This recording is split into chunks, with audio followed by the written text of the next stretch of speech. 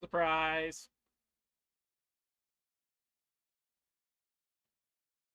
I've started streaming. It's like a minute 54 into recording. Hi, everybody. Welcome to Orb's Vault. If you're watching this on Twitch, it's Orb. If you're watching this on YouTube, it's probably Orb's Vault. A couple things. One, this is a direct continuance of last Friday's stream. We got like 2 hours in, and I was called away, and I might get called away again today. Life changes a lot.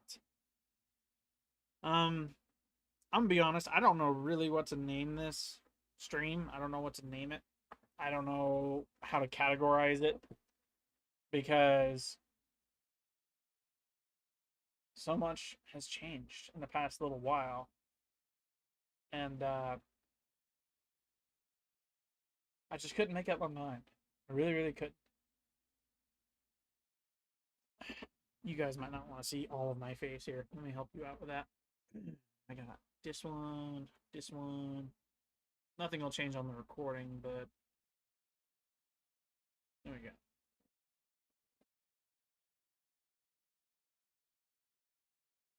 I think that'll work. Let me know if that looks good, better to you, rather than my face being all in, you know. Um, I guess I should start from the beginning. 7 months ago, I got to working on a new way of living. I guess for me, it's new, right? It involved day trading. I know that's a very broad term because a lot of people see it as many different things. I took up smart money concepts. If you don't know what that is, feel free to look it up. And I essentially went and looked up everything I could about it. Learned a lot in the past 7 months. Had a couple ego deaths. And I've gotten good. Not perfect, not to the standard I'd like myself to be, but good nonetheless. Um,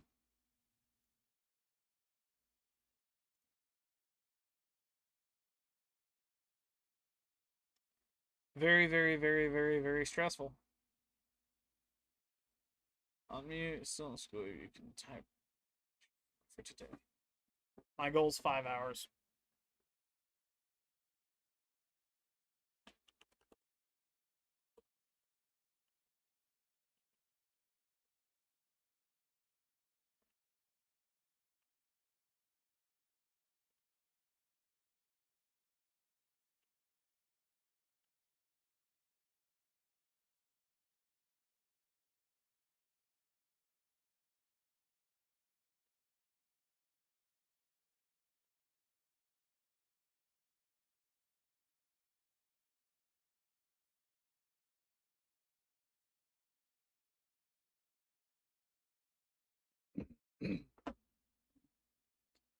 So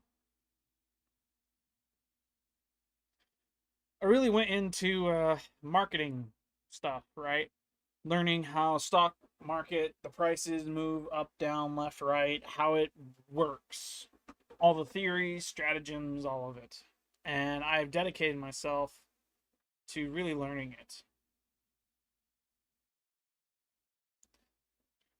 And that's what I've been doing the past 7 months. If you go back on Orb Plus, or actually any of my channels really, if you go back 7 months, you'll find a video titled something along the lines of "The Truth and Nothing More." Hang on, let me see. Go to YouTube. Let me see for myself, because that is essentially what I did. I'll go to this, and I go to Orb Plus videos. Should still be public. Not there, not there, not there. there. Shenanigans. No. No, man, I really spent time on this. Nope. Right here. The truth and nothing more. I made sure to put like cross sections. You've got Orb the positive one, funny being positive, right? That wasn't really a positive video, it wasn't really a funny video. It was 100% me being truthful with myself and with you guys. And the message there was I just lost my job and I am on shaky ground when it comes to learning exactly what it's going to take to master a skill I have no knowledge in. And this skill being a very, very new one to me, I had at that point in time very little knowledge. All I had up to that point was video knowledge. Me going to YouTube looking for literally any answer I could find. And coming up with day trading being a potential solution to a problem where I have no job now. I've got to eat. I got to pay the bills, right? At the same time, I also mentioned in that video that I would be further pursuing my goals on YouTube, Twitch. The hope was TikTok at the time, and maybe a couple other streaming services, social media services, Reddit, Patreon, Facebook, Twitter, Instagram, the whole 9 yards. I was going at that time to really delve into every single social media platform that I could to better spread my brand and to gain that attraction, right? And in the span of 7 months, I've only been able to really work with Twitch and TikTok and YouTube. TikTok is fairly new. I literally just started streaming the other day. My software doesn't want to cooperate with me. It doesn't really want me streaming on TikTok. That's completely fine. YouTube and Twitch have been the mainstay for most of my streams, my VODs, videos, all of it, right? And the entirety of the way from that 7 month period to now, I have been working ever so diligently towards mastering the skill of day trading and working on my streaming skills, my editing skills, my posting of video skills, all of it. I've been working really hard to get it to where I want it to be.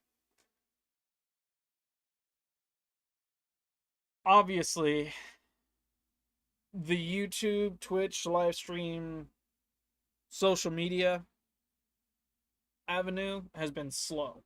Very, very slow. I had a decent bump up on Orb, my neutral channel, my gaming channel. But ever since that bump up, it's plateaued. And I've been posting every week. Okay?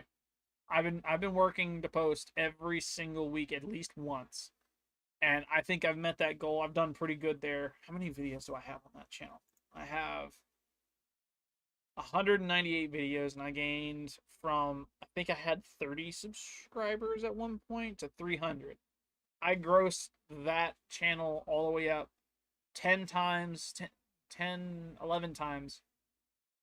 No, 12, because 60. 12 times the amount. And I was successful. It works. I got the number I was after. Yay. Unfortunately, it's not enough to draw an income on. I'm aware of that. Unless you can go and hit whatever button you have to donate. I'm not doing that. No, no, no, no. My stuff, I intend to keep solely for subscribing, the free stuff, right? Just watch the videos. Have fun with them. And comment. Let me know. What do you think I could do to improve? Not saying my videos are perfect, not saying my videos are utter garbage, but at the same time, like, I spent time on this. I spent a lot of time on all of these videos.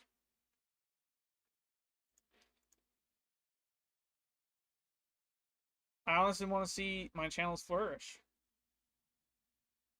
I really, really want to. That's the YouTube side of things, social media side of things. I've been working on Twitch as well. I've been working on live streaming.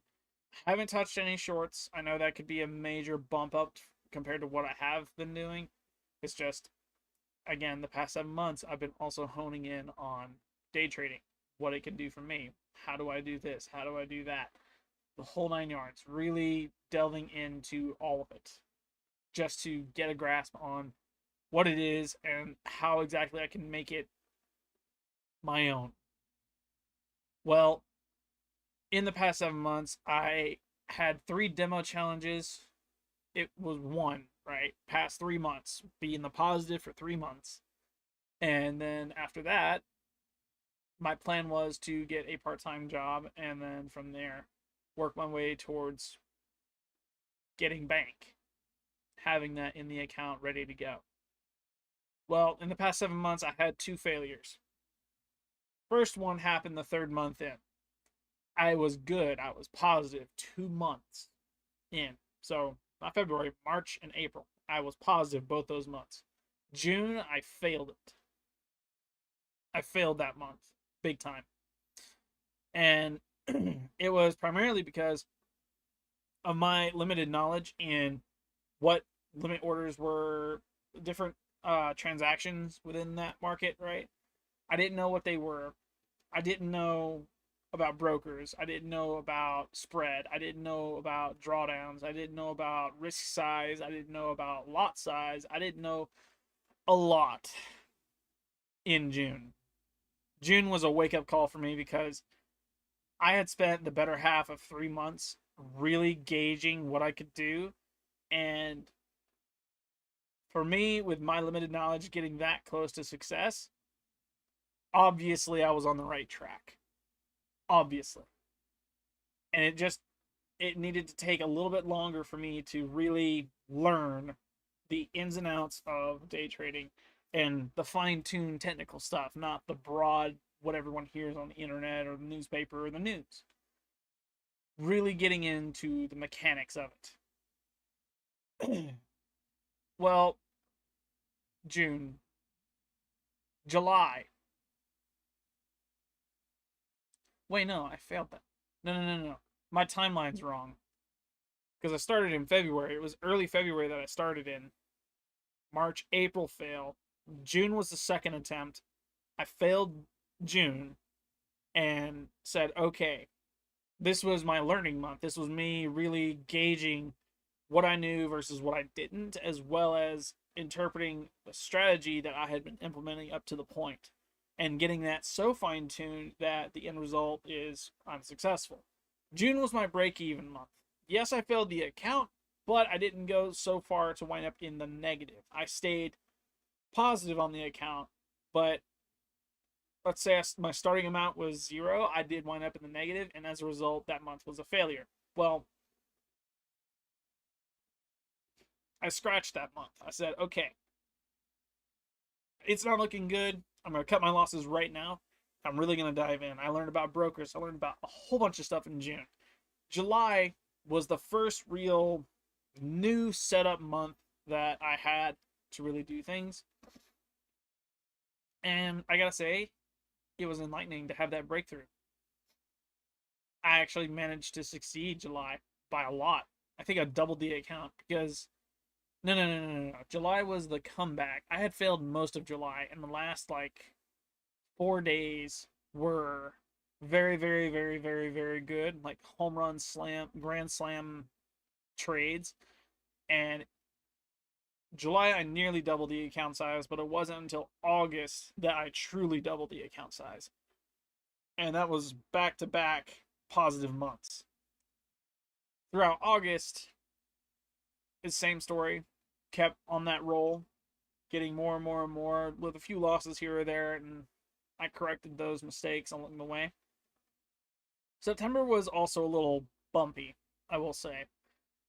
I went from almost triple the account size back down to the starting account size, but I was still in the positive. I stayed in the positive that third month from 0, right? And I chalked that month up to a win solely because my confidence in learning when not to trade,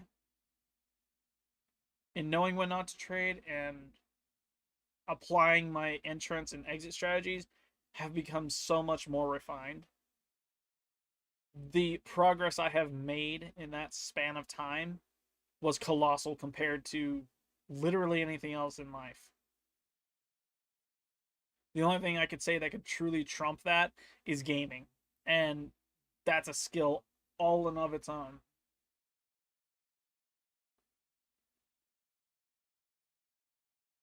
Can you see why I'm having issue trying to name this now?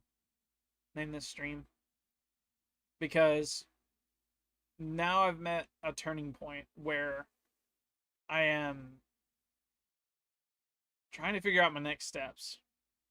Obviously, a job is needed for that safety net in the event I decide to wind up losing an account or blowing it completely, right? I'd like to be able to have that safety net for safety reasons. I also want to continue posting to YouTube. I want to continue recording. I want to continue streaming. I want to continue putting shorts up. This is the change. This is where the change is mentioned. Just so we're on the same page.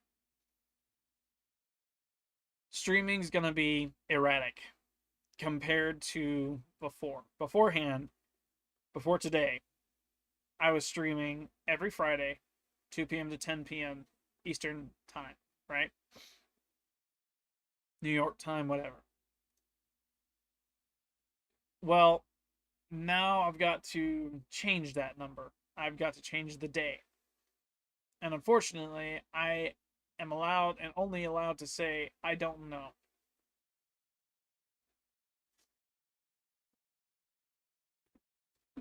I guess this is the part where I could rename the stream now. You guys might find this funny. Let's see if you find this funny.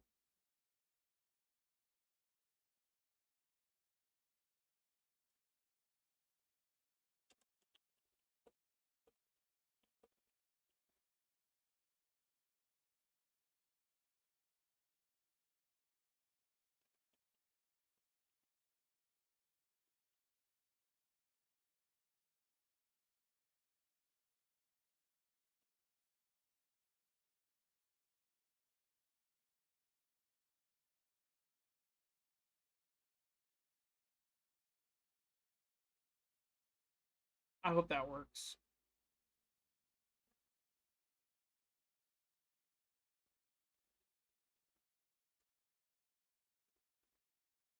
I'm trying to update the stream, but for some reason it does not want to work for me. Go here.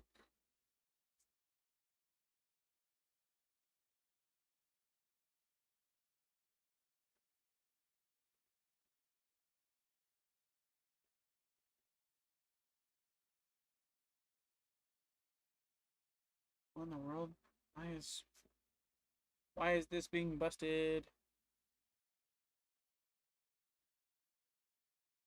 So it should say that I'm good. It's being weird. I don't know why it's being like this. I'm trying to change the name from Looking for a 9 to 5 to Save Me from the 9 to 5.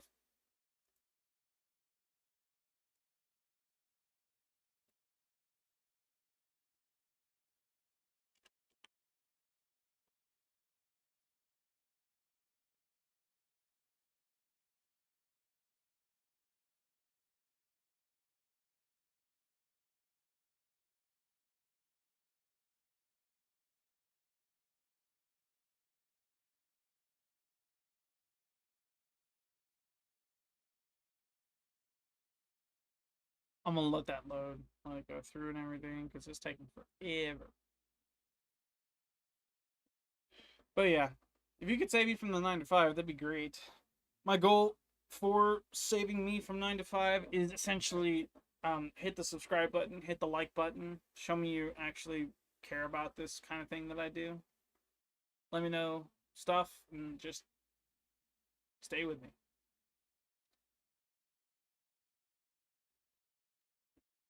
I guess while we're at it, I could be looking for a 9 to 5. Have some fun chatting it up with you guys.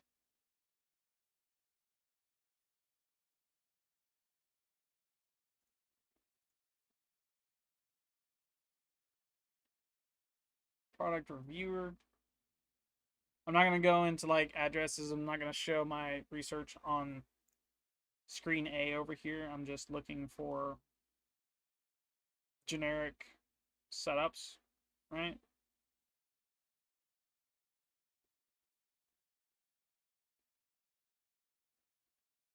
Interesting. Warehouse person, data clerk. So many warehouses need people nowadays.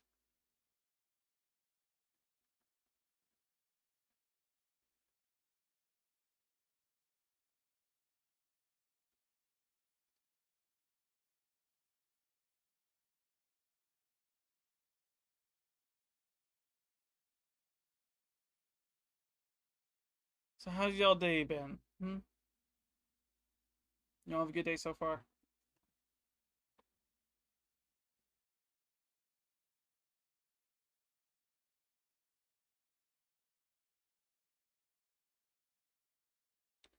I guess it won't let me change the title. Oh well. That's fine. I don't mind waiting.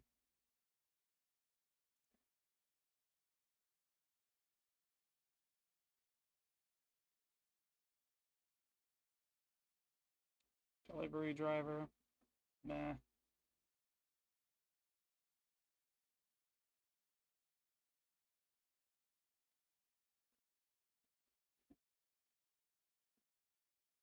Crazy.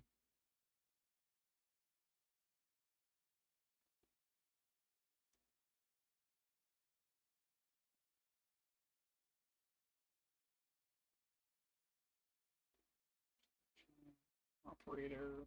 Warehouse operator. That makes no sense.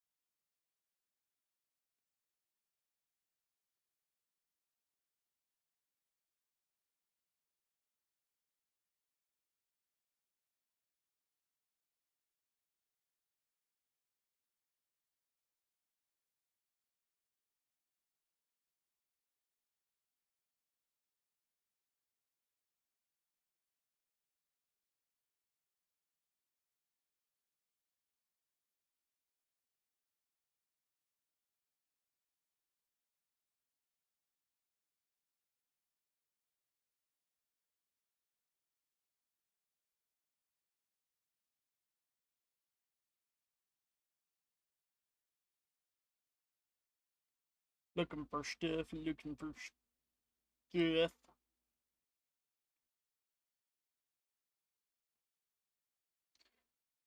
Found one for customer support agent.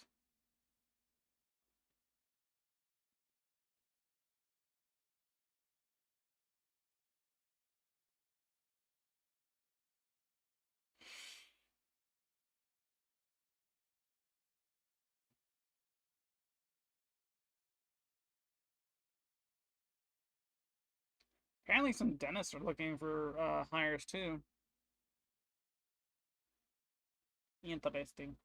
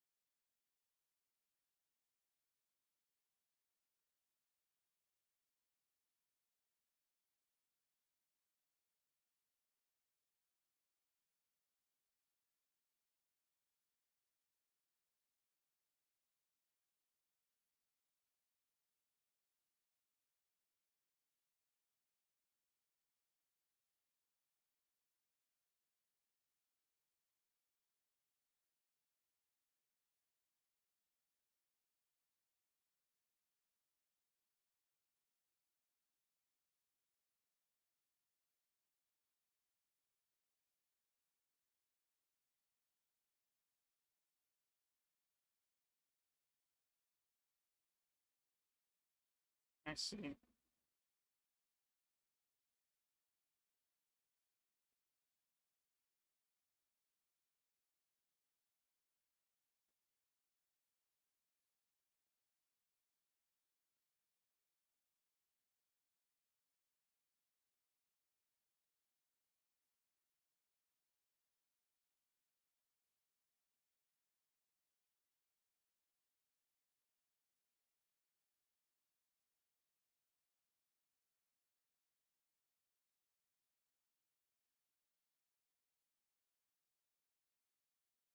Major change. I guess this is more so a warehouse than it is a local shop, from what I'm able to see. Not really interested in that. I'm not interested in working 9 to 5. Just so we're on the same page. I've hated all the jobs I've had up to this point, except for YouTube and day trading. Those two are really hand in hand when it comes to my enjoyability in it. I understand the sacrifice needed to make a decent income is not be comfortable, no more comfy. So I'm looking for something that's up my alley, uncomfortable, and can work out. Because day trading is very, very picky, right? You have a set time frame you can trade in, and in order to get what you need from the market, it's best to pick a time frame, stick to that time frame, and don't move from it. If I get a 9 to 5 where an employer doesn't care about anyone's time frame, they just throw the chart or the schedule in willy nilly, and whatever comes out of computer or higher up's decision is what you get, and you don't get a say in it because that's the whole point in you signing on with them is throwing out your free will when it comes to your own time, right? Um, yeah, it's very, very picky.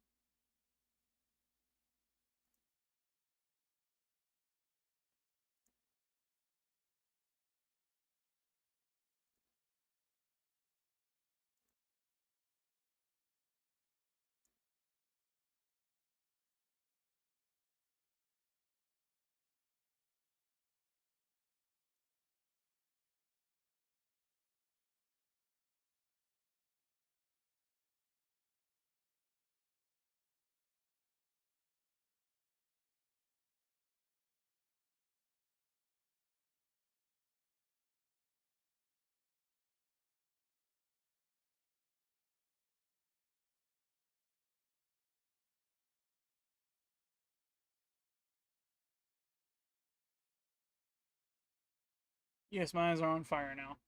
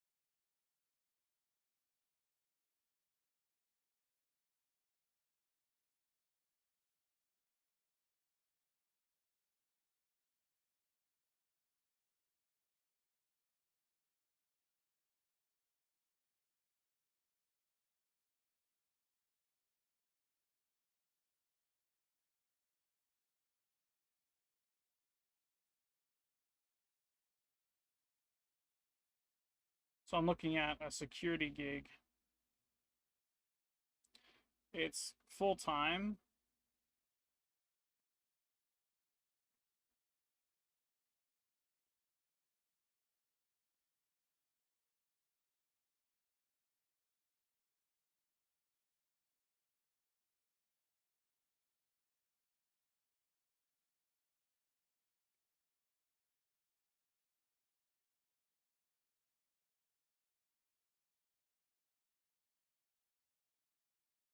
very tempted to apply to this one. It's a security gig where it doesn't really say what I'm protecting.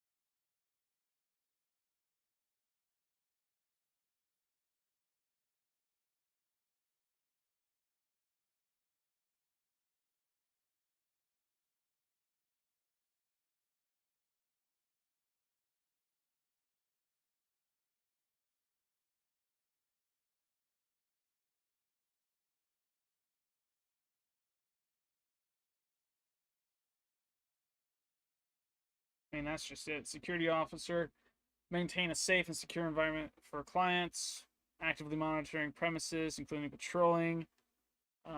They preserve order while enforcing regulations and directives for a client site pertaining to personnel, visitors, and the area. They can also provide customer service and information to the client's employees and customers. Driven uh, for different reasons.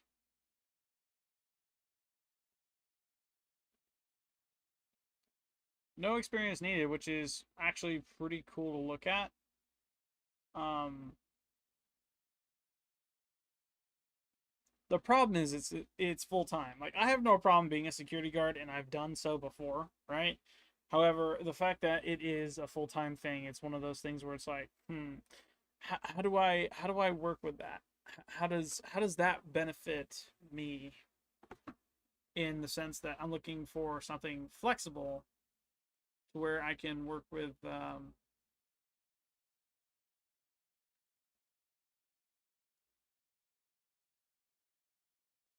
sorry, this was bugging me.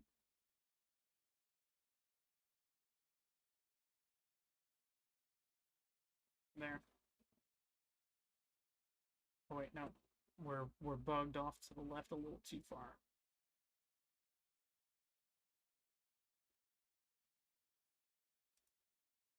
There we go. Now we're good.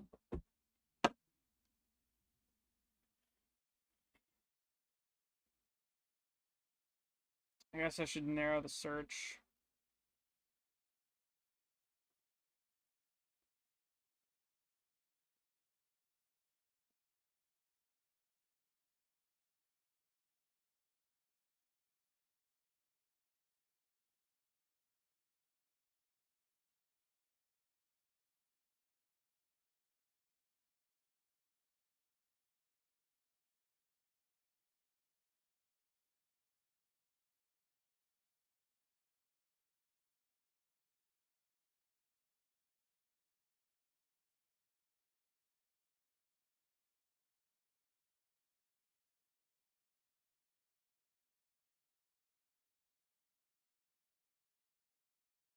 This is difficult, I will say. It is very, very difficult.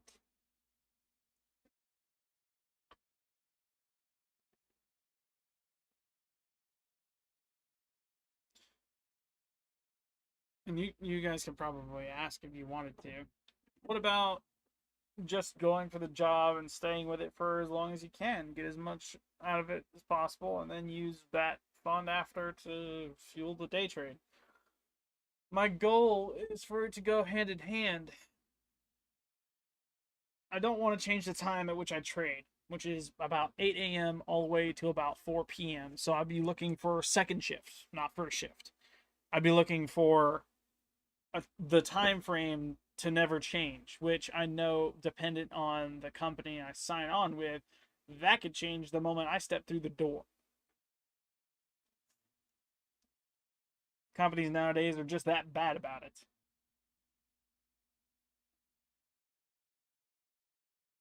So, how does that work?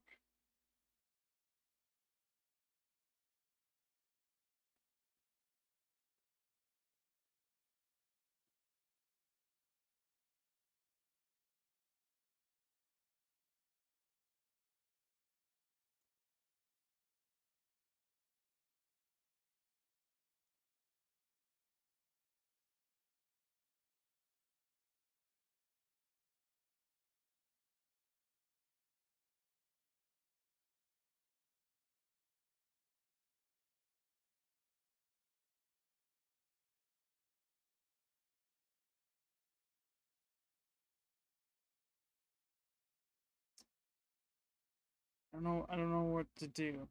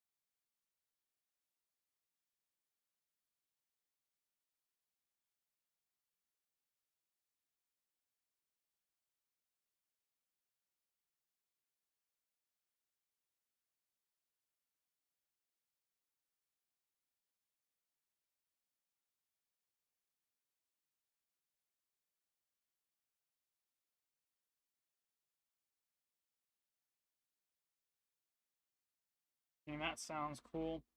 These guys are looking for drivers slash laborers. Drivers get paid 19 to 21, and then movers get 17 to 18. And the what's it called? The whole point is to drive around a box truck and unload stuff. Drivers get paid more because they're behind a wheel. They have to operate the thing, and of course help out with the unloading stuff. Must be able to lift and carry more than 100 pounds. That's, I'm not gonna lie, I'm strong, but that's a little heavy even for me. Two people safely. I'm not looking to hurt myself. Um, hmm.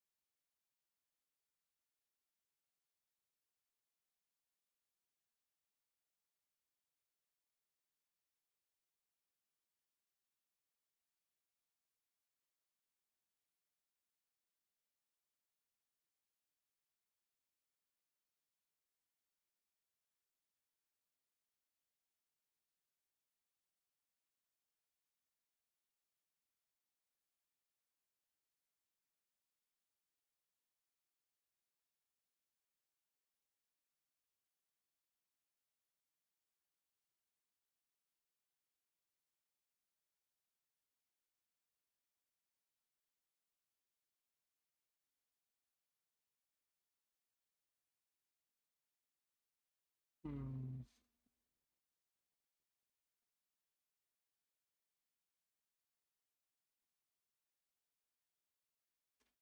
It was great up until that. One of the qualifications requires advanced care on that one. Man, I mean, it sounds good, but it difficult for me to say I have the ability to do that.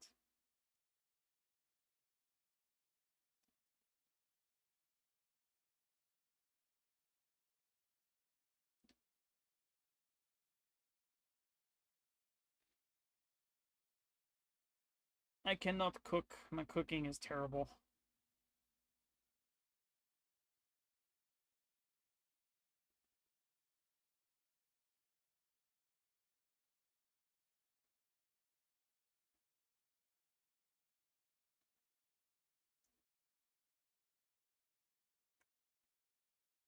Interesting. interesting, but travel. Travel is ouch. Part time yet 12-hour shift. You see what I'm going with? I have the filter on for part time positions, right? And the first four items on this page are 12-hour shifts. Part time? I'm actually curious to see. Let's see. Let's give this one a chance. 12-hour shift, evening shift is the schedule. Job type part time, and full job description part time employment type, shift 12-hour evening shift.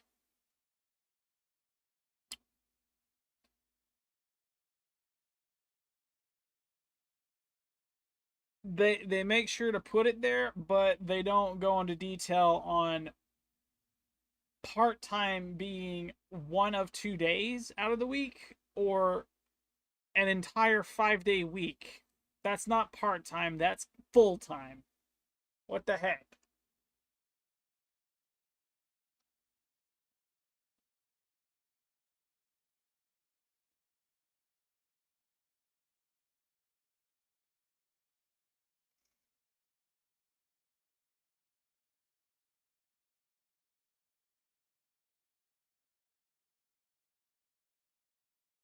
That's also a thing. A lot of these are individual. Hey, this is so difficult.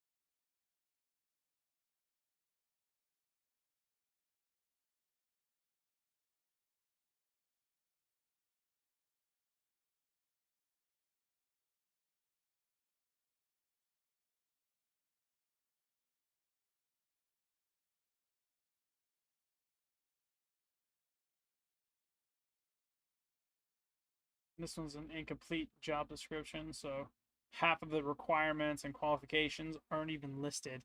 So you have to go off of what you have, and in the event it's not up to snuff with what they want, they can just straight up say no.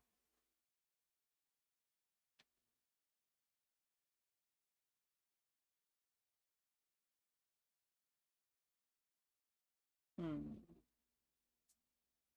No. No.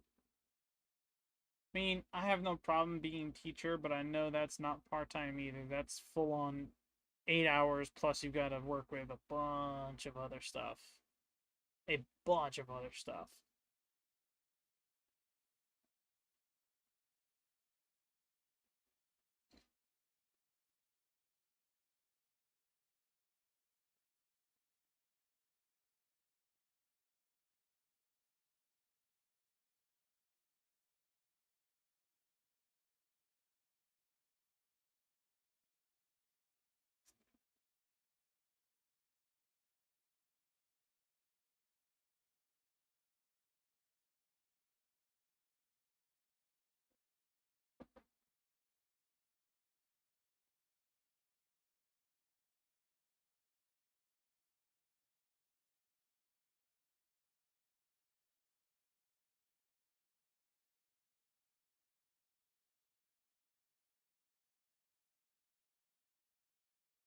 Hmm.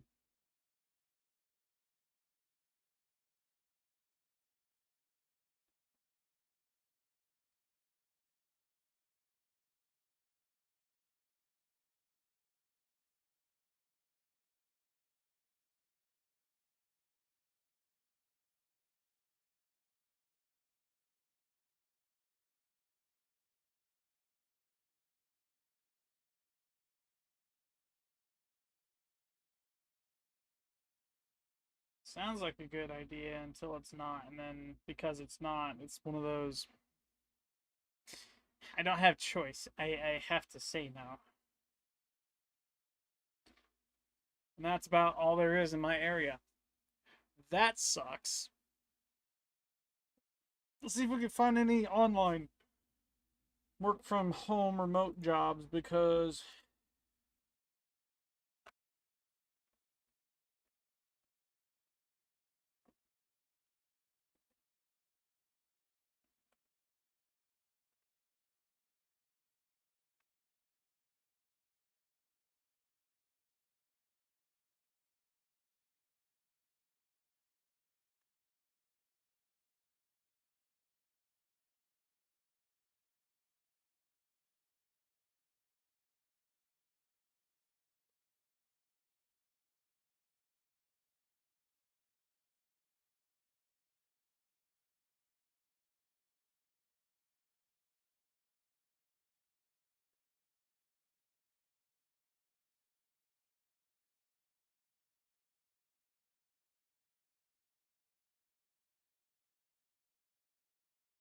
I've even seen them before.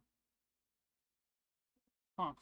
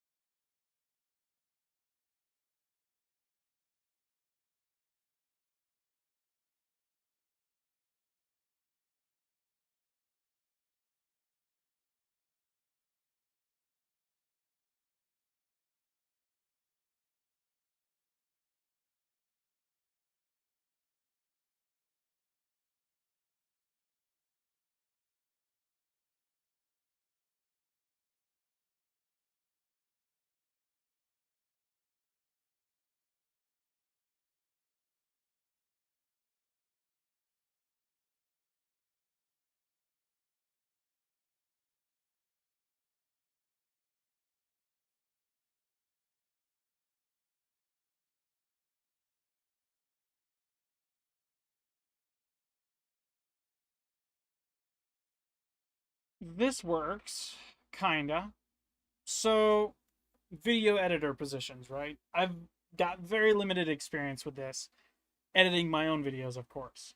I've done gaming, I've done firearms, I've done the whole as good as I can get with it. Motion graphics, I'm still learning. Hang on, actually, I might actually be able to do this. Hang on.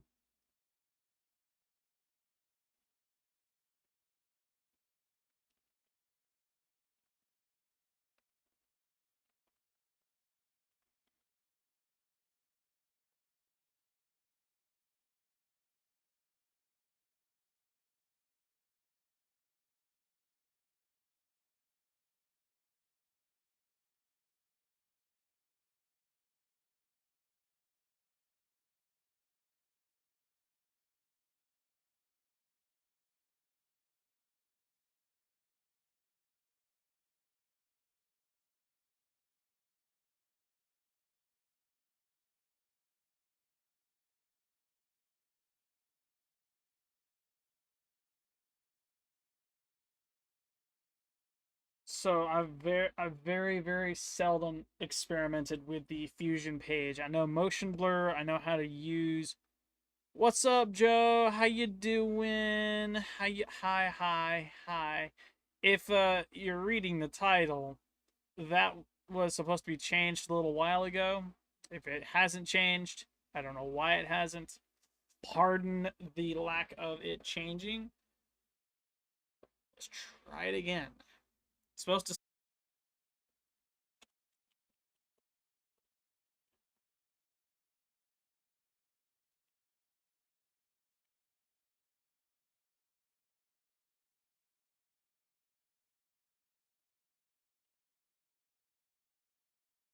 And just so we're on the same page, my goal right now, the whole point behind the stream, was to depict my changes as a result of life catching up. Is it going to update now? Is it going to work? It doesn't seem that it will. I could refresh this. And, yep, nope, it doesn't. So, it won't let me change the title. I don't really care. I mean, I am looking for a job at the moment, and so far I've come across one video editing gig that looks okay.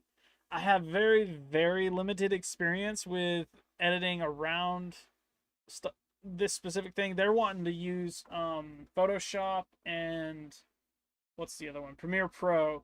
Whereas I only have experience with DaVinci Resolve. I don't have any experience with Premiere Pro. I have very, very small amount of experience with Photoshop.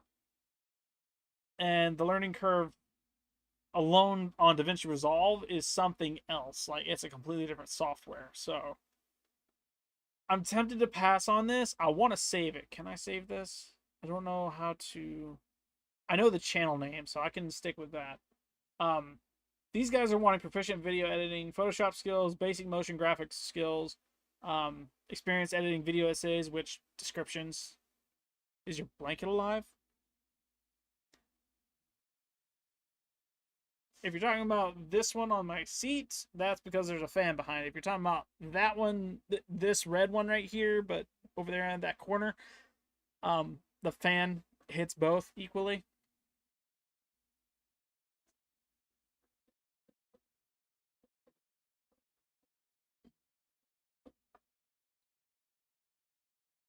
Yeah, yeah, it's the fan. Don't worry. On your chair is moving. Yeah, yeah, that's the fan. I got a fan directed at me because these computers get very, very hot very, very quick. And it's the only thing keeping me cool in this room. Yeah. They're also wanting someone with the ability to work efficiently because they post weekly. Um, this really looks like a good position. It pays handsomely. Per project, that's not bad. It really isn't. Um, I don't know though. We're gonna keep looking. I'm gonna keep looking because narrowing of field is where we're at with it. I don't know how to do decoding.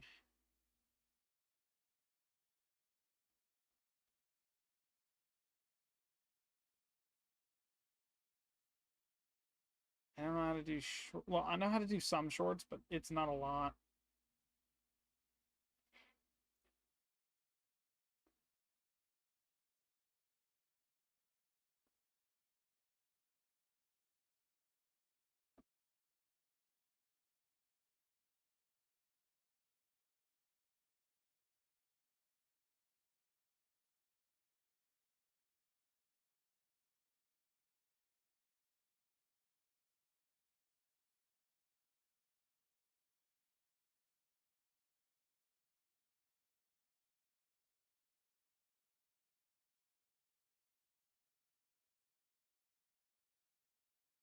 Oh, okay. All right. Cool. Have fun with your dino nuggies.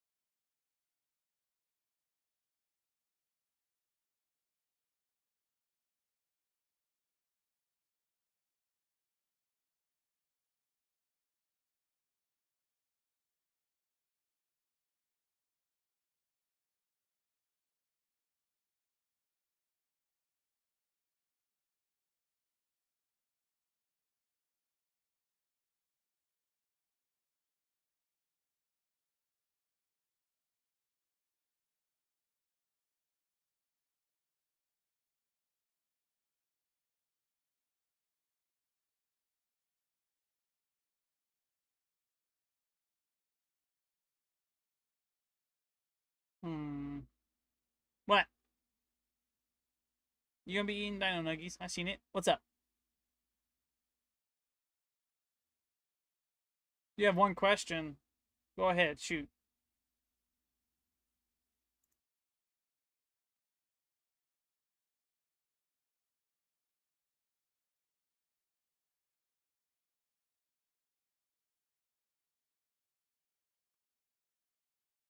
What you got, Joe? Can you hear me? Am I muted? Should be good. I think I am.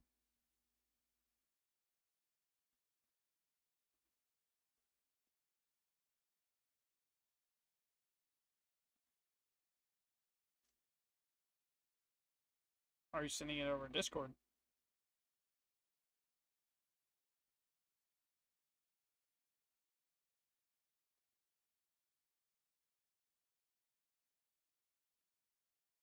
Well, my Discord just got real wonky. He didn't send a message over Discord just so we're on the same page. I think it's a big question too, because I'm not seeing a response yet. With the video editor, short form video editor.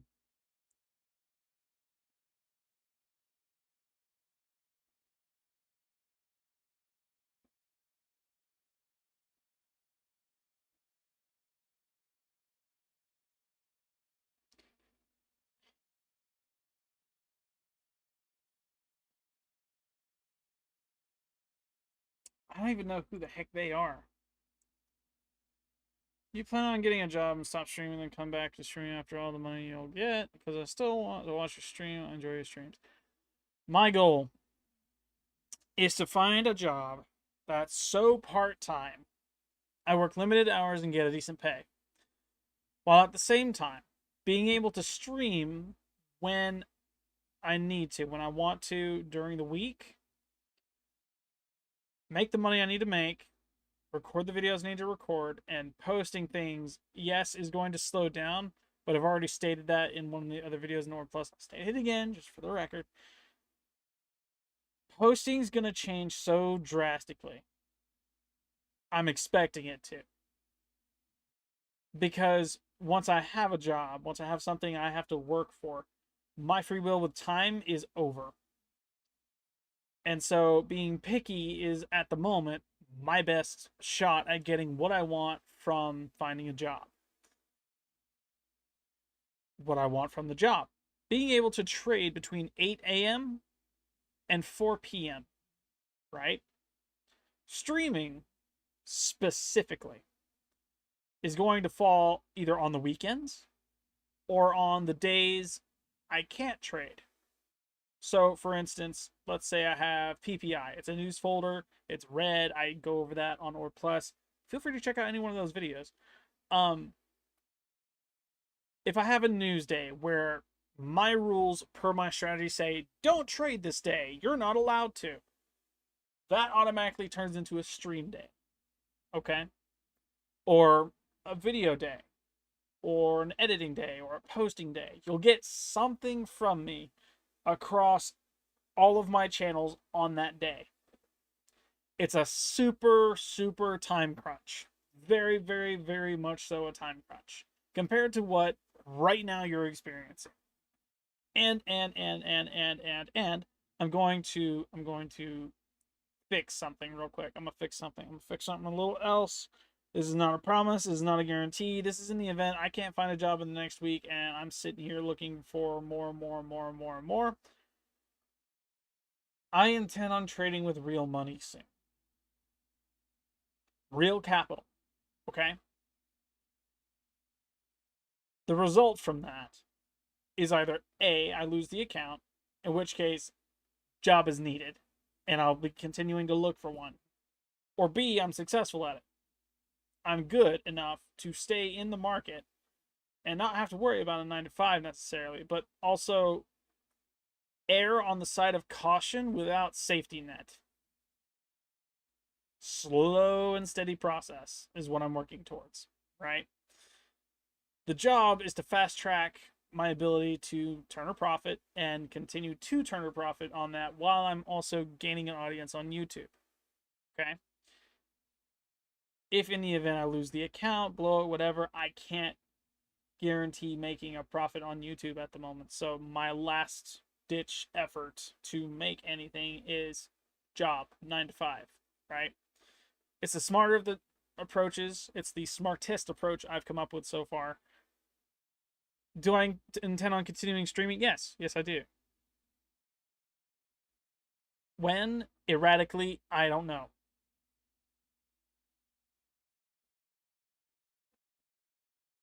I explained it earlier.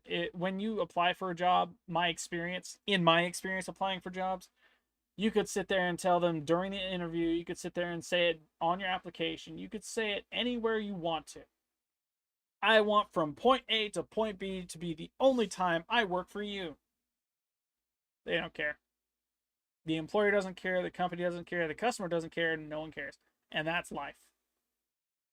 So, knowing this,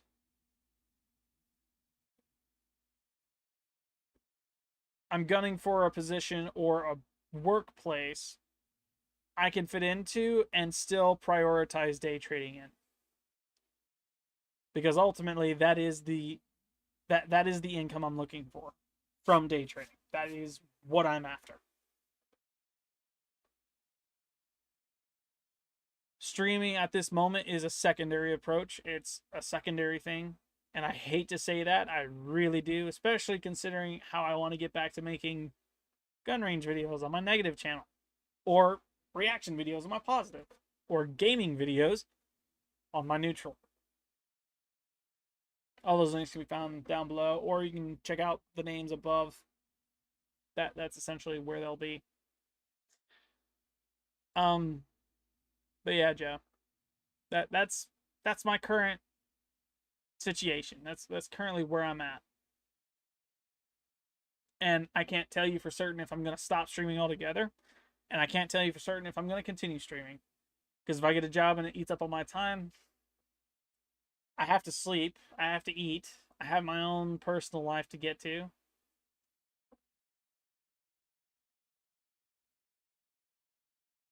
Choices are very limited now.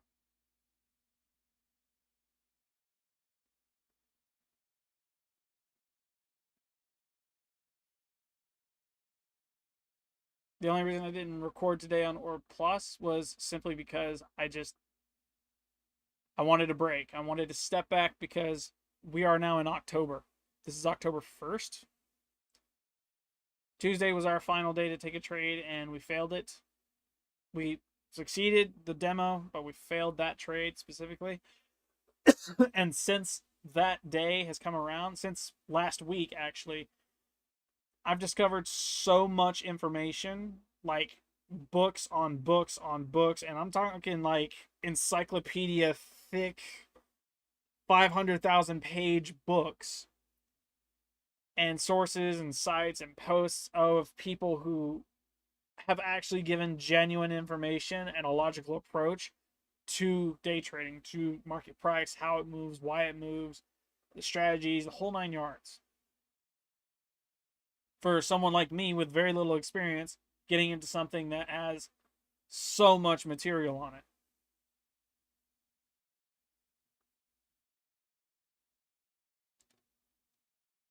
I mean, I'm working at it.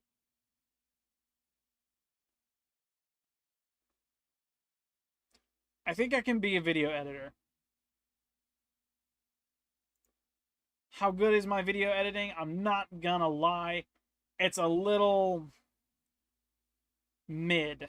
Looking at my own videos, me watching my own videos, I can tell the time I've put into just that. Finding my own videos and just having fun with them, right? Different people have different modes of um humor. So comedy is very different. Mine's a very dry humor, very dry, is dry the right word? Mine's very neutral. Mine's a neutral humor, I guess. I can't think of an apt word for it.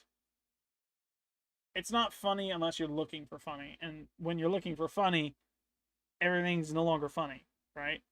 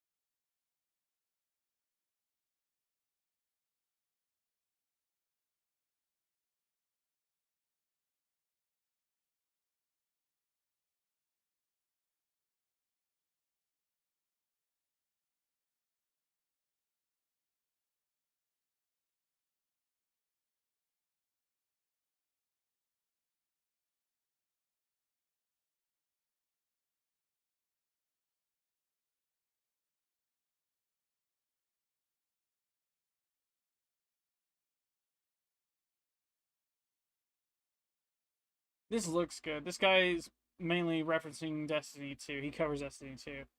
Um, he references things like Pokemon, Borderlands, Tron, Halo, Marvel, things I have experience with, and I'd very much like to work with this guy. I think I'd be pretty good with it, but at the same time,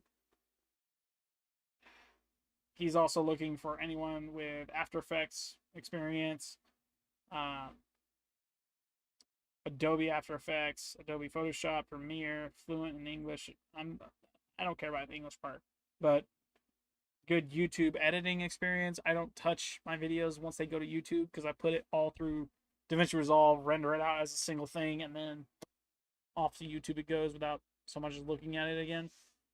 Um, yeah, it looked like a good opportunity, but I don't know. I'd love to share my screen with you. It's just I don't want to get caught in the crossfire of I think their terms and services on Twitch or YouTube, because if you pull something up and then like lists information like doxing, right? That's a big no-no on both. I know for a fact. So I'm gonna stay on this screen. You're only gonna get my face when it comes to this part of the stream. Sorry. I'm looking at my time. We've been at this for an hour looking for jobs left, right, and center. There's nothing in my area really worth going for because all of it's full time, part time, 12-hour shifts, and they don't pay enough. So I'm looking for something else that I've been working towards the past 7 months because, I mean, if it works, it works, honestly.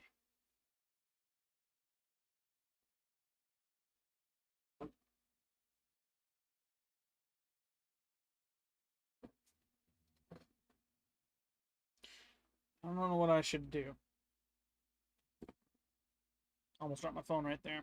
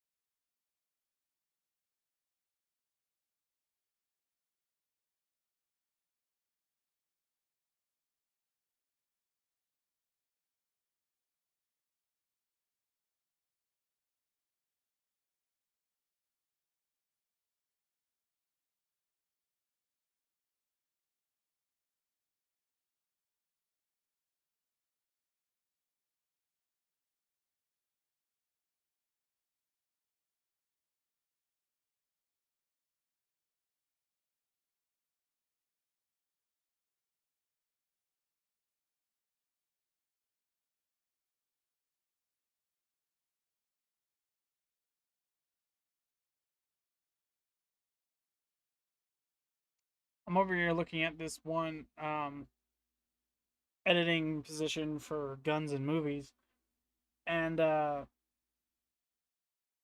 mean it lines up with everything. But when I look at my own videos, because they want a portfolio included for their estimation on how good I am, I guess. Um, Looking back at my videos that I would personally reference, how much editing did I do there? I know I reorganized clips and put them into chronological order, and then from there I had a few instances where I had zoom ins, put in text, but I never really edited a movie. I never really edited PNGs or JPEGs of firearms, and then from there just Like the motion graphic part makes sense. Like that I have no problem with doing. But the I guess the practical use is where I'm failing because telling a story, I'm not good at telling a story. I'm used to just recording a video. I guess the best one that I had editing wise, and I didn't really touch it. I didn't mess with it. I just looked for timing that I did in real life and then applied it to the editing, and from there it just worked. Was the peanut oil video I did on Orb Minus, where I tested and was curious to see if peanut oil was flammable, if Dragon's Breath could ignite peanut oil, or if anything could ignite peanut oil for whatever reason. And it was probably one of the better videos I've ever had on that channel, and it honestly, like, I didn't do much editing to it at all. I let the video speak for itself. I let the talent ooze out of me on the range. The most I did was cut up bits and pieces, sew them back together, and then waited for the exit frame, entrance frame, and just timed it to where it's, oh.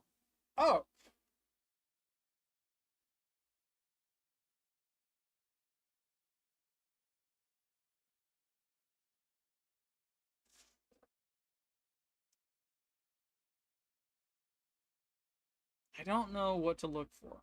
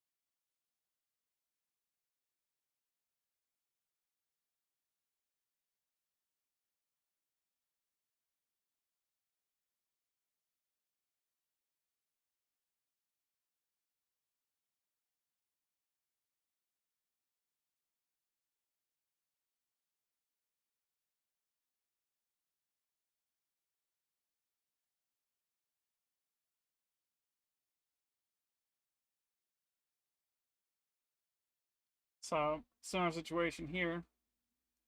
They want, they have requirements to work with them. Obviously, commitment to work 2+ years, and then ability to edit 15-minute videos in 1 week, or 15 and 30-minute videos in 1 week, including revisions. What that's not saying is editing the raw footage of potentially 8 to 4 hours down into 15 to 30 minutes, because I've done that and I've brought that down to, I mean, I've gone as far as an hour posting just raw hour-long videos because I could not find a decent point to really cut to in any of the hour, and I've been learning firsthand how to really do that with very little to no problem with anything else. For instance, like with Warframe, um, it's very hard to see and to tell where those cuts should be. And so I've gotten used to timing it with the bullet jumps I do. I found something very common throughout all of my videos, the bullet jumps.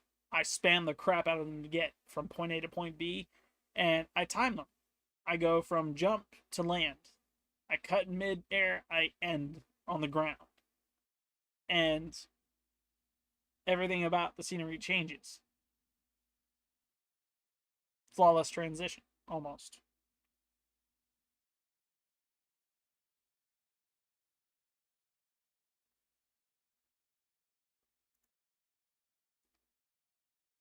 The comedic timing of it, though, it's a little bit more of a challenge because I don't know if that's worth doing or not.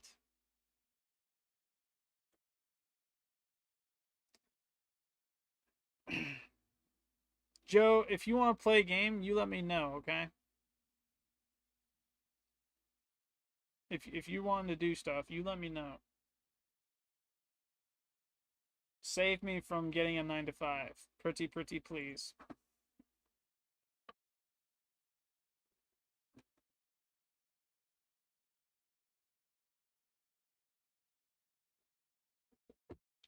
Oh, you're not even here anymore. My bad.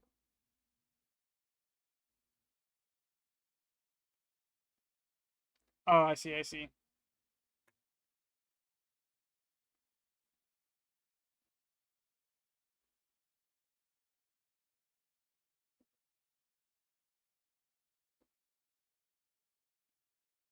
How do I...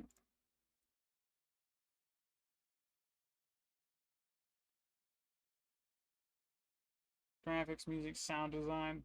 Sound design is also where I'm really lacking.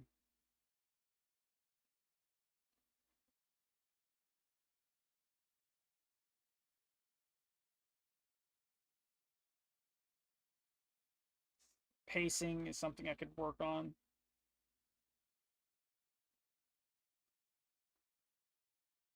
I don't know how to do thumbnails outside of picking the generated one for what YouTube provides.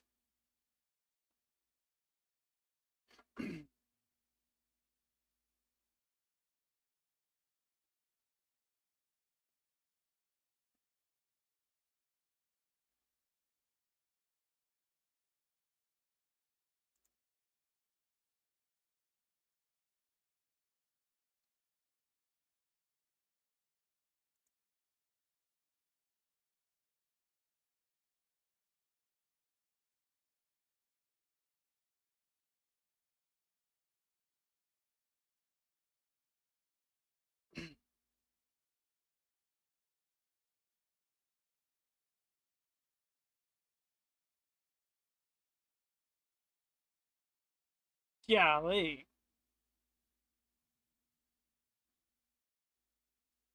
that's also a thing, I guess. Hard drive space.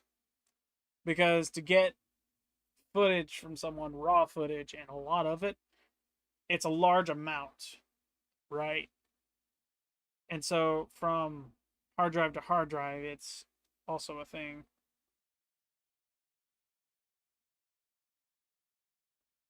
I'd also need a high power computer for some of this.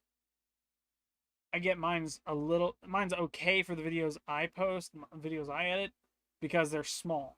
I don't go beyond, like, the only time I go beyond 4 hours of recording is when I'm streaming. And here recently, that's been 8 hours of streaming. So maybe video editing's out because I'm limited on my hard drive space. I'm limited on my hardware resources, and my software can keep up. It's just the hardware is a problem. So maybe video editing is out. Maybe. What does that leave me with? A bupkis nothing. A goose egg.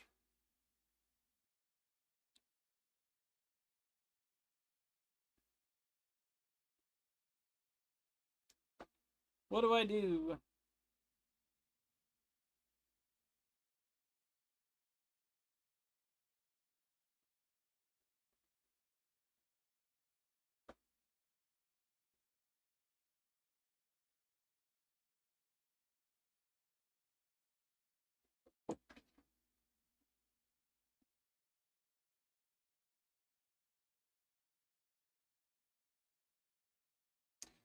I think I could start with strategy. What if I did this? What if I did something new? Okay, what if I did this? Hang on, I'm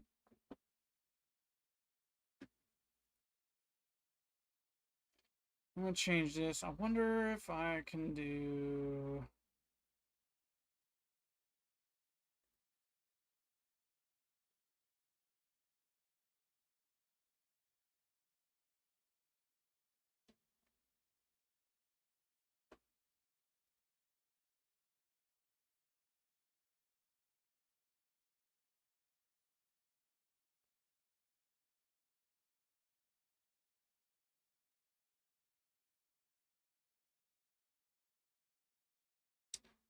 Hello.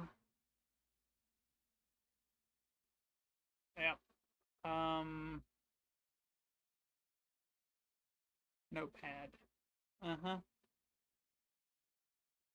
This is a change.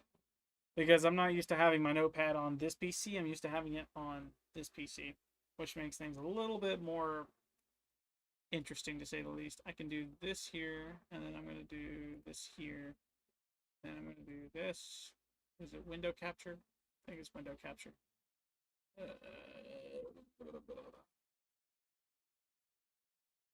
don't want that. It's a source.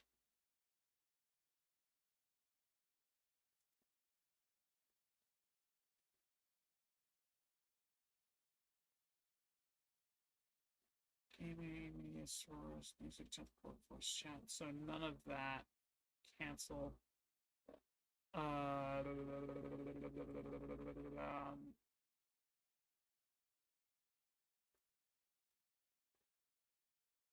there we go. That's what I'm looking for.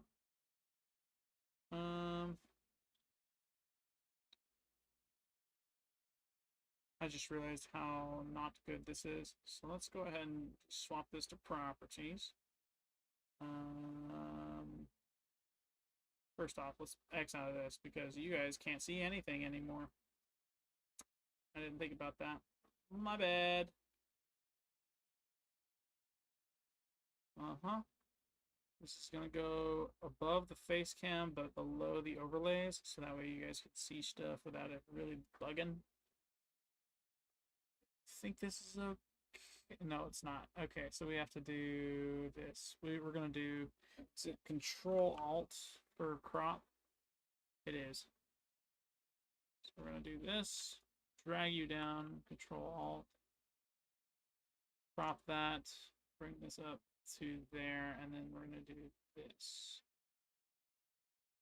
Boom. And can't really do much else with this.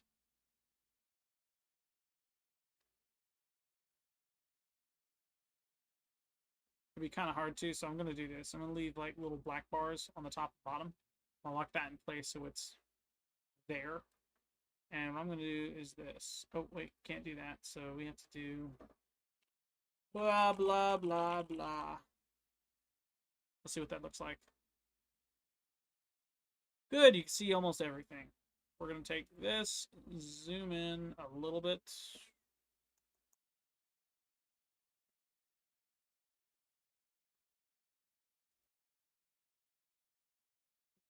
View, zoom, in, there we go. Trying to get out all of this. So I'm gonna actually go back to this subreddit. I'm gonna use this. Just a smidge. I'm gonna use it. Reddit. This.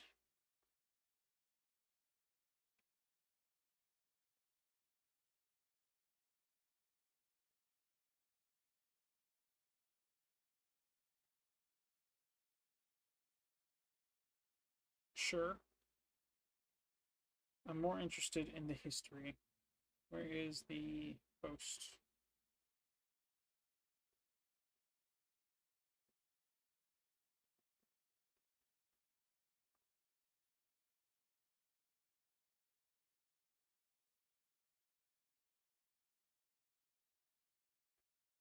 So day trading, and I know this is not what I usually do, right?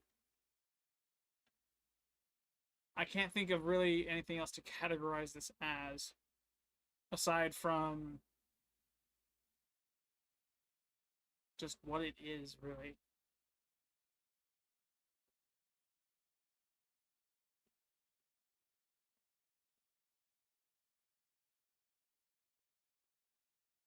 Oh wow, you actually can see that. Surprising. Um,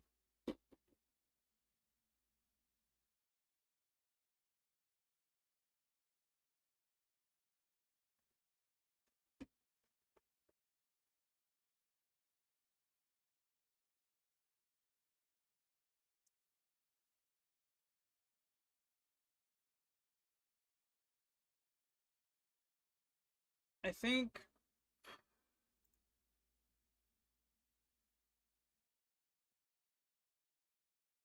that's the way to go. Day trading, it's not what I usually do. Day trading is painful.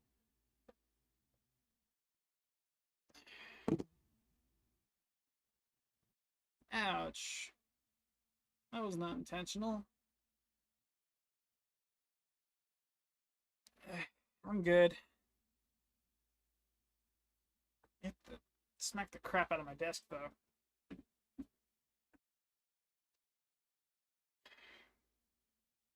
What time of day do I intend on trading? Decisions for day trading. Strategy based on logic.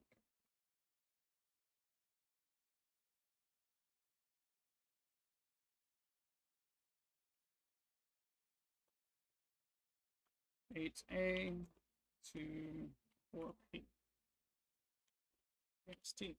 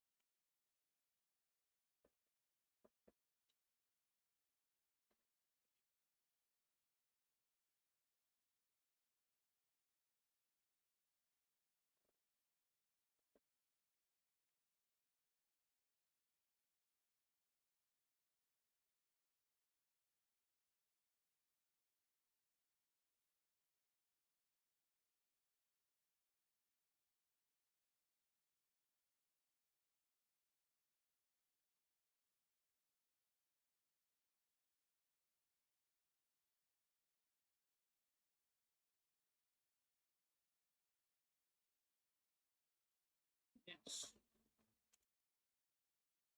Ow. So that hand's going to get bruised later. Full trades overnight. And is it compatible with your system?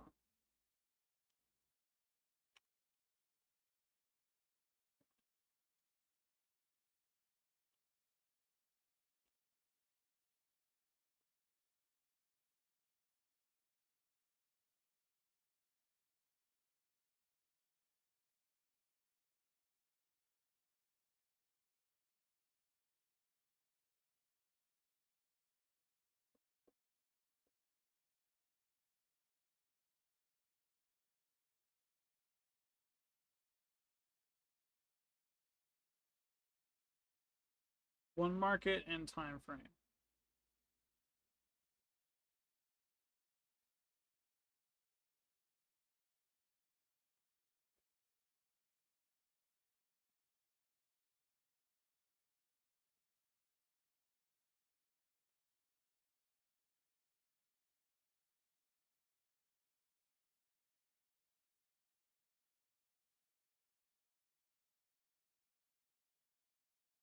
Okay. So pick a market and time frame.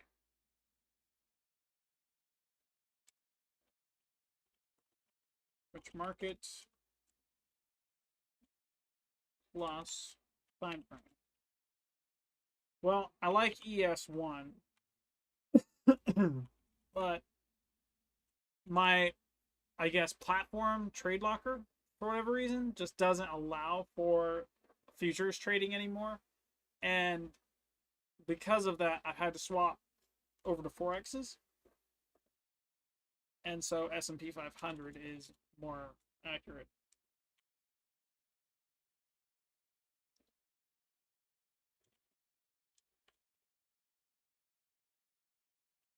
What time frame? I like the 5 minute.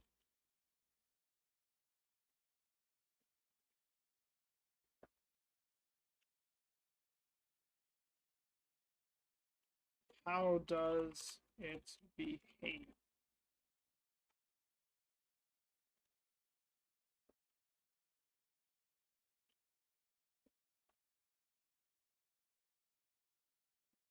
And this guy gives multiple indications on how markets behave. You have mean reverting, alternate near random walk, or trending, right? Mean reverting, Dow Jones, alternating random near walk, S&P 500, ES, trending, NASDAQ, or NQ. So I'm working with an alternating or near random walk. So, and he goes into well defining these, each one. This is alternating slash near random walk. Why is this important? Well, we got to know how market behaves in order to best take on strategies to, succeed in that market. Uh,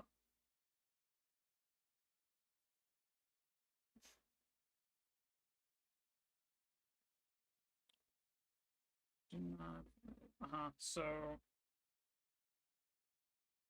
in order to best get them defined, it says here, I could do research to know which is which, but if I wanted to in depth, I can ask AI to use Hurst exponent and augmented Dickey-Fuller ADF test over market data, or if you're into programming, I could get a Python script to do it. ADF visuals plus Hurst exponential chart example. Goes on to say, do not be intimidated. It's a lot more simple than it looks. Market classification, intraday market behaviors. Essentially, he went through 4 different images. One has the mean, so the average fair price, right, in a straight line, and uh, ADF, mean reversion, means it goes over that line a lot. Augmented Dickey-Fuller ADF random walk alternating, it's got a pattern going up, down, up, down, up, down, right, and it does that consistently. Trending, clearly in a straight line up, straight line down situation over a large span of time. We have sideways market, trending market, consolidation, trending. Start by building logic, not results. To clarify, when you're learning, it's okay to look at charts for a while to familiarize yourself with how they look and what candlesticks show. The key is to avoid falling into the trap of confirmation bias. You should write down an idea first, then test it. Do not change your rules as you go along. And most importantly, never go searching through charts to find ideas to test. In other words, don't look back for ideas to test. Go based on what's current.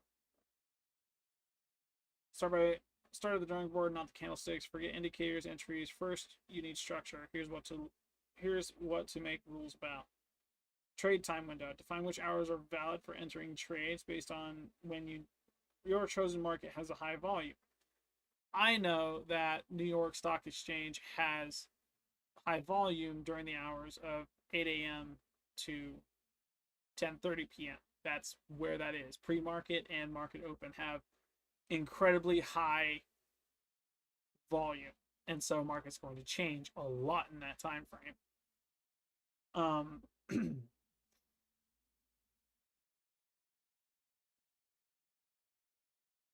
Why is this a thing? We need volatility. Without volatility to reach goals and whatnot, we wouldn't be able to enter the market because it'd be consistently over the mean reversion.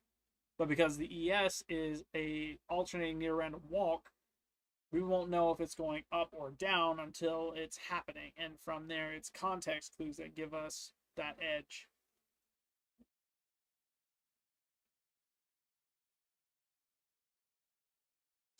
There's a session indicator on chart for a trading view that marks each session. Tempted to use that on Trade Locker, to be completely honest. I have my trade time window. It's up. It's marked 8 a.m. to 4 p.m. Risk management, decide what risking per trade. So I remember that being a conversation. I forget. Let me pull up these notes right here, see if I can get it to work. So we have this here, and not this one. No. It is this one. So we have this. Where is my calculated lot size? Not brokers. Lot sizes. Hello. So we have set lot sizes, calculated lot sizes, and I'm going to say consistent risk, right? I guess set lot sizes would be more consistent. But still, once a set lot size has been determined for my first trade, use that bottom left number as set lot size for remainder.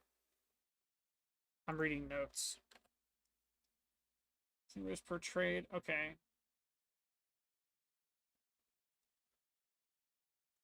Change unless language changes, which it must be recalculated. Calculate lot size using that is the go-to for calculations.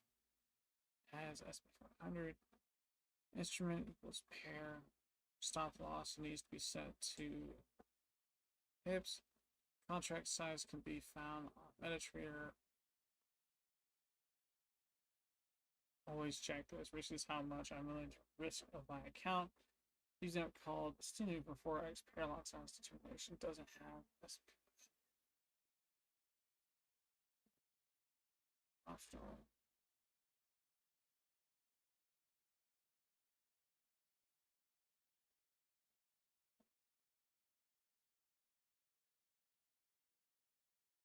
Okay. So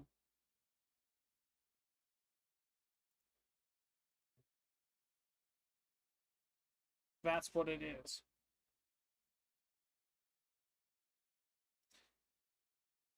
I can go based on calculated lot size, or I can take a percentage of what I've got, but there is a very, very specific setup I have to go through. Let's get to the bottom of it, shall we?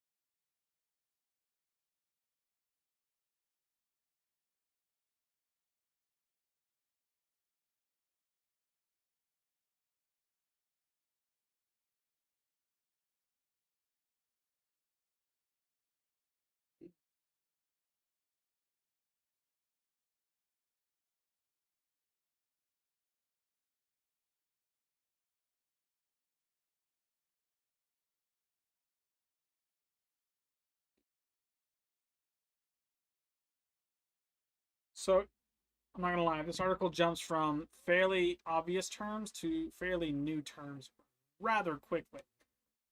Looking at this, for prop firms, I have to calculate the risk to fall in line with the maximum drawdown rules, right? The amount of risk, the amount risked has to be calculated with the maximum drawdown and maximum daily drawdown in heavy consideration. For example, someone may have a system with a loss equivalent to 10 losses in a row.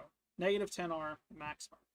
In testing, his prop firm allows up to 10% maximum drawdown, so he decides to trade 0.6% per trade, allowing him to save space for that maximum peak to trough drawdown, plus 50% extra.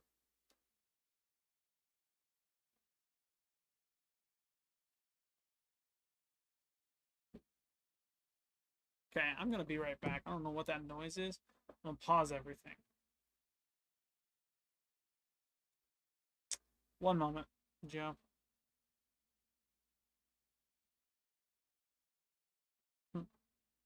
Joe is back. Awesome. I just saw that. I need to pull this up on Twitch over here. I'm sorry. Because I'm using this screen for notes and this screen for everything else.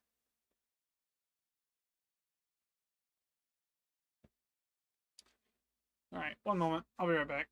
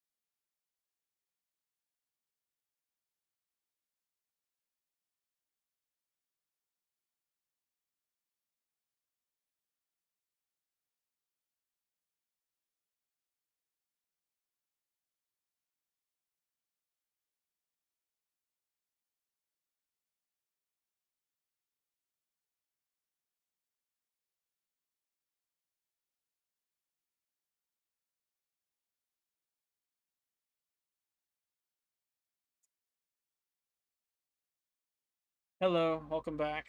I did not realize this, but apparently, um, stream, you have one view, right? It's that little orange bit all the way around, right, with a notepad. The recording, the VOD I'm recording, as well as streaming, has the window to the notes as well as stream. So the VOD continuation of this is going to be a little bit, it's going to be different. You're going to see the notes the same time stream does, as well as stream and all the comments, and from there it'll be, yeah. I didn't think about that, but hey, it works. Not going to complain about it. Um, Going back to what we were doing, figured out what that noise was. It was Te Madre.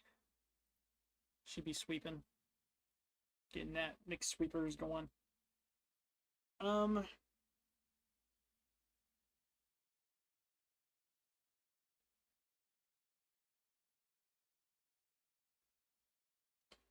during winning or losing periods of 5 press, depending on their risk tolerance and goals.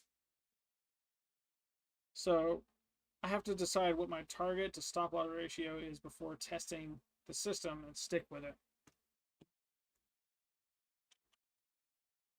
Is my designated, is that risk to stop loss? Target to stop loss ratio.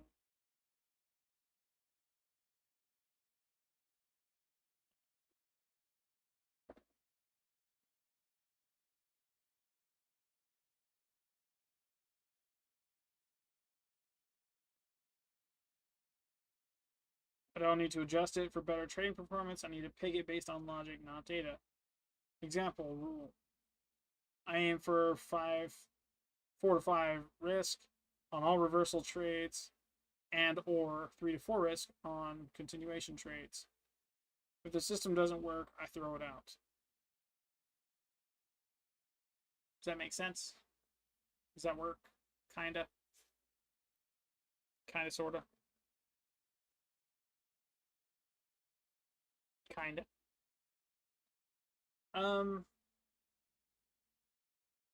Doesn't say on how to calculate that.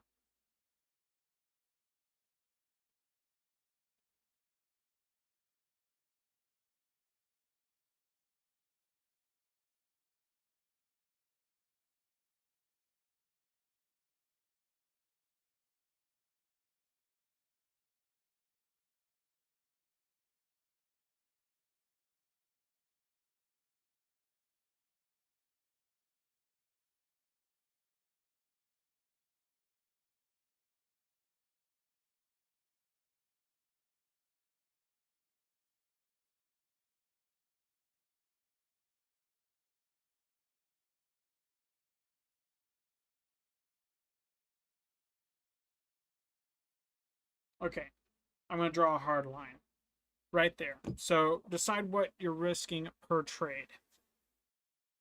Fair point to start at. Hi, Joe. Welcome back to stream. What's my fixed risk? Well, I don't want to risk 100% of the account. Instead, I'd like to build the account over time. And eventually, the percentage I risk is going to change drastically if it's a percentage I'm working with. This is saying 3%. So 0.03 of the whole, right? So I need to, before doing this, what is my risk? Risk equals R.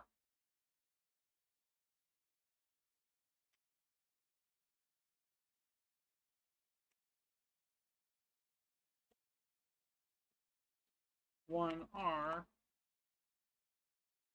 equals, let's stick with that. Let's do that for now. 3%. Okay. Oh, what in the world? I can't use number pad. That's dumb. 3% of account size. Boom, that's there. Okay?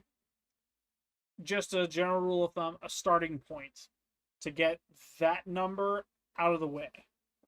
So there's that. For prop firms, specifically, that next question comes into play. In a live environment, this value can be, oh no, not that, sorry. The amount risked has to be calculated with the maximum drawdown and maximum daily drawdown in heavy consideration. For example, someone may have a system with a loss equivalent to 10 losses in a row, negative 10 R maximum in testing. His prop firm allows up to 10% maximum drawdown, so he decides to trade 0.6% per trade, allowing him to have space for that maximum peak to trough drawdown plus 50% extra. So,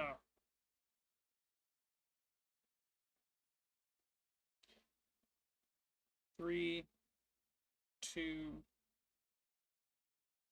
okay.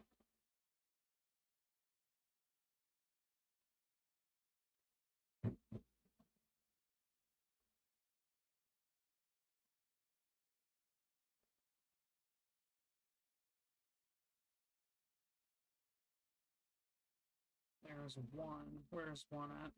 There's added clarity. I'm looking at trying to cross-reference, trying to calculate everything, get it right the first time.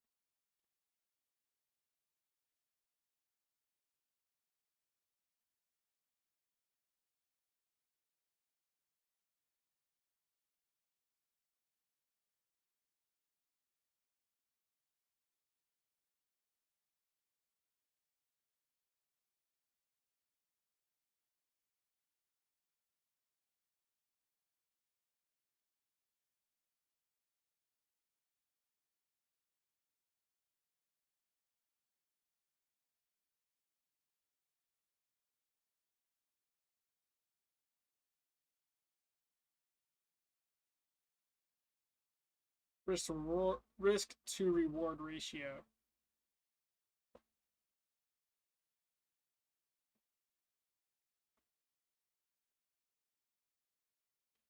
So that's okay. So that's the decision. Okay. It's a risk to reward ratio. So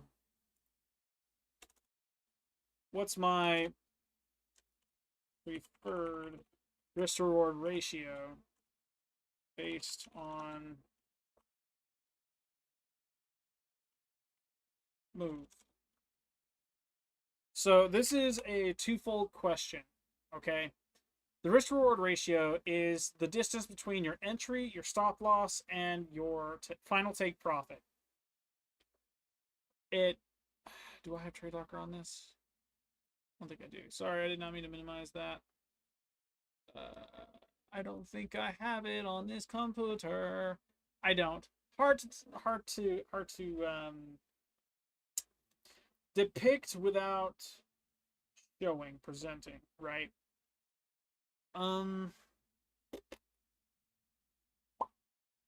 Yeah, very hard to depict.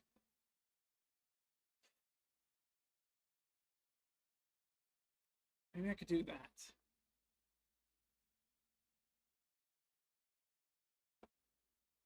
I know that's a thing. Where is it sources? It is sources. So from here. There we go. Do this. Boom.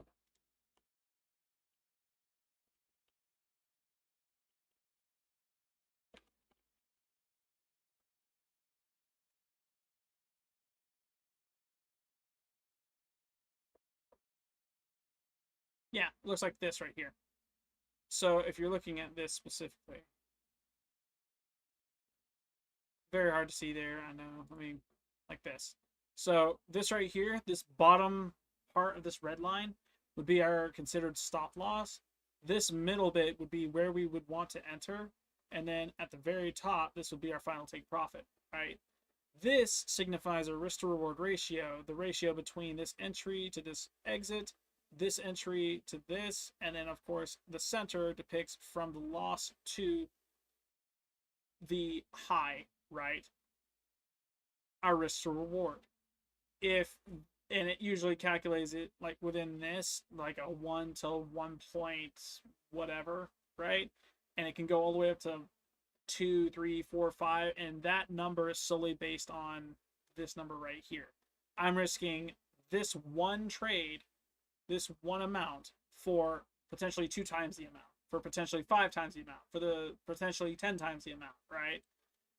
It's all 1 to this 1 to number here, to X here, based on what I think market's going to do in its move that we're currently in, right? We'll go ahead and swap back to this. That was just as an example to really depict what was happening there. I'm going to go ahead and move this back down because I don't think I want to have that. Yeah, I'll say below face cam and below that so it works. That being the case, now that that's, you guys are familiar with that, I'm familiar with that, we're familiar with that.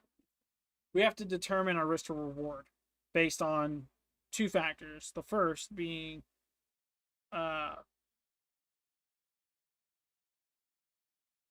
reversal trading and continuation trading. Continuation trading is following trend, trend and chasing, right? And then reversal is based on seeing a reversal happen and then from that watching price continue in that direction, right? Getting the majority of that move. So my thought process is on reversal trades, because price does reverse. We'd hunt down. I don't want to risk any more than 1.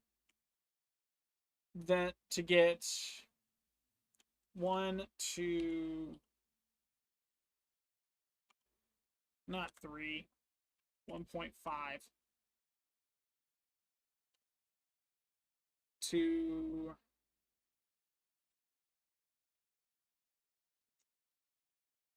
I mean, I'm game for on reversal trades because I know I'm going to get a large move if it is a reversal, right? I'm going to say 5. That's my designated risk to reward ratio on reversal trades.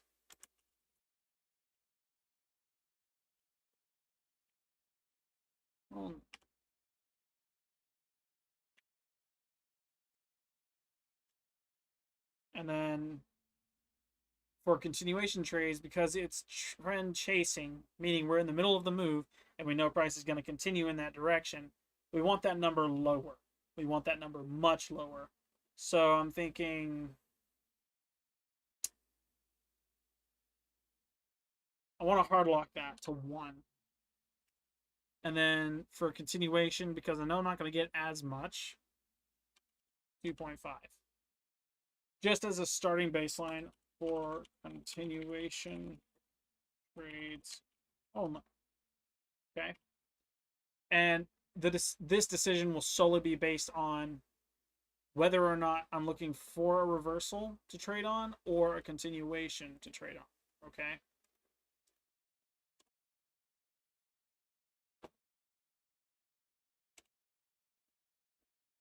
Just keep going.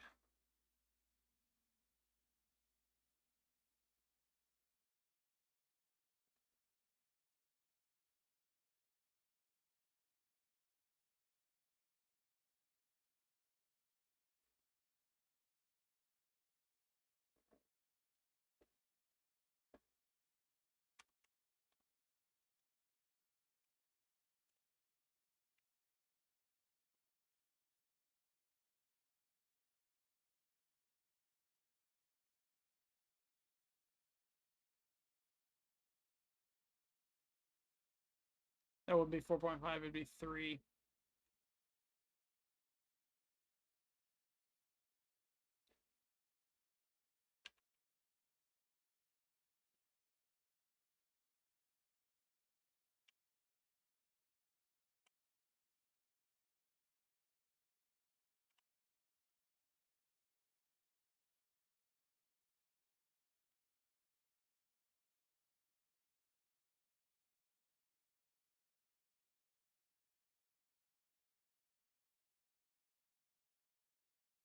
So that's a thing. Okay.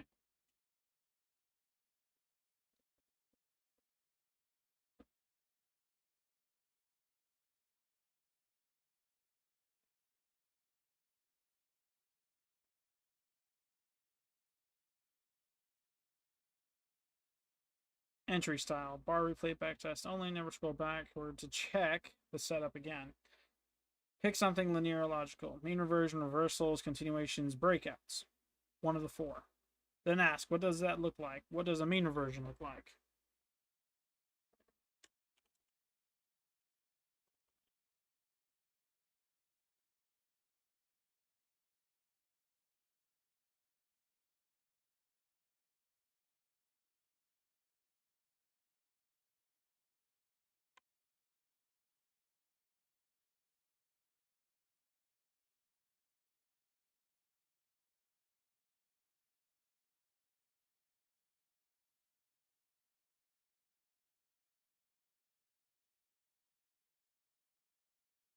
What does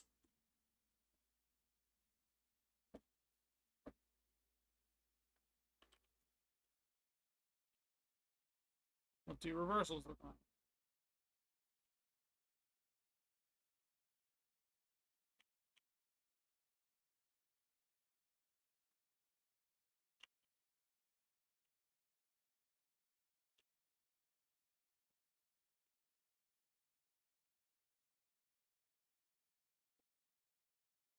What does a continuation look like?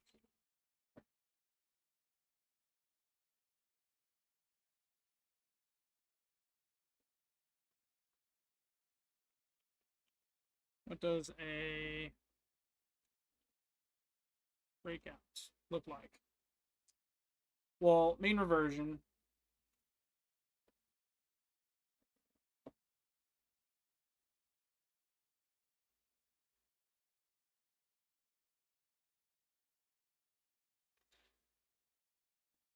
These four are very, very, very, very, very, very, very, very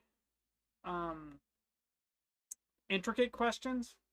Best described after looking at a chart to depict what each one does actually look like. Mean reversion is essentially the average price being revisited rapidly after a brief move away from.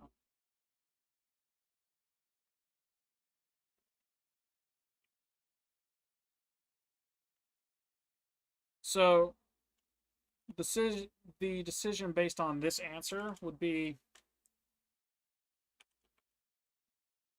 do I want to look for trades based on this?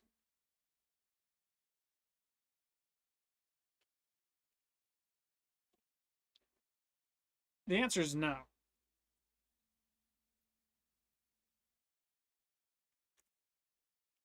Why no? Because I'm looking for the best return after turn.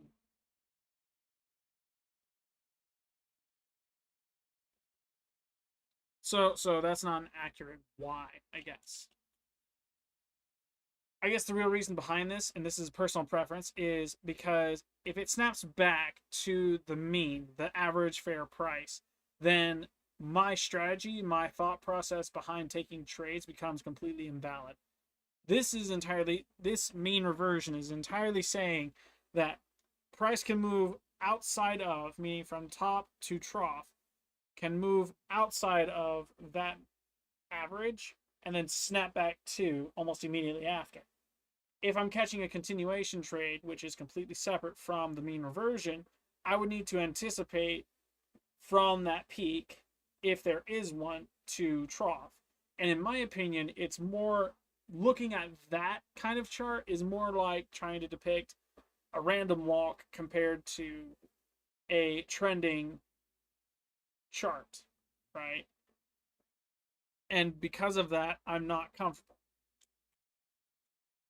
I'm not comfortable with chasing price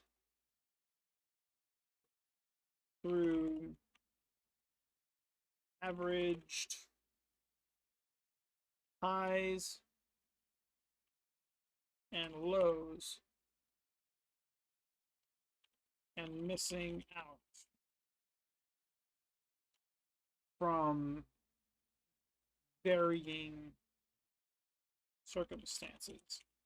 Now that's a very, very bad answer because that's half of literally what market is. Varying highs and lows, varying circumstances, and not being able to, yeah, it's complicated. That's why I'm literally going down this list and answering each and every one of these questions for myself, really. So I like the idea of consistency in price movement. Mean reversions are consistent, but there's a problem because due to different real life circumstances, news, politics, whatever, mean reversions can change the range at any given time, making the risk reward obsolete, the strategy obsolete. The system breaks under mean reversion because there is such a variation between the ranges between trough or peak to trough, right? And the whole concept behind mean reversion is that based on an average price after reaching a certain point snaps back to that mean, which we can anticipate based on previous trough data, peak to trough. But because those ranges can vary so dramatically, not so much as to be a trend, but the consistency of the changing of that range, right? It could easily stop us out of getting a decent trade. And so, though it might seem like it's the safest bet to take trades on, I'm not confident in my ability to track that trend to better get a trade worth actually executing on, right? So, based on this answer, I can confidently see and know that the ranges are not going to play out for my strategy. I just know they won't. Reversals, I'm fairly confident with. What do reversals look like? When the price rejects the same. Okay, so reversals are many different things. And I'm going to refer back to my strategy with TJR stuff, right? So reversals include inverse fair value gaps, breaks of structure, SMT divergences, and 75% extensions, right? Those are the reversal confluences, and there are more confirmation confluences on the higher time frame that a price has been manipulated after like key level, either high or low. And from that, it reverses, right? We see that manipulation of the high, it continues or it doesn't, and we see the closure happen. And from there, we can depict where price might want to go after. Reversals in this instance, in this breakdown, is a little bit different because, I mean, it still works.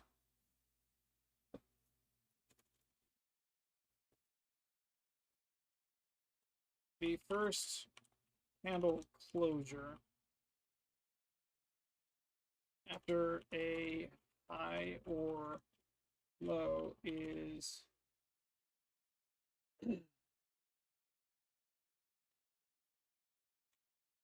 in session, is not engulfed,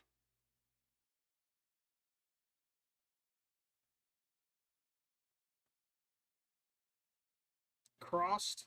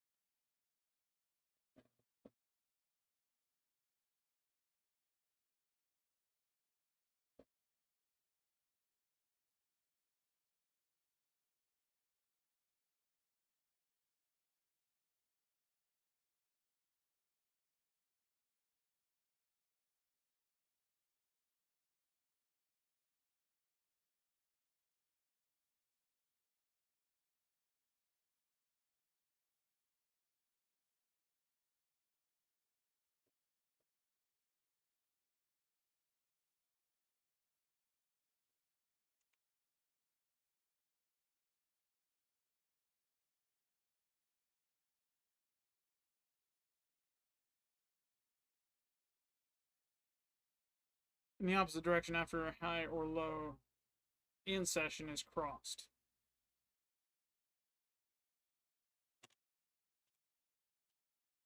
Do I want to look for trades based on this?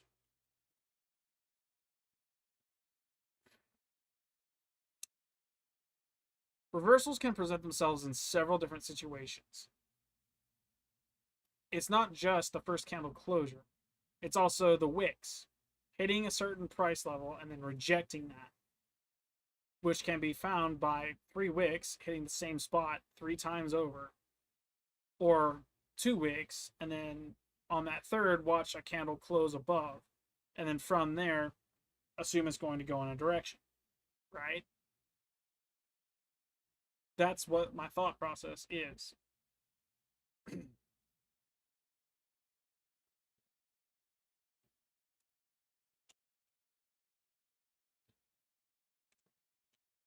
Yes,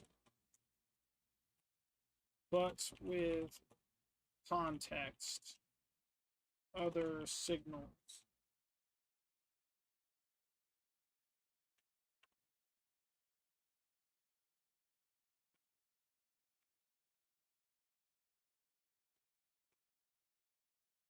Other signals such as the 3 wick setup and what else?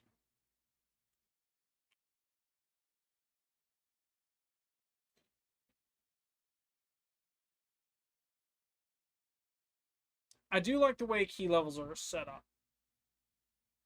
but I don't want to use it as a confirmation bias. What is a reversal? A reversal based on auction market theory is the rejection of fair market value. Someone says it's too, something has to happen for price to change. And the opinion of those buying, trading, selling, whatever, has to say, okay, if this is making my product better, it needs to be more expensive. If it makes the product worse, it needs to be cheaper. So outside of the 3 week setup for a strategy, because a reversal can be the first candle closure.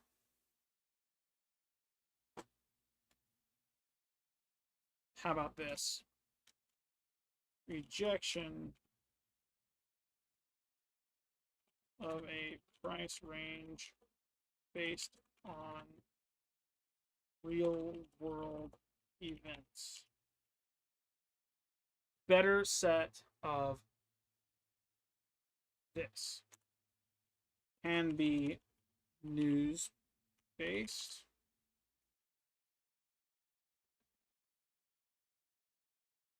Typically news based. Because that's currently what I'm using right now to really depict what market's going to do.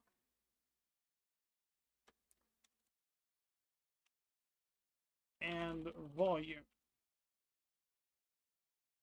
I'm changing this because the amount of volume also changes price. The amount of people with an opinion entering and exiting trades changes price based on real world events. The more volume there is, the higher volatility. The change in real world events influencing that opinion, and due to the sheer size of volume, changes that rate. So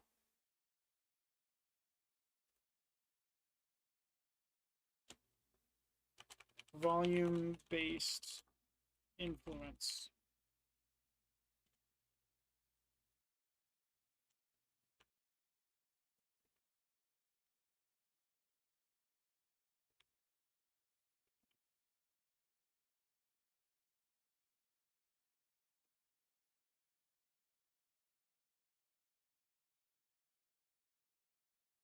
Based on real world volume based.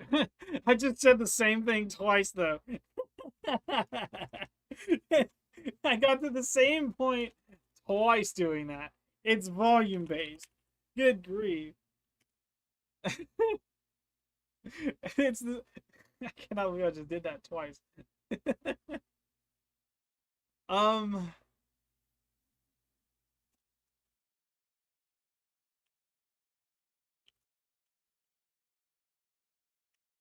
I'm leaving it like that, volume and news based. Leaving that alone. Golly. Don't look for trades based on this, yes, but with context or other signals such as 3-wick setup or the first candle closure after a price range is rejected.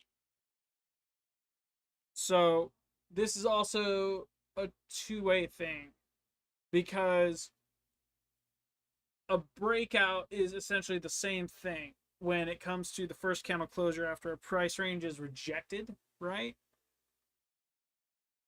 That's typically what it is when you're looking at a reversal is a price range being rejected, but there are other tools to spot a reversal, and so I intend on using those specifically. Um, Continuation trends and breakout trends. Breakout trends are very similar to reversals, but they're spontaneous and without, I want to say without confluence, but they're entirely volume based.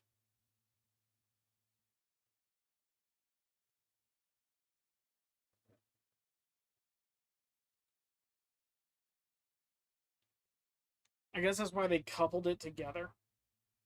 Because they separated it. Pick something linear and logical. Mean reversion, reversals, continuations, breakouts. Then ask, what does that look like? Do I want price to hit a level and reject? Reversal. Do I want price to push through and pull back? Breakout / continuation. And why would it work? What does my setup signify via order flow mechanics? Does that make sense?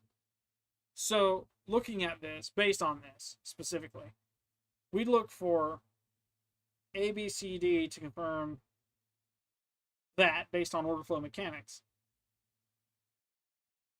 But what do I want price to do?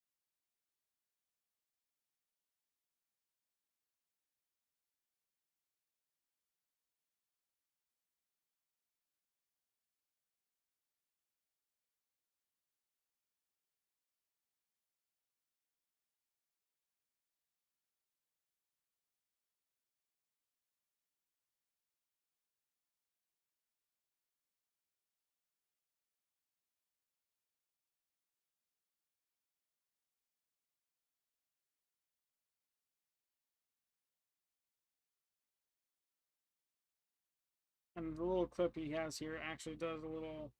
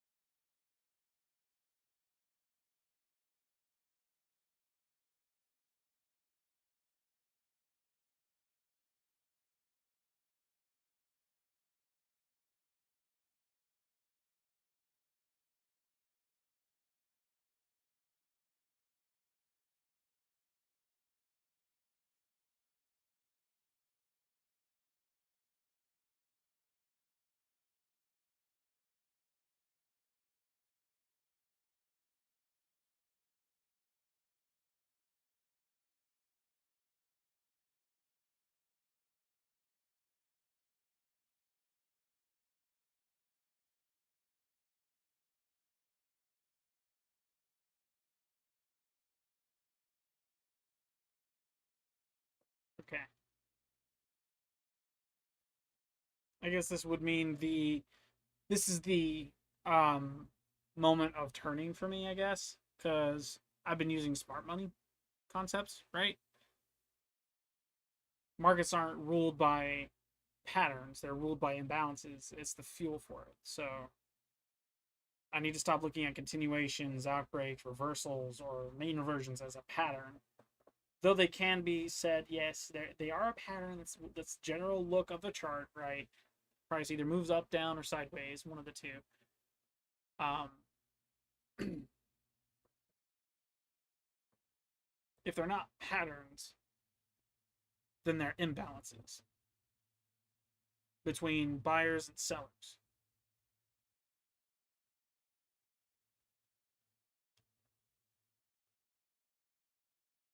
I've answered reversals, continuation.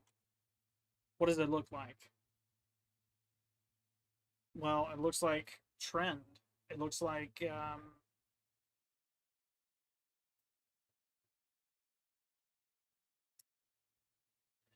know contradictory.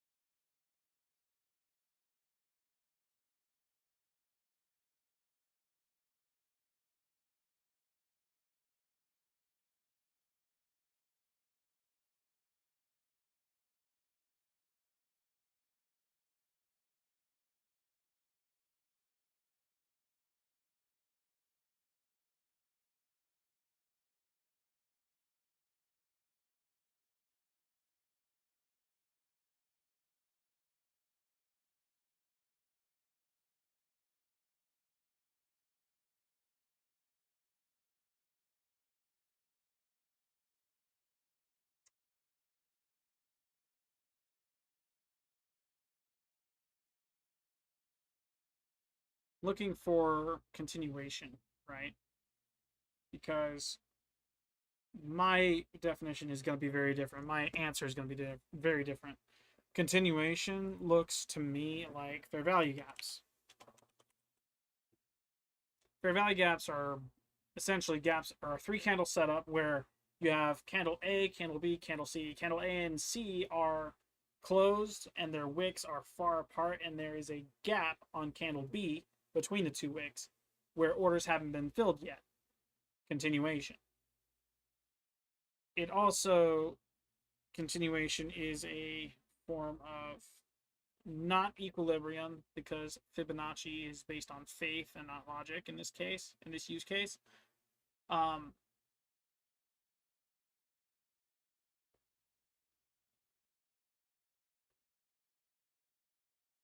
I guess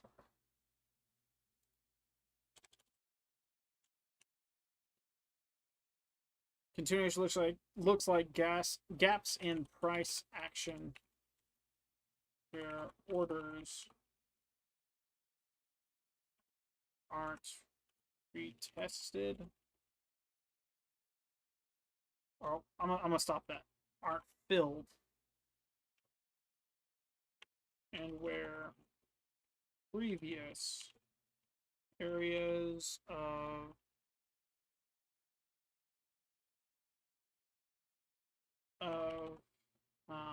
Not reversals. No, no, yeah. Reversals are tested and fail. So, gaps in price action where orders aren't filled and where previous areas of reversal are tested and then failed. Thinking in terms of order blocks and breaker blocks when it comes to TGR stuff, smart money concepts. I know. Let me explain. It makes sense just a little bit. It's the same logic behind the 3 week setup I just mentioned above. You're looking for price to test a zone and close below it and then continue lower. If price has continued lower and comes back up, retesting it, there is my second candle, third candle, whatever, testing that zone, and we'll see it fall, almost immediately after. Okay, that's what I'm think. That's continuation. That's what it looks like to me. Have I taken trades on continuation like this before? I have. Do I want to look for trades based on this? Yes.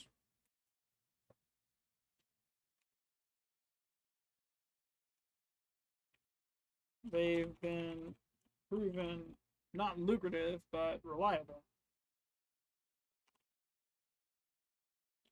Past.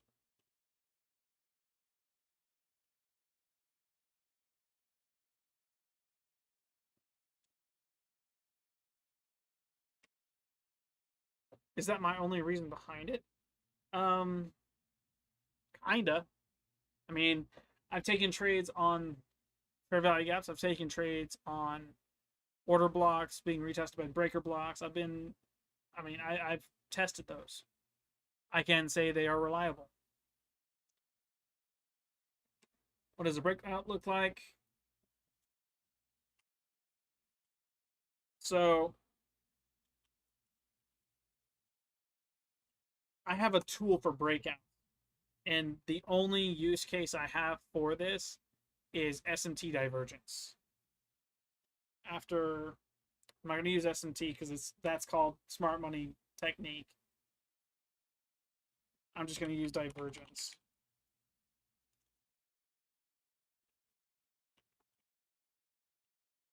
On relatively similar instruments.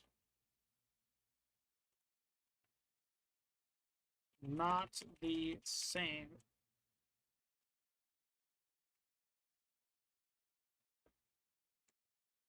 The first candle to break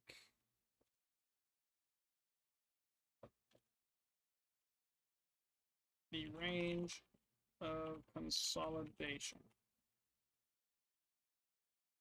slash current fair value. That's what a breakout looks like to me. After a divergence on relatively similar instruments, not saying they're the same, but the pattern slash trend slash move range of the fair value, the point of control is the same. The first candle to break the range of consolidation or the current fair value, meaning the first chart that says I'm going up or down from this sideways range action we've got going on, the mean reversion action, right, is the breakout. And then from that breakout, continuation higher, or based on auction market theory, a rejection of that price and then a failure and it continues lower or back within that fair value. Do you want to look for trades based on this?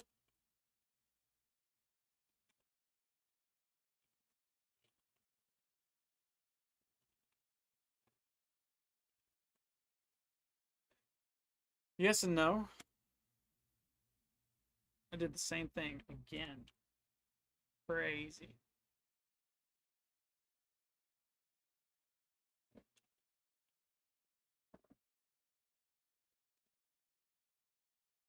I mean, yes and no.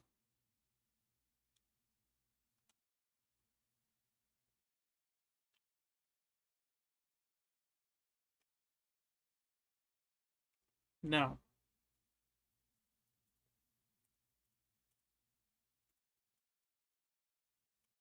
because the like. Wow, I really messed that up, didn't I?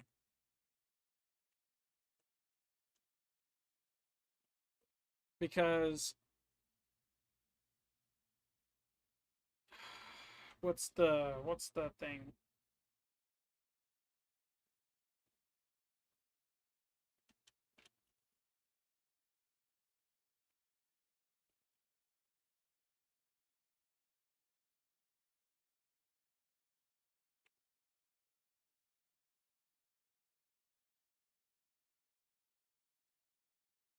And this is where things get inconsistent for me, where I think I'm wrong by doing this.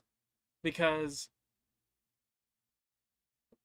if price fails to break out and continue, right? It's at that point considered a reversal. Well, what's a reversal? The rejection of a previous price point. Breakouts usually happen based on news, based on high volume entering the market, based on real world event that causes a product or assets to become worth more or less.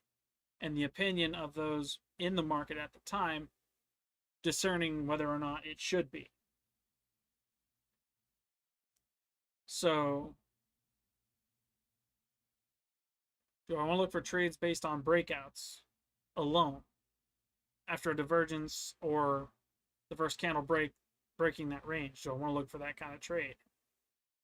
It sounds like a good idea. I think I could get it to work. I think. Thinking isn't what's going to make me profitable in this. It's going to be knowing whether or not it works. Breakouts are risky. Continuations are also risky. Everything's a risk.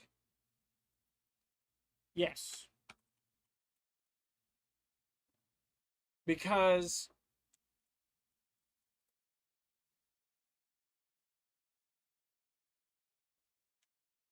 these are the areas from which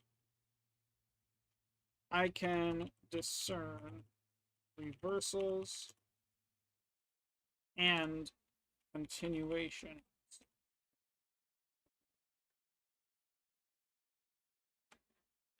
as well as mean reversion.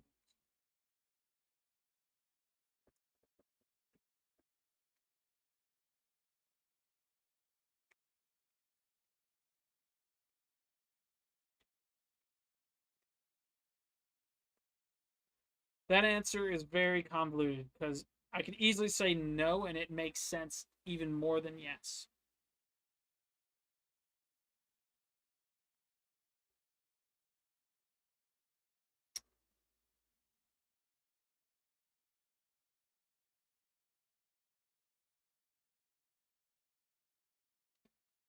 I'm going to do a lot more studying just so we're on the same page. When it comes to this, I'm going to do a whole lot more studying.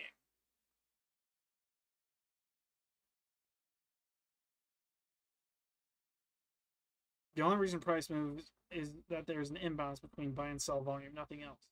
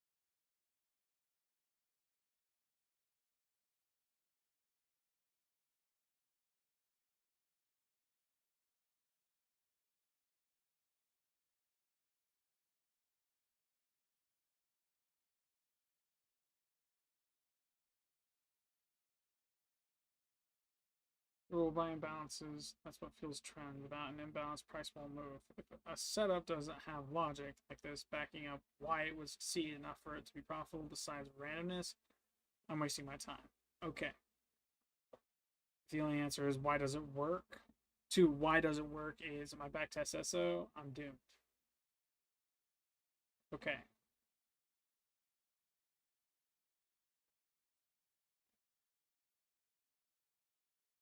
Targets must be placed consistently. Targets are typically less important than entries and stops, but still important. If using pre-structures, support resistance, define the logic first, then the rules.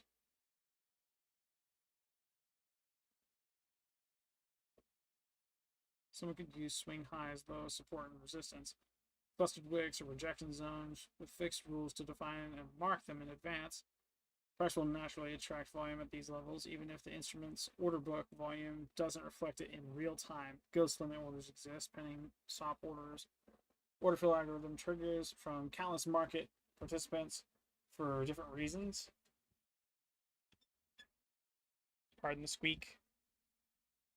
Pardon the squeak.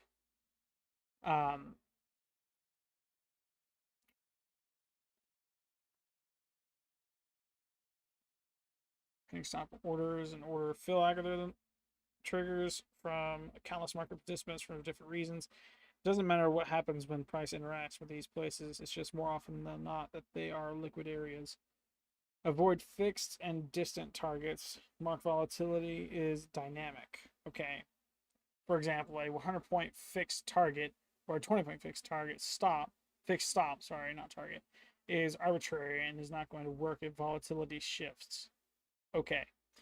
It's better to use dynamic yet consistent targeting methods. A trader must define fixed rules for regarding what is S/R, stops at risk, and what it is not.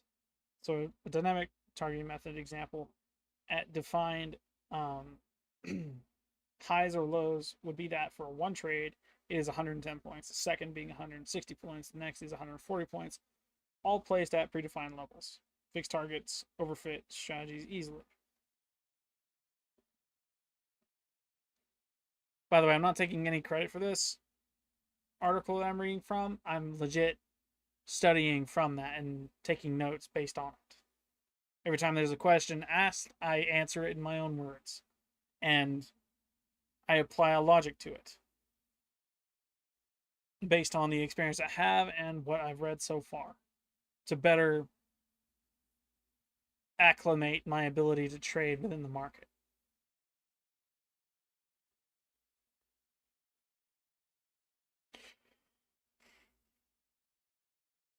If I use a 1 to 5 risk to reward and a 100-point target minimum, my target stop is 20 points. My minimum stop is 20 points.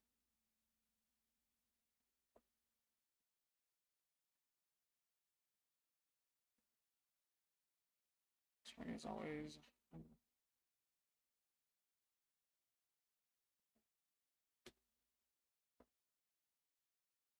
Instrument specific rules. Some markets behave uniquely. You don't need deep stats, just basic experience. For S&P alternates, trend but near random walk.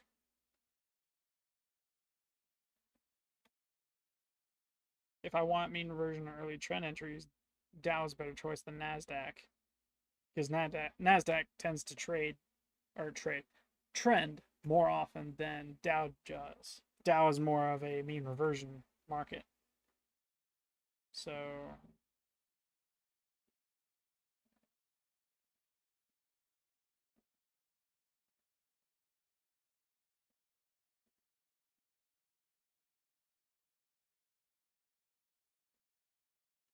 trends are more pronounced on NASDAQ compared to Dow.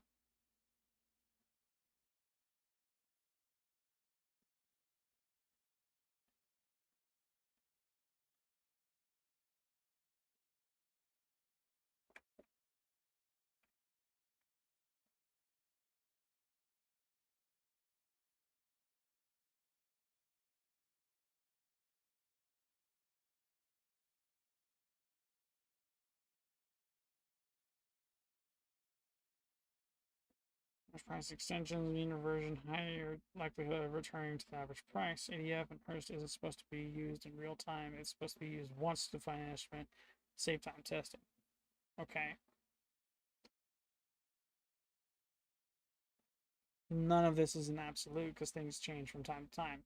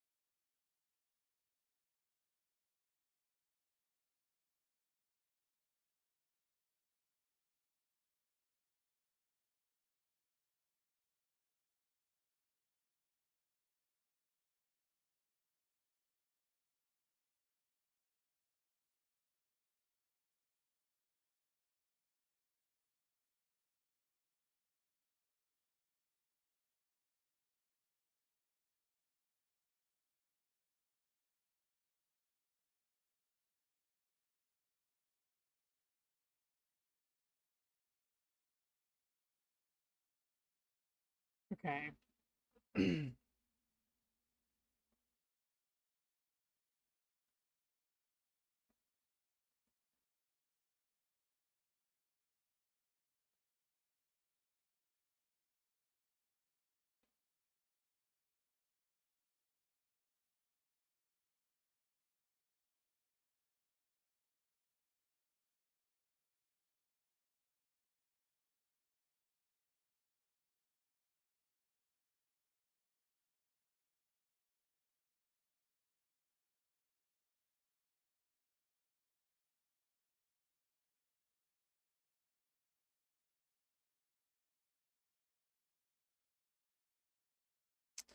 Not gonna lie.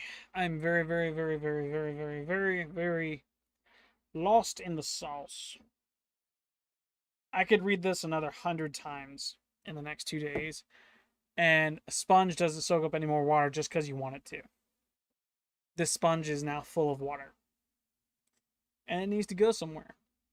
So, my thought process is right now, we've done pretty dang well. I think I've done pretty well at finding these questions, answering them as they've appeared. Um,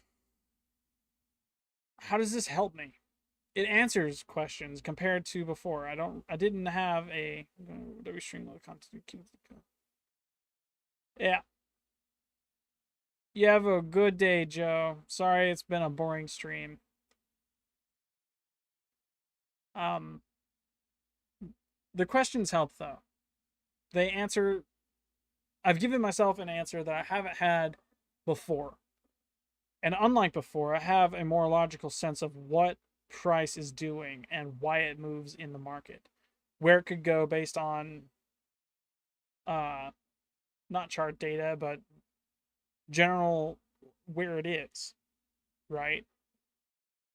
Um I've defined a risk size, I've defined my ratio. I've defined what mean reversion, reversals, continuation, breakouts look like to me.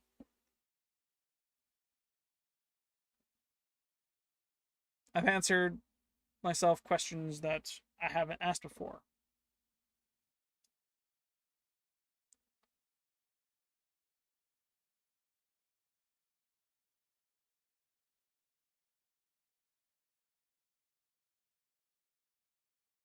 Logic.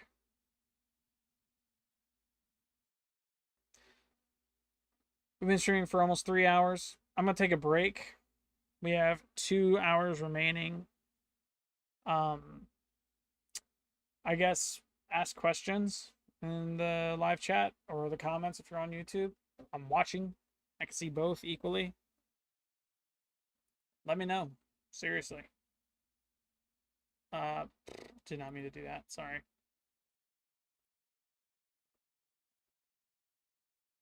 I shall wait. I shall see. Let me know. What do you think?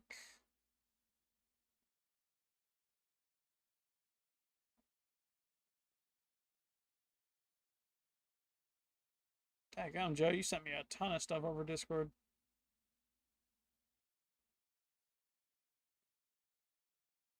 Oh, wait, no, this PC's actually caught up with everything you've sent.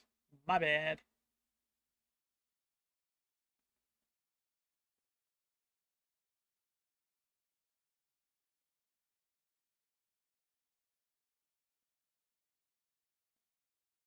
Yeah.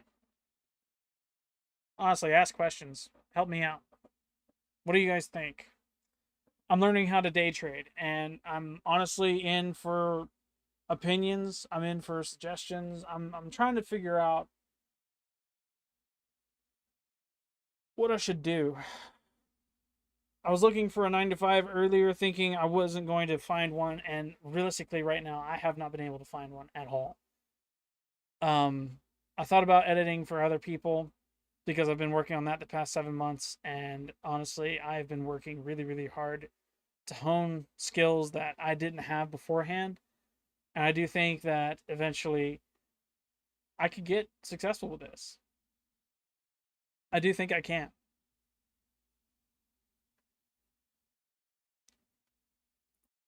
Let me know though. Seriously, I'm all ears. Floor is you guys. I'm watching chat. I'm watching everything. Let me know.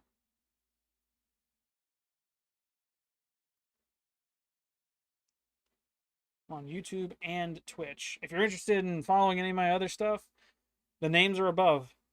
See those names on YouTube, Twitch, Patreon, Twitter, the like. YouTube and Twitch are the primary two I stream to. If you go to Orb's Vault, that YouTube name up there, you'll see links featured in the channel description as well as the description of the live. Just scroll down a little bit; it's right there.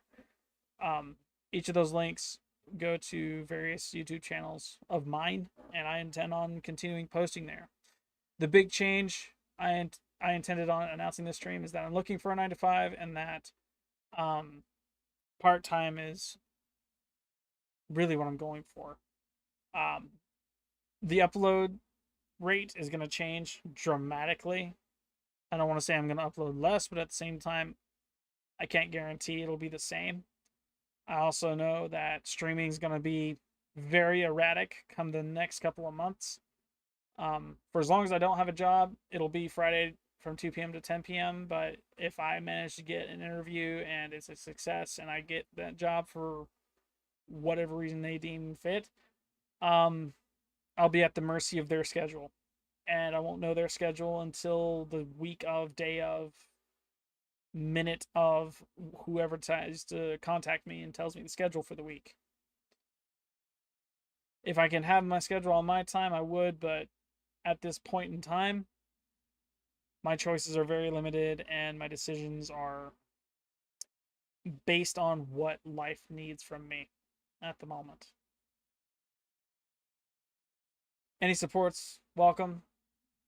Hit subscribe. It tells me you're interested in the content and on the comeback. Also tells YouTube that people like the content, pushes it out to a wider audience, and ultimately it helps me grow the channel. Liking the video tells YouTube as well to put it towards the suggestion feed. It allows them to really dial in the fact that I'm trying as a content creator and they think you might like the content I post.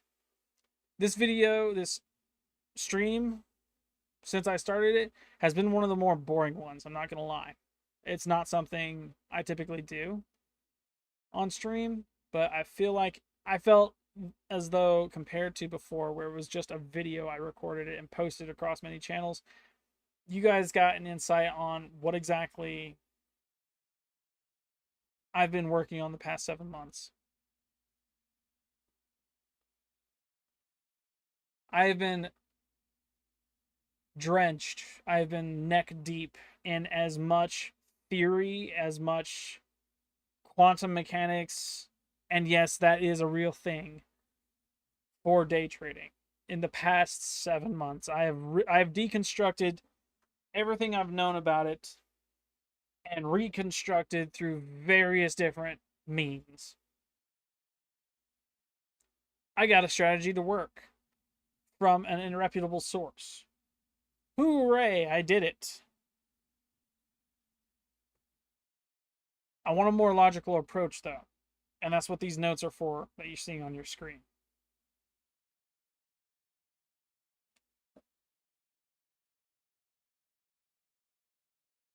I just don't know where to go from here.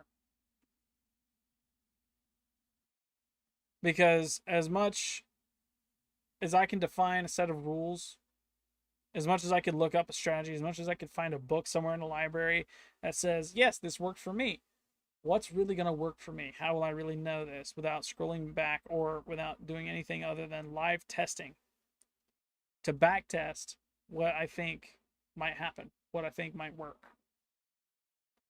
Time is needed. Time is short. What works, works. Stick with it. Nada.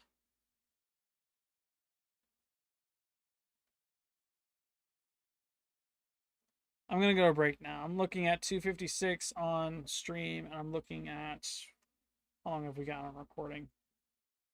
Recording's a little bit different. We have 2:54, so about 2-minute difference on both.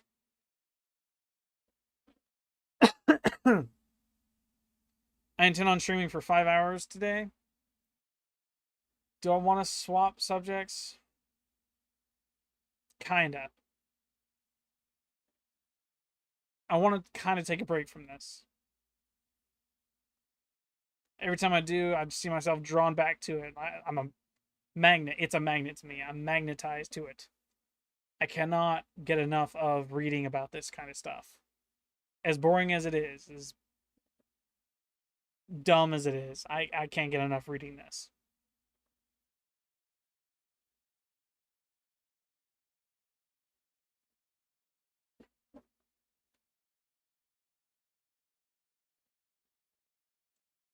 I'm going to break. Be right back. Thank you guys for watching if you are. And again, those links up there, they're all yours. And for those of you on YouTube, it's like right there in line with my finger right there, right? Go check out those names on all the social medias, and hopefully you like some of the content I have posted in the past, and will continue to post later on.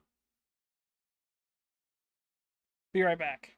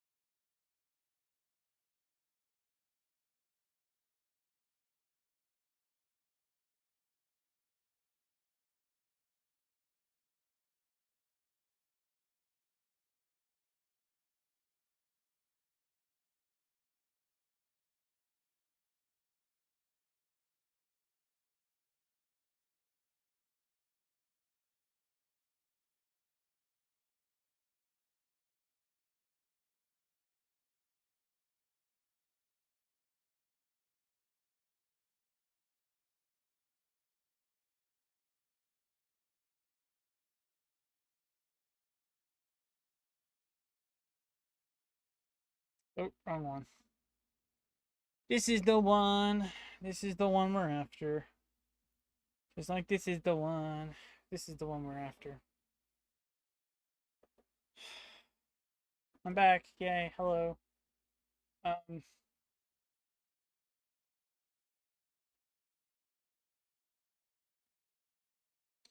let's do something I haven't done in a minute. I can't remember the last time we did it, so we're gonna go off of that. I'm gonna save this.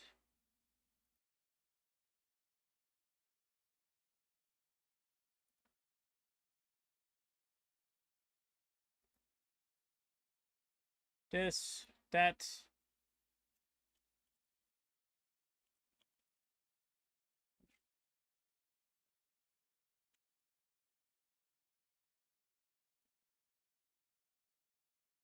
There we go. I can now get out of this. Yay. And I can get back into this, I think. Did we get past...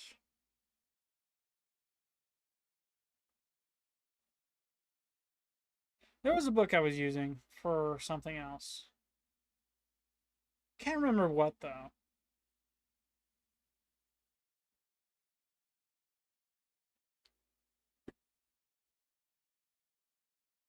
Maybe it was this. Hang on. Let's see. Because...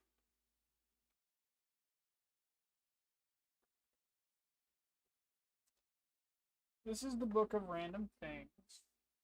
Yes. Okay, so let's take a look at...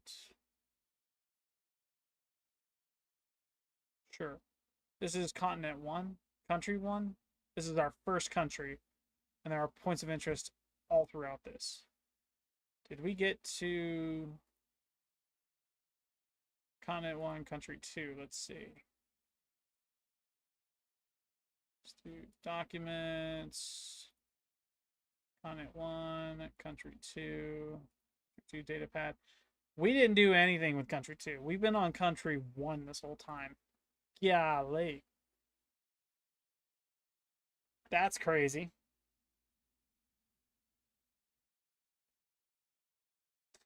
Well, huh. Like, we got this little bit out, and we really went for, like, the general data for all of this.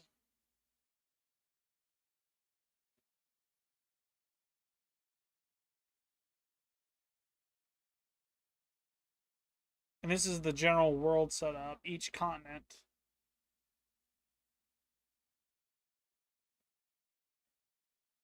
Are these continents?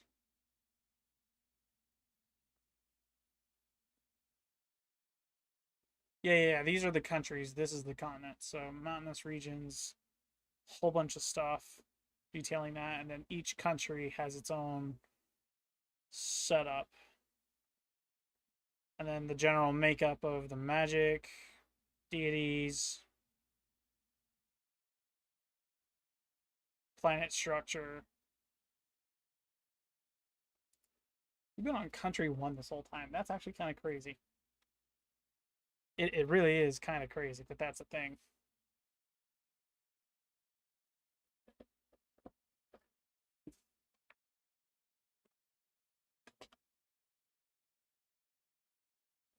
I'm going to use the fancy die. Break these guys out real quick. You guys should still be able to see. Yeah, you're able to see stream on the VOD. Boom. I mean, we're not video gaming, but I don't know what to set this to now because this is in relation to the D&D world I'm currently trying to create, right? And oh, hello. Try to do some with what world? Hot dog, I might have actually gotten fire ants on me. What the heck?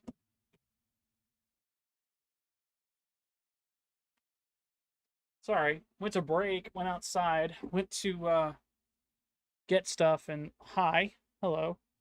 Check Discord, it's sad. Huh? What the heck? What you mean in Discord? Oh,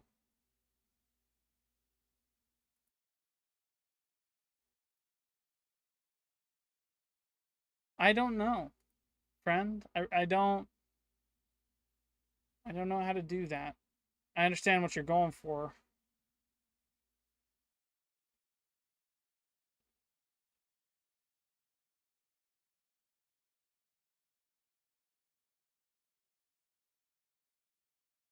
I'm not asking.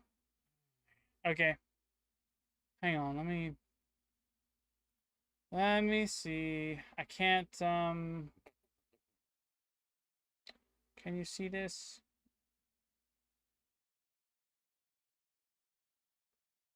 I think yep, you can see that. Okay. So, I don't want this being viewed. This is going to get hidden behind the notepad momentarily. Let me see.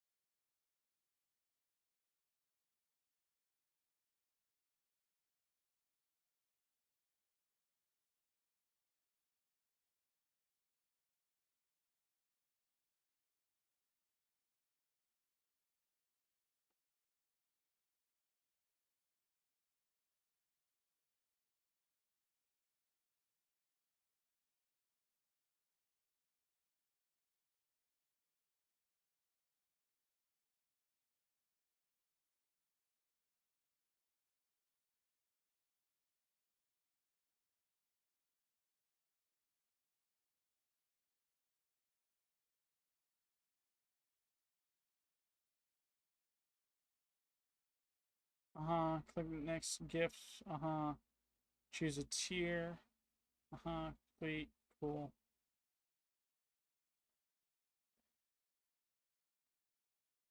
Okay, so it'd be this right here.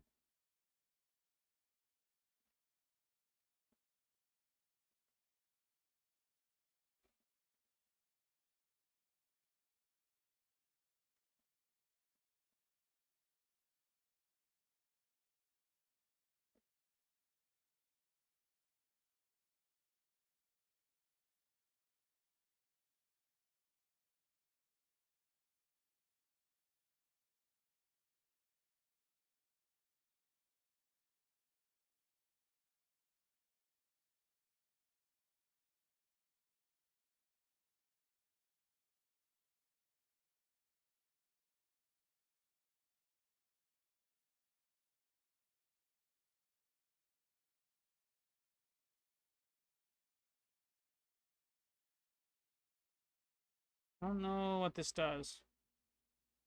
So it says, I have a promotion now. Limited time discount, get 35% off 5 or more tier 1 gifted subs, right? In your gift subscription area and below the channel when you start the promotion. So check out down below to see that, I guess.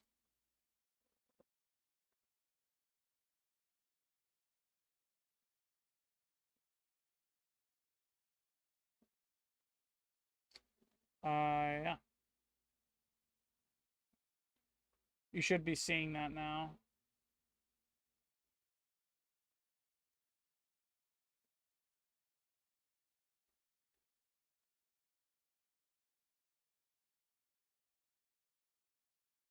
Let me refresh this, see if that works. Yep, limited time discount. Do that. I think that'll work. Not seeing any other. So that's the only thing that's got that on it right now.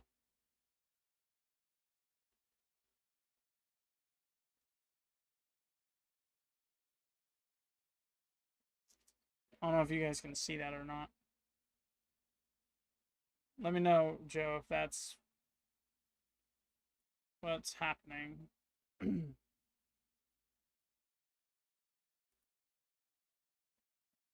Tier 1.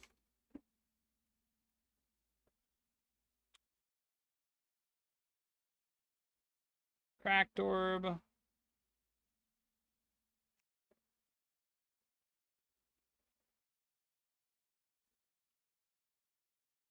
Clear orb.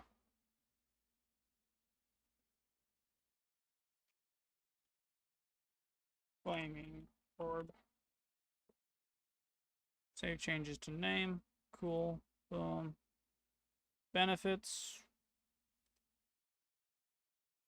I don't have a subscriber only Discord channel. And I don't have any merchandise. Subscriber badges.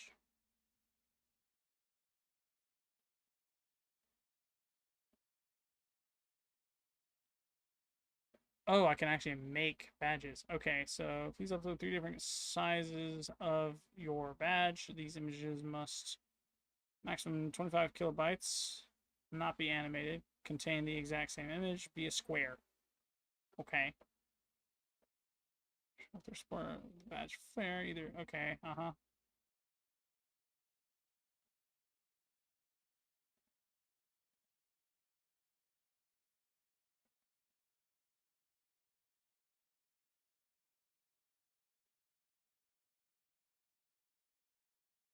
That's about it that I can really do. See if it'll work now for you, Joe. I don't know what exactly it's doing or why it's doing what it's doing. If you're still here, should still work. I'm not entirely sure.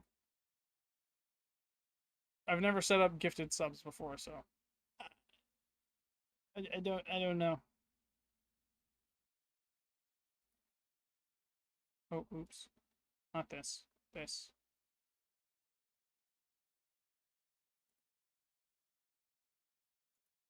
Meh.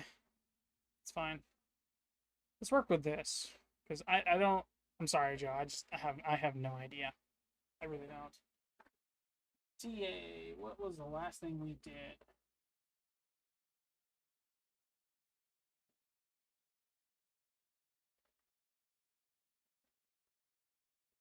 So unique customs, laws, temple alignment is what we're on. If they are aligned, it's an evil temple alignment, and their domains that we'd be listing. I think we had a couple of them. Chaotic evil and his domain is trickery. So okay, we've gone through where Mindshao has left us. So from here we move forward. I'm going to take this, put that there temporarily. Businesses, because businesses are important.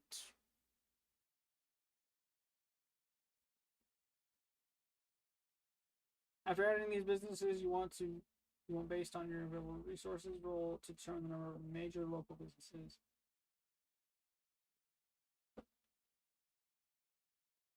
Okay.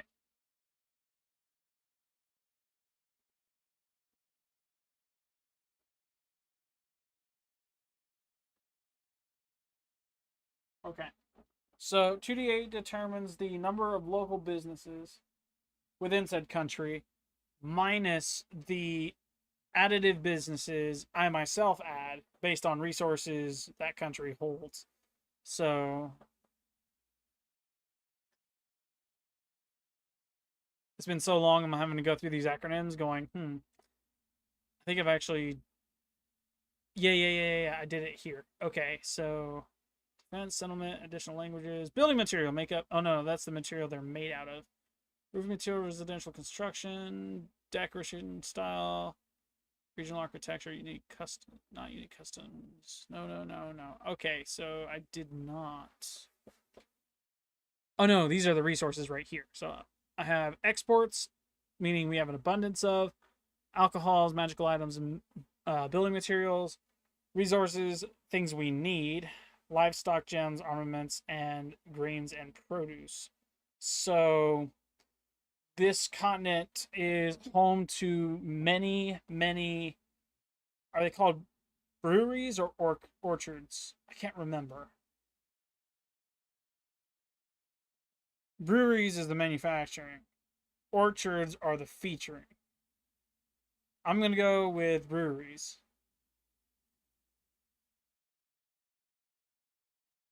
I'm gonna say each of the points of interest have at least. Hmm.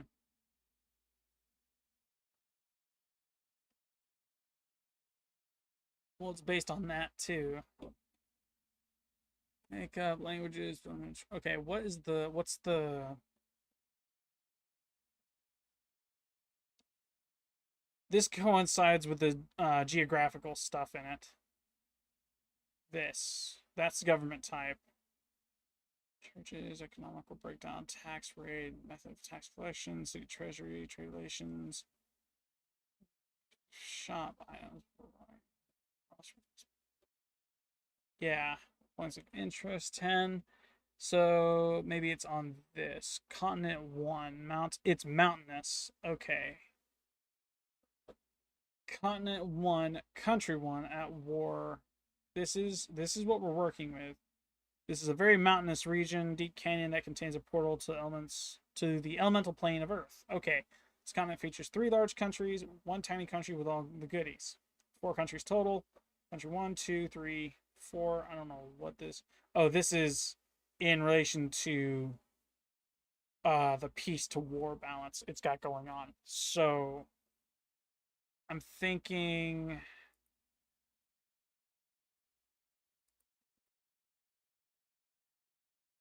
Yeah, I have no idea, Joe. Not saying anything on my end. I don't know if you're there or not. I'm sorry. Um,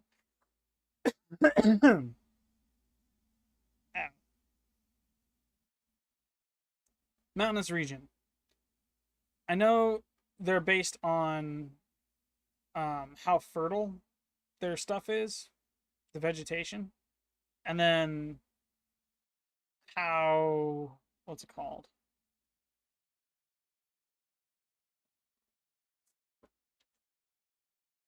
Elevation, climate. Climate affects vegetation. And then from that we also have um what's it called?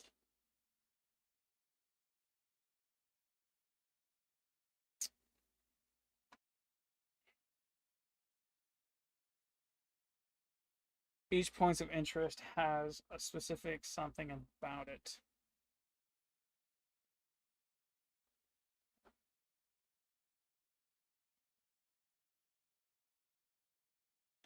I think that's where this would come into play. Let me see if I can find. Is it GIMP? I think I'm doing this in GIMP. Let's see.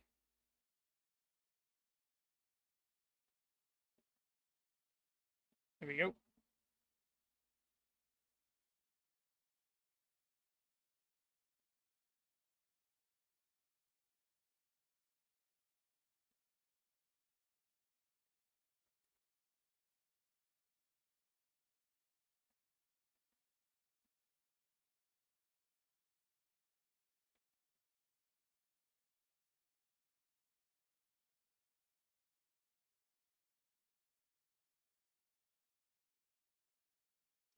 April, May, June. This would be. Yep, this would be the one, the one, the one. Okay, so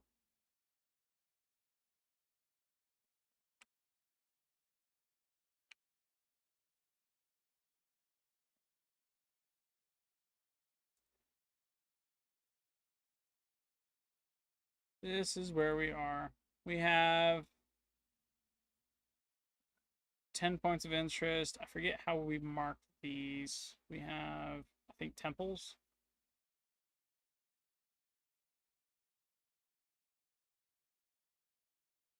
Man, this is very, very. I really need to make it key. really need to make a key. Star is capital. We have population based. Not capitals, points of interest. I wonder if this will work.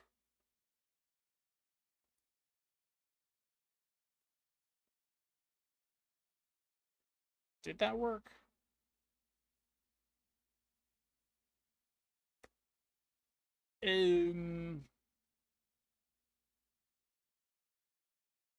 Hot dog. I tried to use other messages. I guess I can't. No, you're good. It's just I went through my stuff to see if it was on my end, and it didn't work for me either. Like I did the discount thing. I don't know if you saw that below the live thing, right?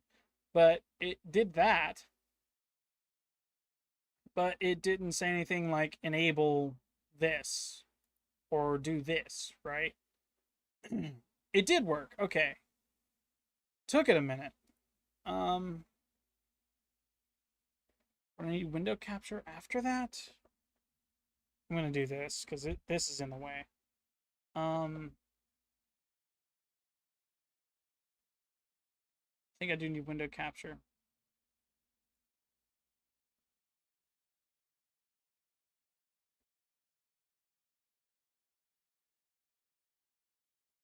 Sorry. I know I did a boo-boo there. I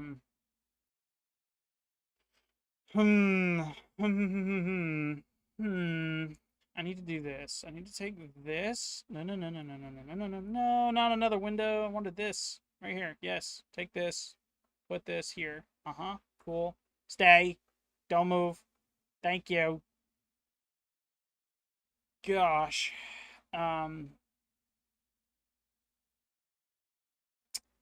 Need to add another window source.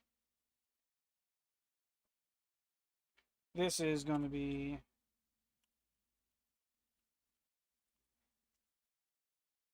GIMP source. Okay, this GIMP. This. Yay! Okay, this is way too big. Let me scooch this on down. This window's actually fairly good for this because I can just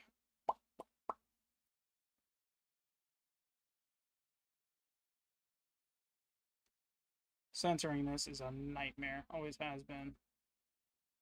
I guess it always will be. Okay. That's good. I'm going to lock this. Actually, after putting it down here, I'm going to lock this in place. I'm actually going to bring Notepad above this. That way, you guys can see the Notepad. I'm not a madman just talking about the image and not doing anything, right?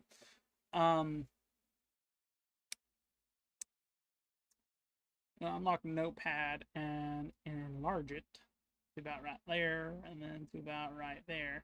So when it's pulled up, I can just minimize it and back and forth, back and forth, back and forth. Actually, you know what? It might be better to do this. Here we go.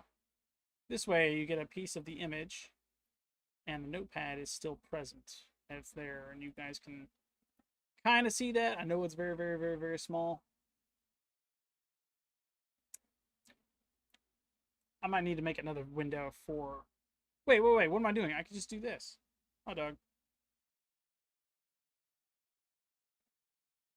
That's the whole reason behind this one right here. This way.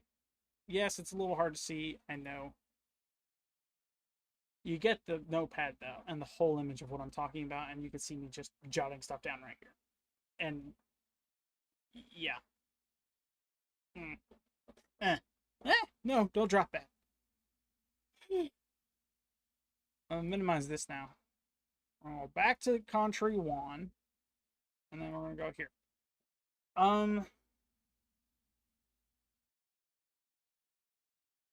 I've lost track of where I am. Businesses.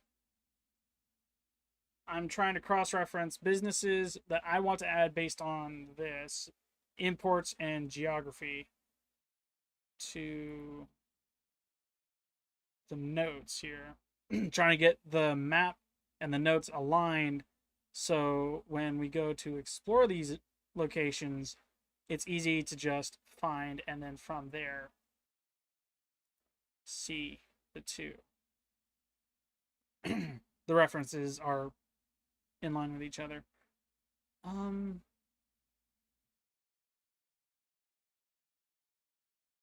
let's start with point of interest one, just because it's easiest. Where is that on this? Over here, point of interest one is on the shore.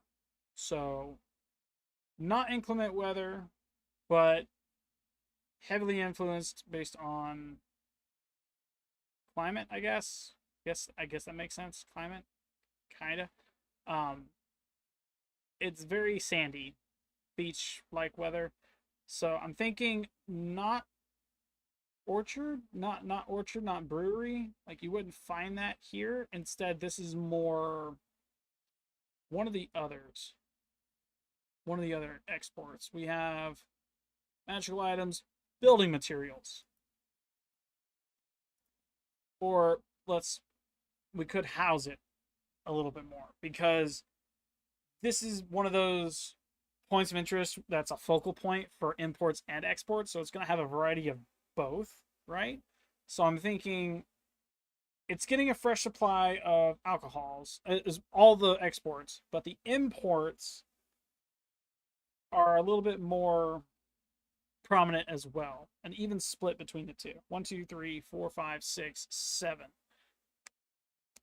So businesses in this area are going to be on magical items and let's do gems. Those are the two primary kinds of businesses you're going to find in point of interest one.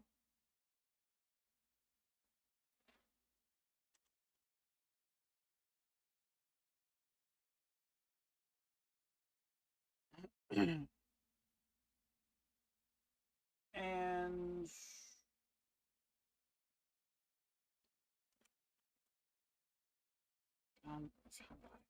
so there are two kinds. There's a decision. There are two decisions to be made, right? The first is by me based on imports exports, and the second, after cross-referencing decision one with the geography and the notes, we have that information. Information two is based on dice roll, which shows a lesser local business compared to businesses found offshore.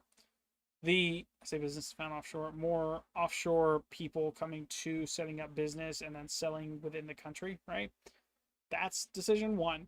Decision two is separate because it takes into account the book and its lesser businesses to spread throughout, which there's about 100 different kinds we can put in, but due to a rule, to simplify things, a 2d8. Yeah, 2d8. We roll twice a d8, and it determines the exact number of businesses, and then from that, a d100 to determine each individual business. And it's all set up, right?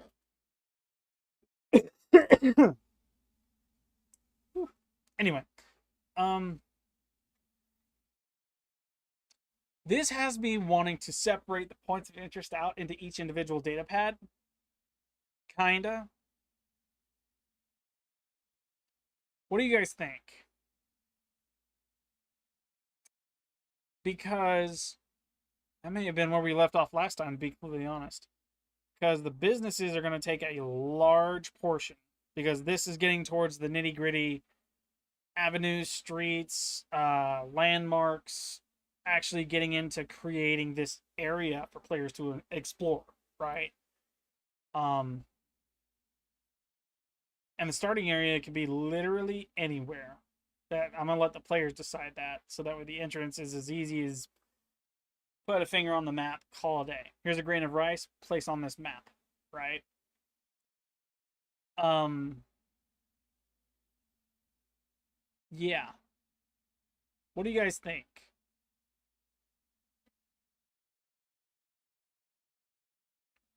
I think for relative ease, we're gonna do this.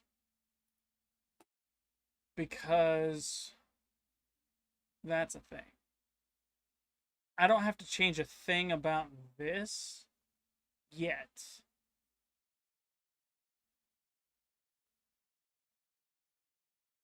Did I leave a note for myself anywhere in this? I did not. I didn't leave a note anywhere for me in this. Okay. So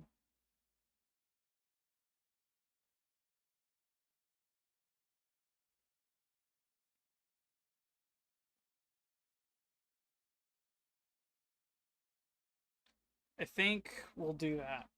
We're going to start a new note. Point of interest 1.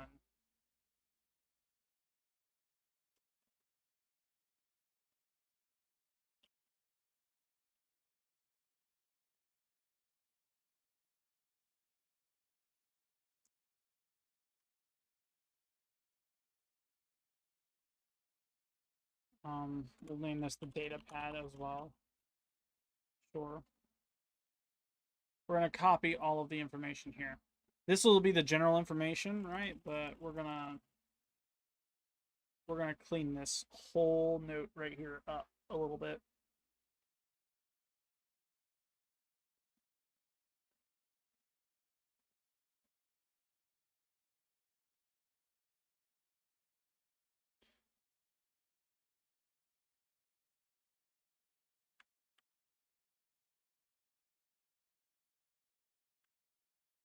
There we go. Okay.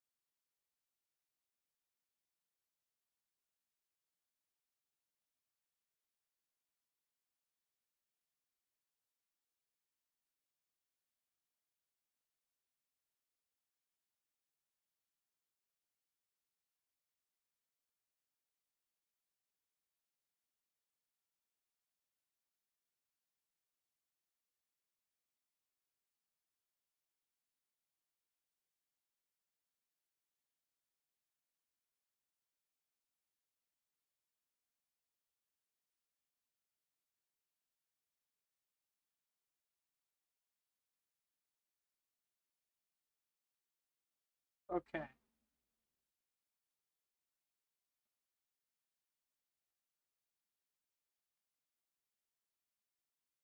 So there's a population density thing we can use here. So I'm thinking we'll use the D8 to determine this as well. It'll kill 2 birds with 1 stone that way. Here's my D8. Just on the same page. That's what it looks like. That's a dice. We're going to roll this once. What's the population of, what's the number look like? We have settlement populace 20 and less. So that number was 4. So population, or point of interest 1, it's going to have a modifier of village and less because it's a settlement, not a village. Village is, I think, 100 plus people. I think that makes the most sense to me.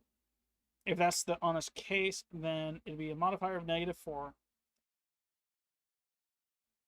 4 plus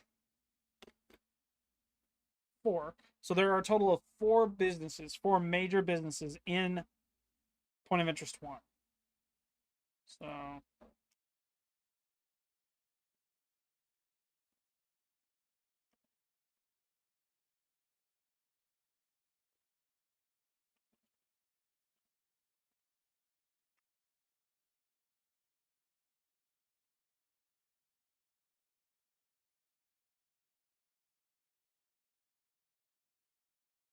4 major businesses.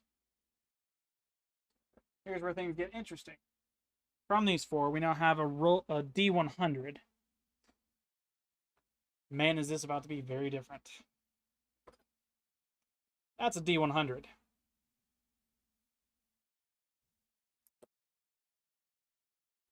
We got 42. 42 is jeweler. My decision was accurate. First major. Oh, we'll do this. How about we'll tab that one, the listing, and then jeweler.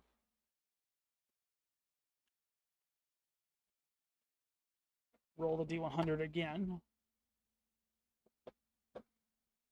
31. Scribe and printer.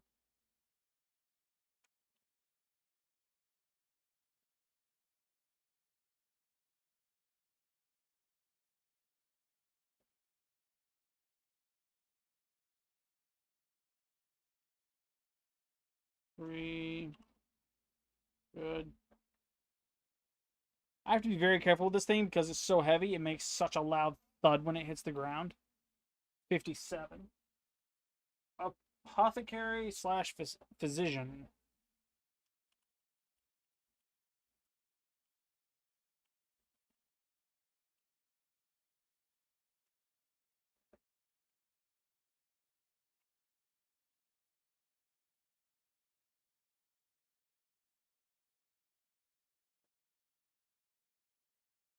Trying to give it variety. 28. Cobbler.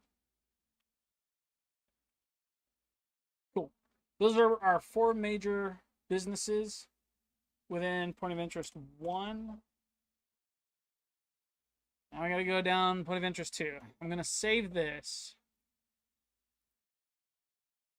Continent 1, country 1.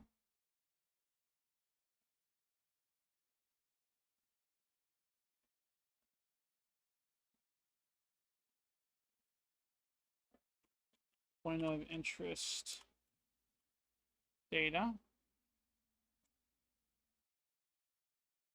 I'll save that there. Now we can close out of this because I'm going down each point of interest with this one setup. So this point of interest 2. It's going to be much shorter. Yep. Boom. C. Boom. Point of. So it's country 1, point of interest 2, data pad. Boom.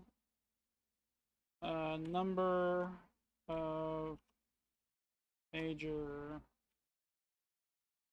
businesses equals 2d8. What's the population of this? It is a populous capital hamlet. 120 to 240. Okay. So, what is...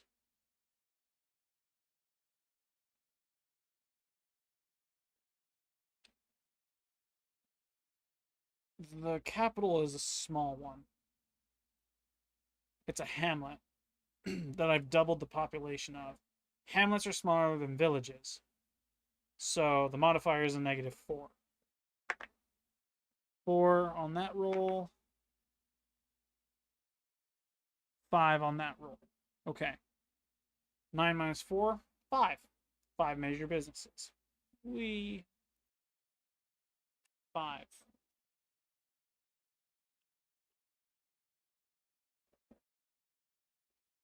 D100. Gus to roll again. We have 84. Weaponsmith.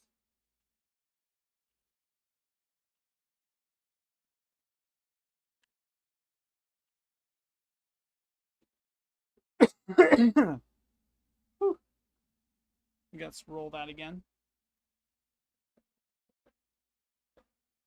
That says 18. Bank moneylender.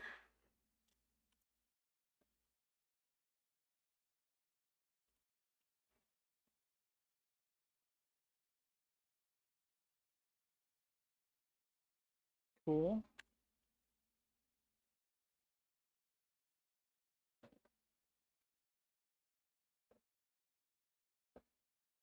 It says 31. Scribe and printer.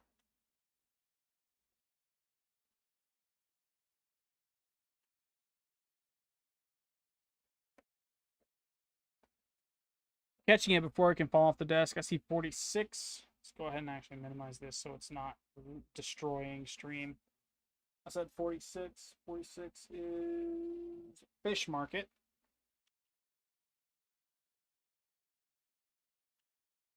Fifth and final business of point of interest 2 is caught it in time. That says 35. Pet shop.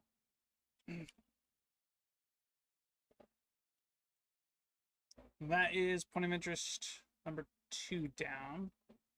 Save this. Yep. We're gonna close out of that. Boom. Open. Entry 1. Point of interest 3. Data pad.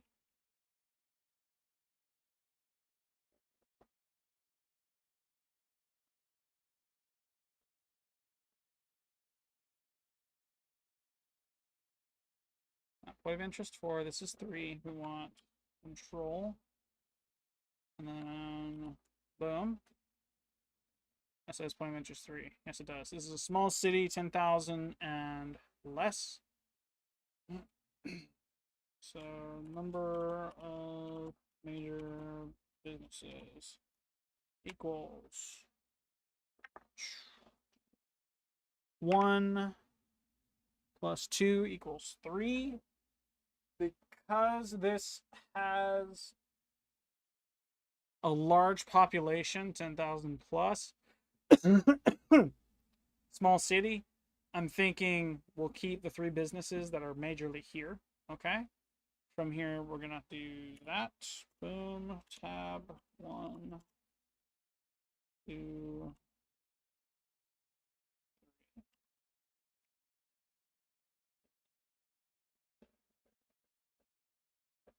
65.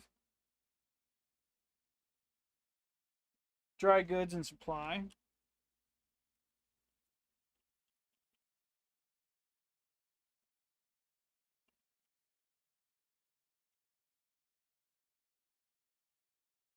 $45.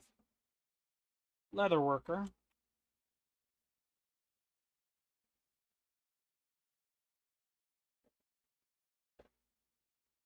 $29. Cobbler. Okay. This. Save. Interest 3 data. Saved. Good. X out. New. Entry 1. UI 4. Data pad. Good.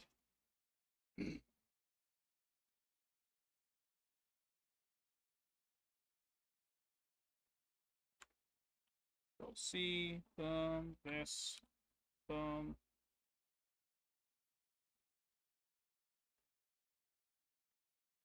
Four. Good. We're gonna do major businesses equals. What's the populace? We have mega city, much more than the previous. So we're gonna do a +4 modifier. That says 3 plus 2, 5 plus 4 is 9.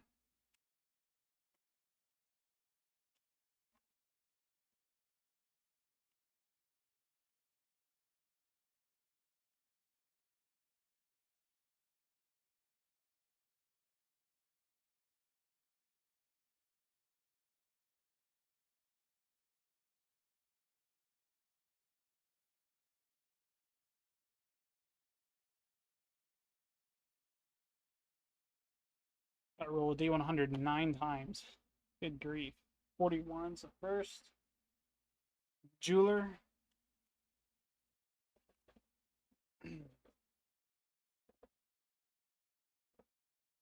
54.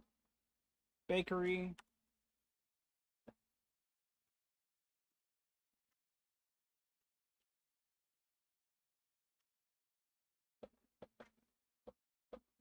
$26.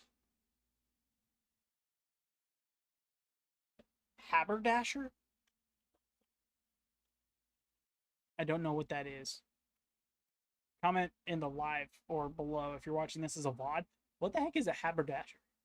Just so we're on the same page. Like, what is that? I don't understand. It don't make sense.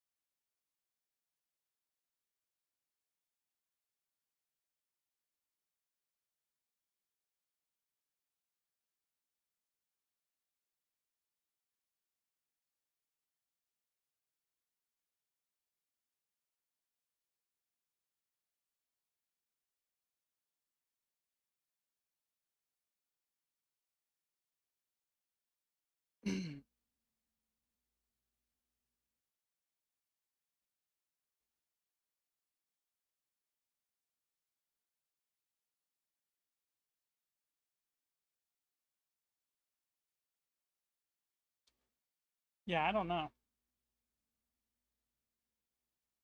Joe, I just got through looking at some more stuff. I have no idea, friend.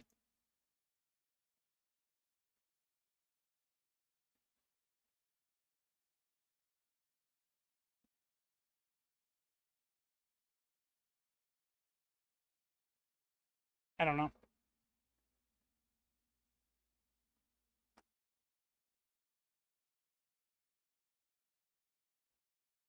$18. Bank, money lender.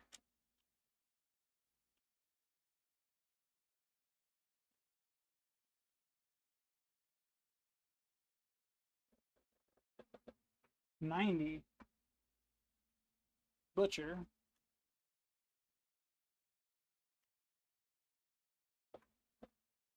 $11. Herbalist.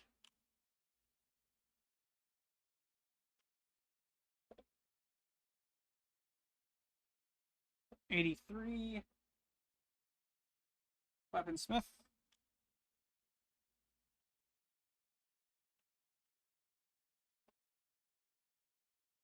$42. Jeweler. I was kind of hoping we'd get 2 and 1 here. That would make for an interesting story. Why are there 2 major jewelers in town? Doesn't make sense.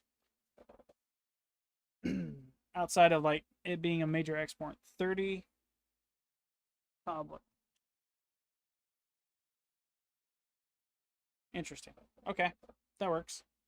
We want to save this. Yep, same spot. X out of this. Luckily, well, say luckily, the points of interest are much different compared to the countries. The countries, there are 4 in this one continent, but the points of interest are a lot. A whole lot. So that's the thing. Country 1, point of interest 5. Data pad. Boom. Good. Control C. This.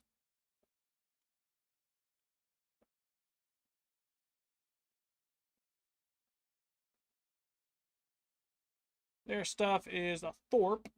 Populace 60 and less. So modifier is -4 number of major businesses. Cool. We want to roll a d8. That says 4. That says 6. 10 minus 4, 6.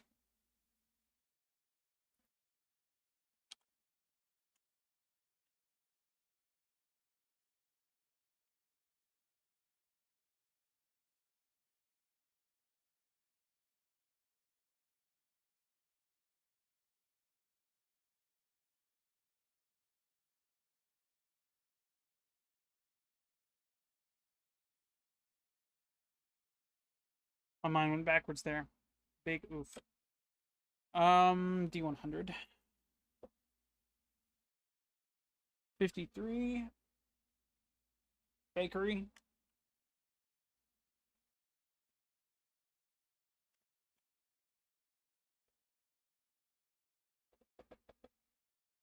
49.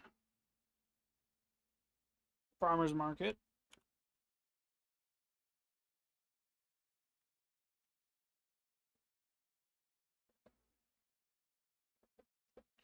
35. Pet Shop.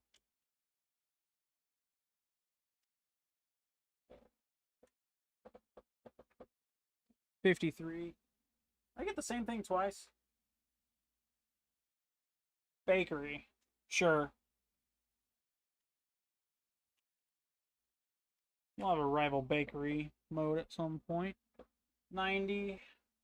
Butcher.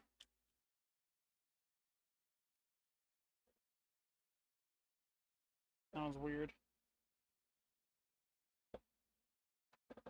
33. Scribe Printer.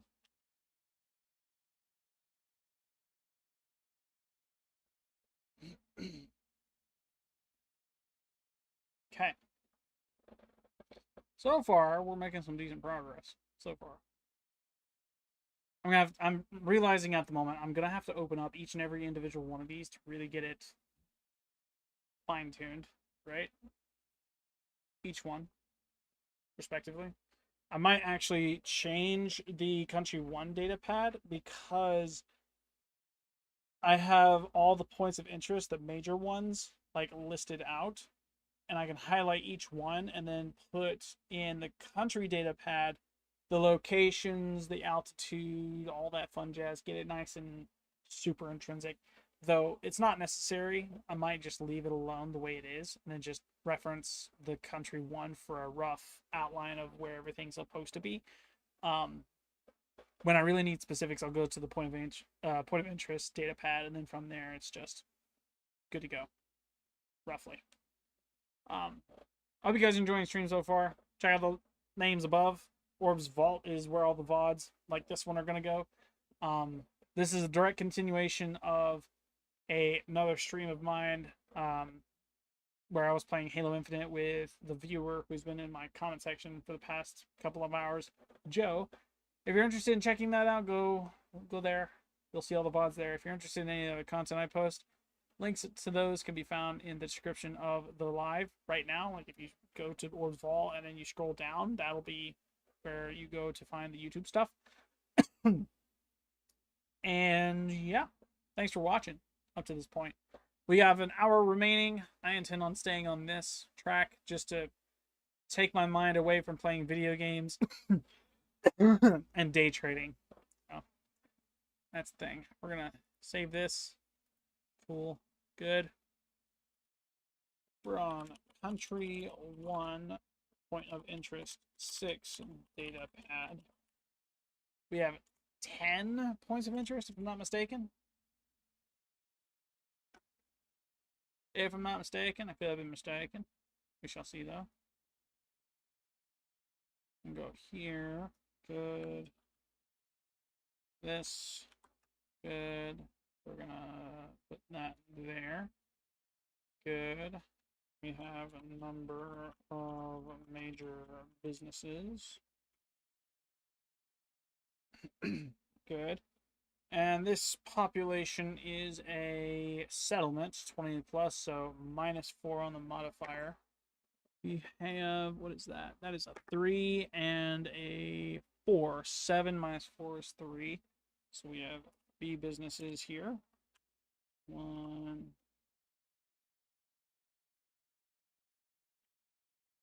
2, 3.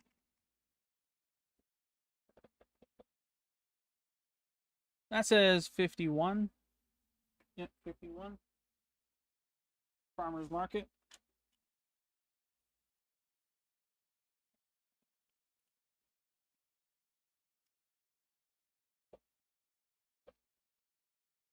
80. Magic item purveyor.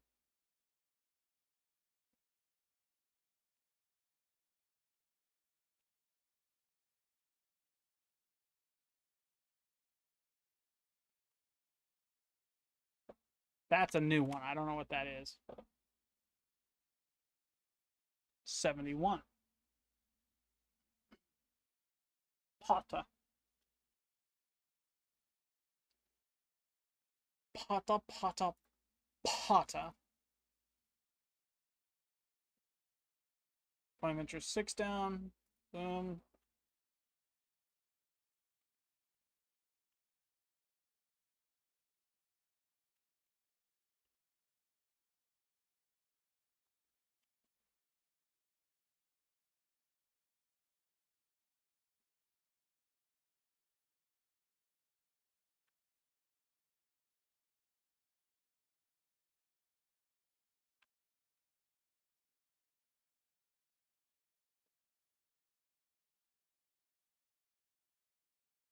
Good. That is 5 plus 2, 7 minus 4 is 3.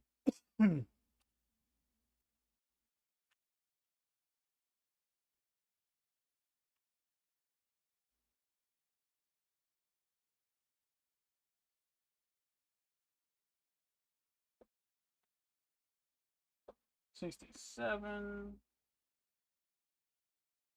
Glassworks.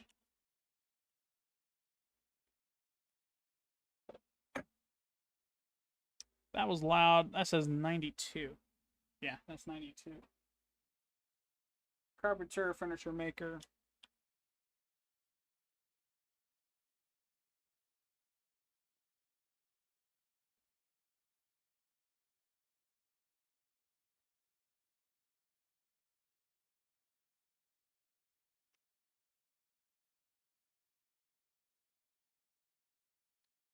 $41. Jeweler. Good. And then we're gonna file, save. Yes. X, point of interest 8. This. Country 1, POI H, data pad. Good.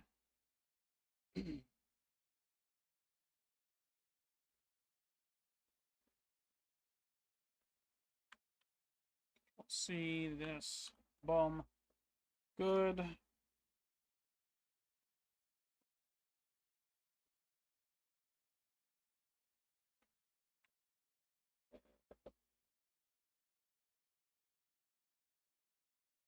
$36. Oh, wait. What am I doing? I have to roll for the general number first. I think that says 6 plus 5, so 11 plus or minus what? Oh, that's a populace, a thorp. So minus 4. 11 minus 4 is what? 7?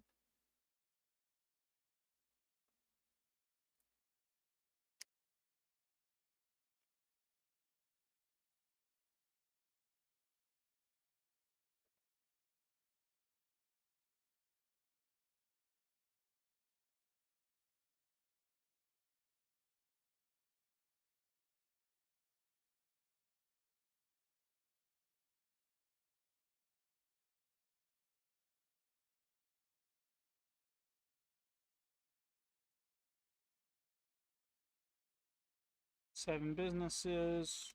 Okay, what next? D100. 47, we have fish market.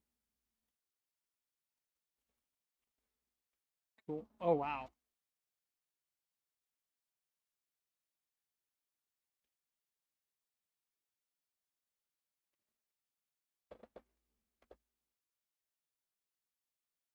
$18.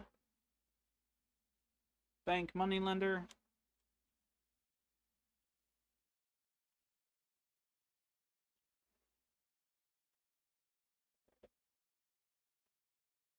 Oh, wait, that's the wrong mouse. I gotta.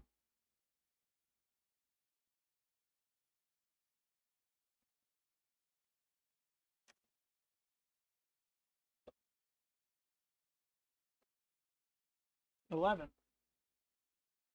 Herbalist.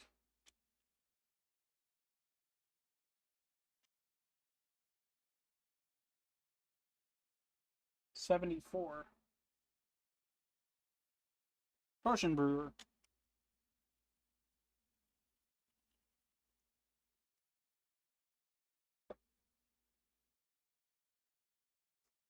$86.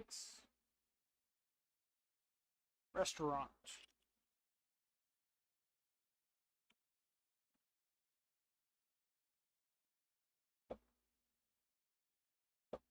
$50. Farmer's market.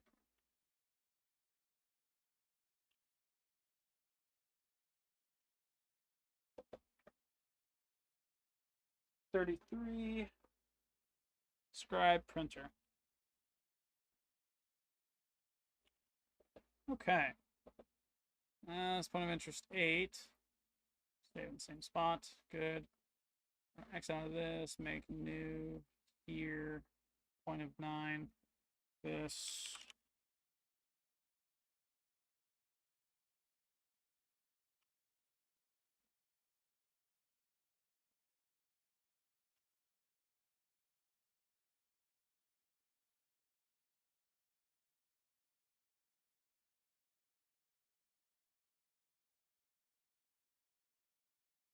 Point of interest 10. That's what this is.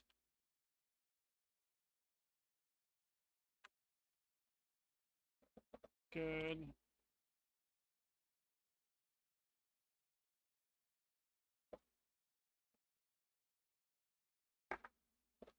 That is 4. No, that's 7 plus 8. So 15.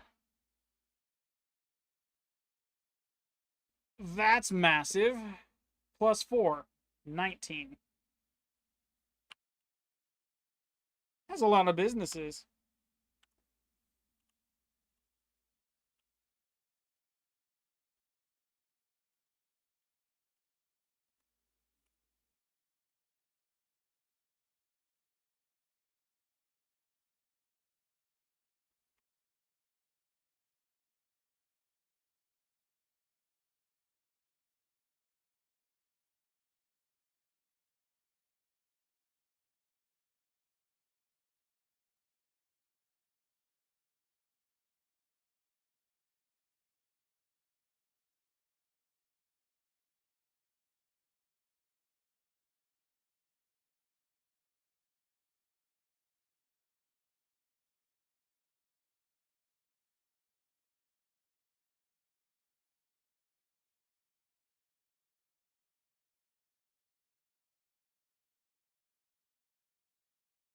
All right, 19 businesses. A lot of rolling to do. Because we rolling. 91, carpenter and furniture maker.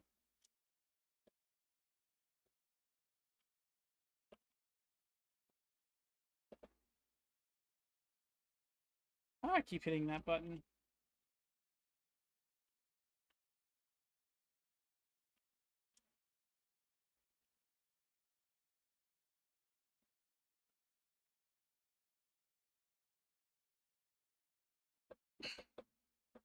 $47.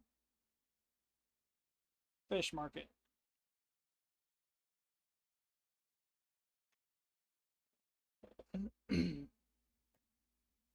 $57. Apothecary. Slash precision.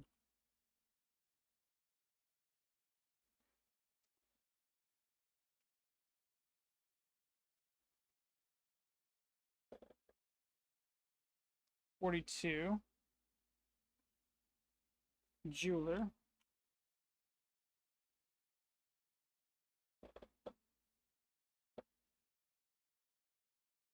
$65.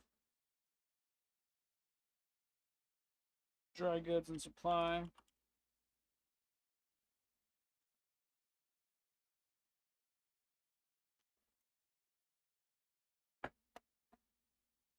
That says 5.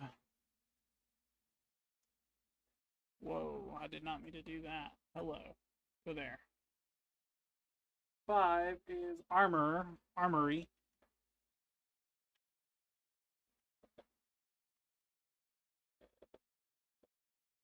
1, alchemist.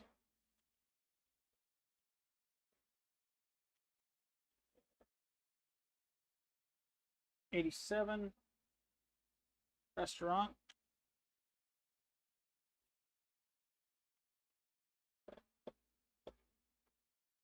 40,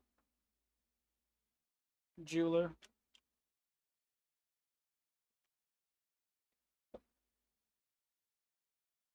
30, cobbler.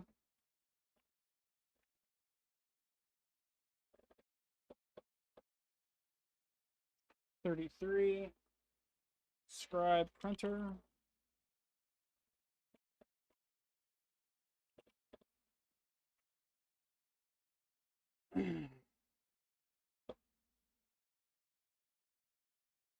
26, haberdasher.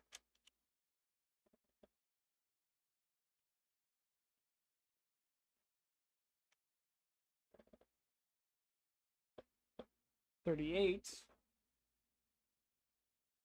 second-hand store / pawn shop.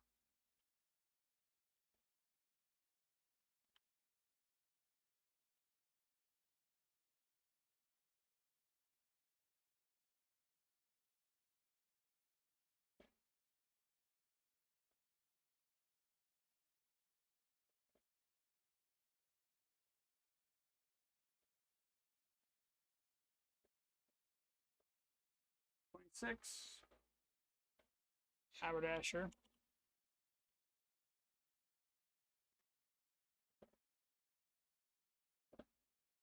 92, carpenter, furniture maker.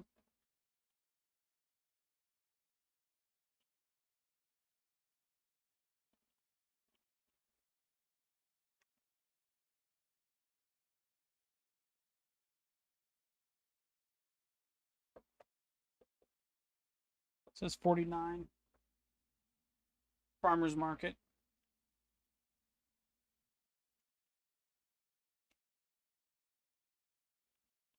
'Barter's market.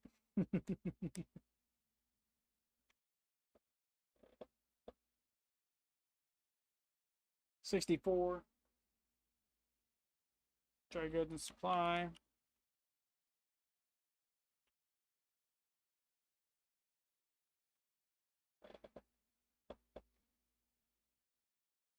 97, artist, art supplies.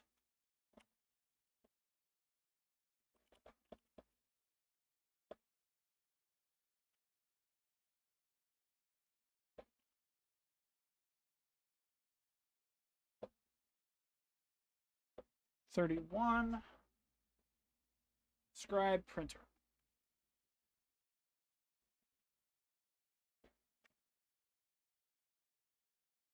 Okay, so that's the thing. That is a lot of business for one settlement. But that is fine.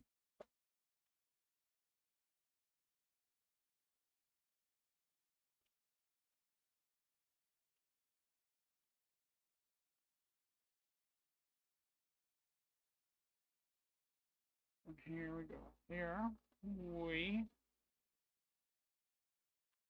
see this will be that eats this.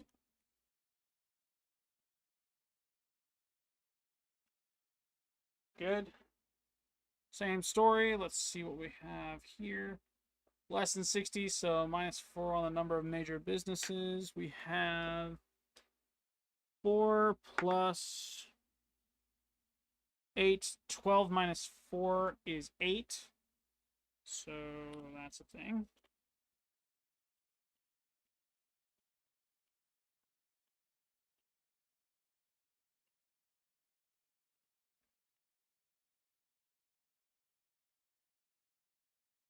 So how do you count to 8? Because I can only count to 4. I can only count to 4. I could only count them. Fuck! Anyway, you get the point. That's 6, 7, 8, 9, 10. Yay. Cool. This. Boom. Yay. Yeet. 1. Alchemist.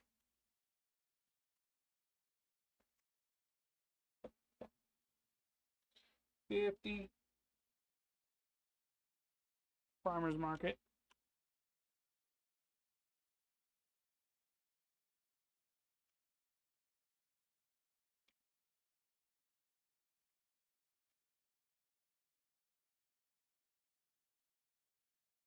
$59 or $49. Sorry, not $59.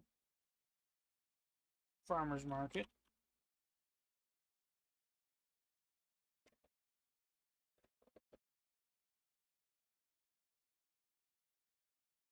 $67.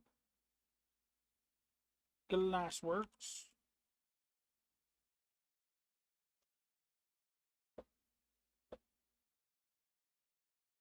$46. Fish Market.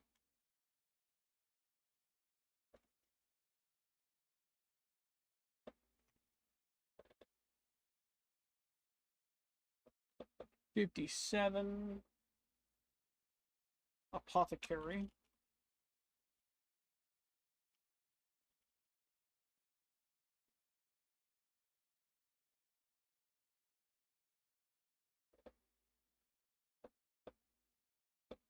$31.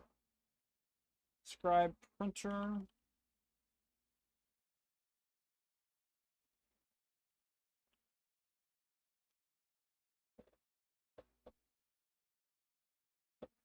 $17. Bank Moneylender.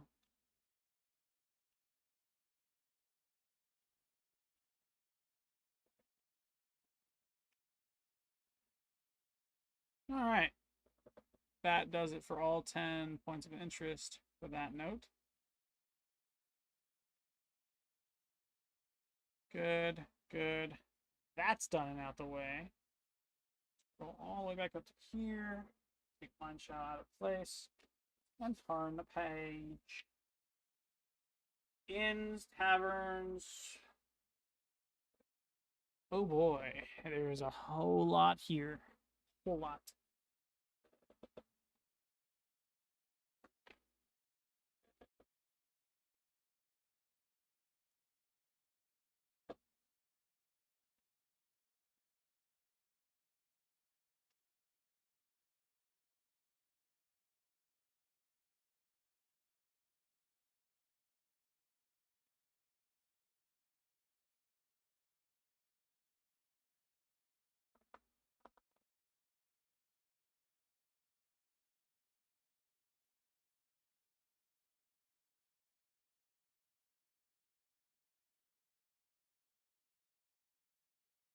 There's a lot to this, isn't there?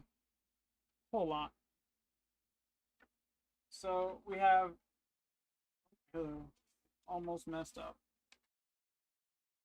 Inns and taverns. Let's just start there first. Okay. We have a single chart, same situation. Roll 2d8 to determine the significant inns and taverns in your community. You could then refer to a random tavern and club generator to define even more aspects of each public house's circumstances.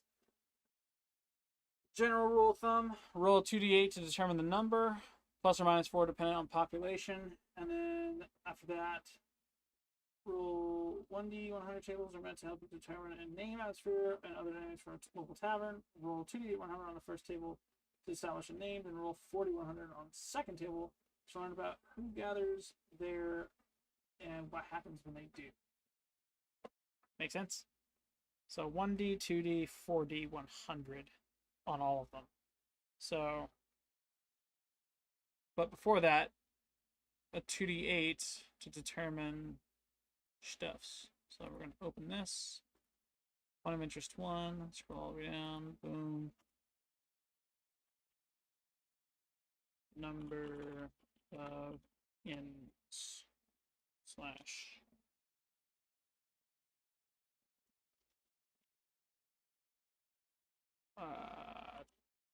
taverns, clubs, and inns.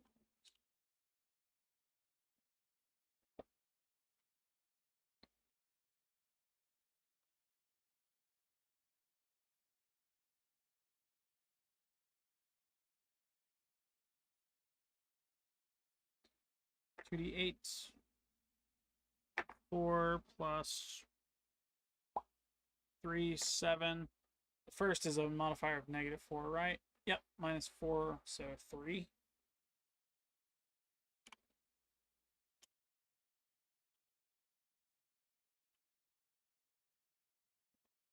This is a lot of information that we're going with. 3 of one of them, so I'm guessing. I say let's do one of each until it repeats, or until we get to the last one, and then repeat for the number, right? So we have 3 in this, so 1 tavern, 1 club, 1 inn, and then after that, if we get a higher number after which, we can do 1 tavern, 1 club, 1 inn, 1 tavern, 1 club, 1 inn, until it hits that maximum number, and then that'll be it. Make sense? Kinda. Okay. So we have on this note 1 tavern,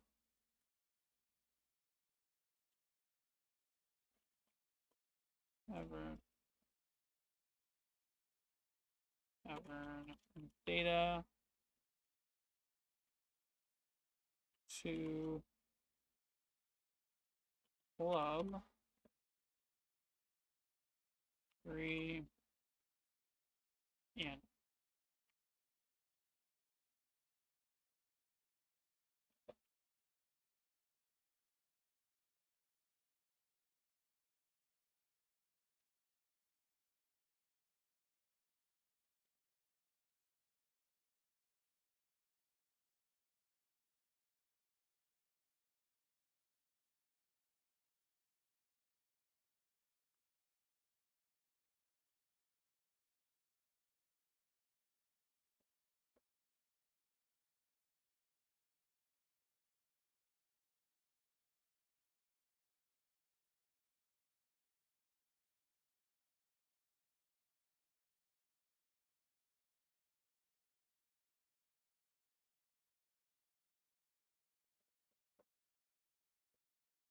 And enticing 7.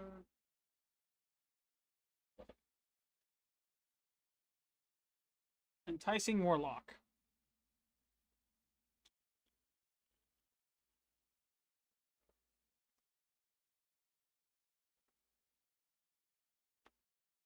That's the name of that tavern. Just so we're on the same page. 94. Creaky artist.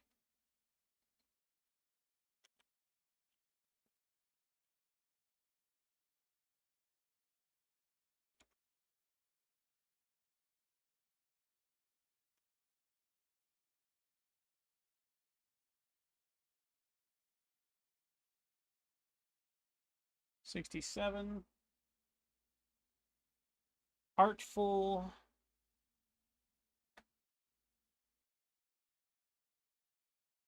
$49. Cloaker.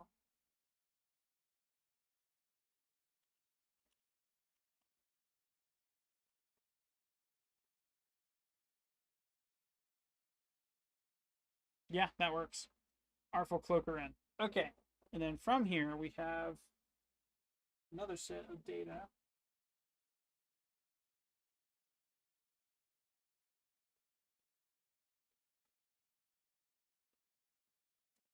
Second one are 4,100 to determine description, regulars, marketing hook, and complications. So that's what we'll hit up with this. Description.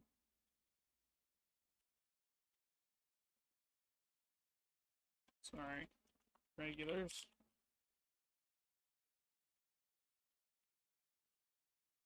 Marketing hook.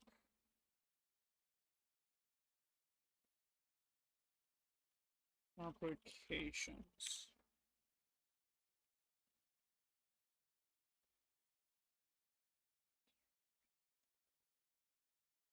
$67. We have.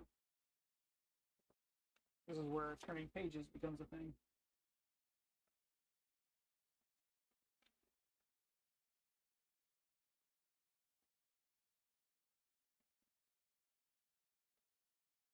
The walls and ceiling. Okay, this is, yeah, that's happening. Um, the walls and ceiling of this hotspot are enchanted, creating illusory artwork depicting each patron's favorite location. That is a lot.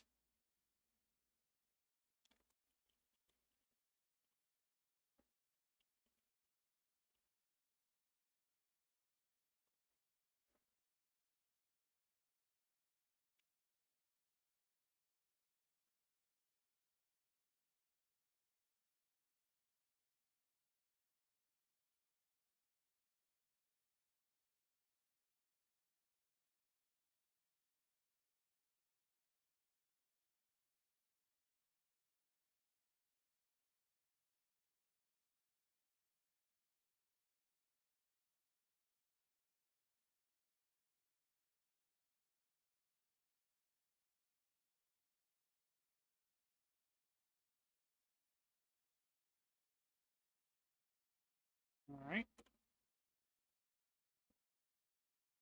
91.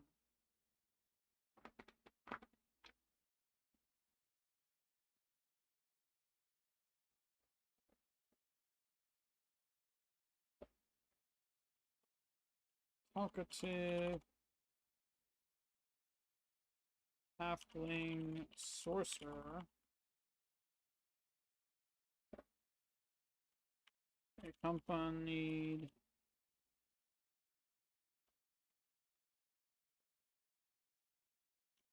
by a large armored construct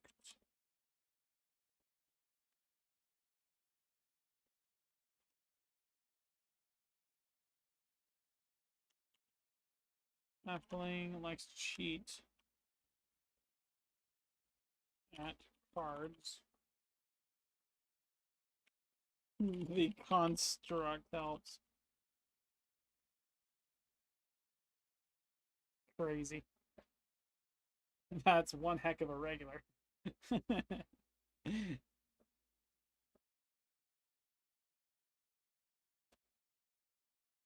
40 for marketing hook.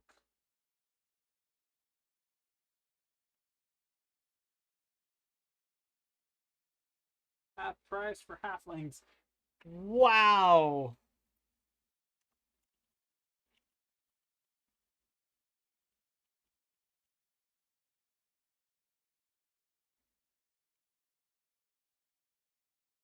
I can only imagine why the halflings are regular now.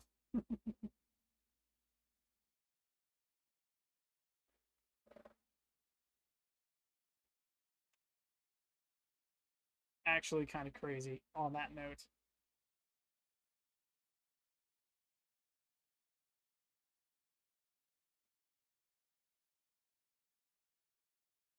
Okay, complications. Roll another D100.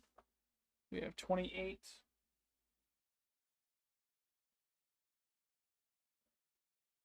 28 complications. Several louts have just learned the tavern has been watering down their ale.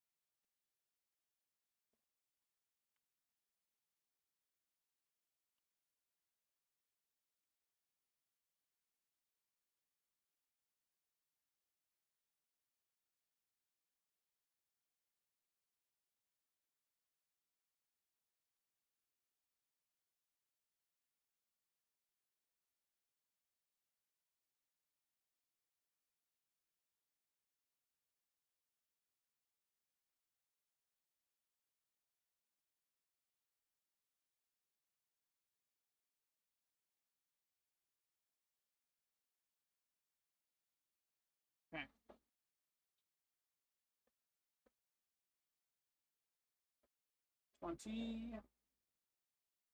A completely green bar, green walls, green mugs, green uniform, green ale, green uniform?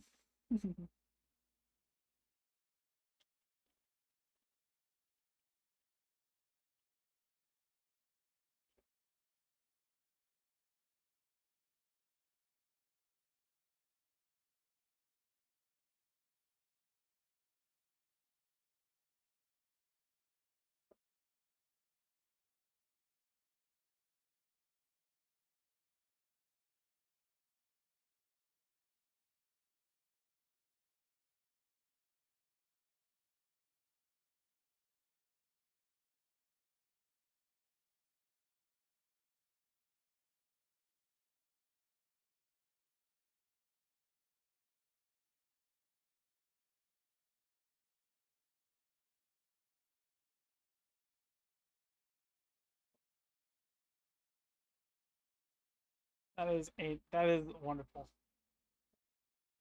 31.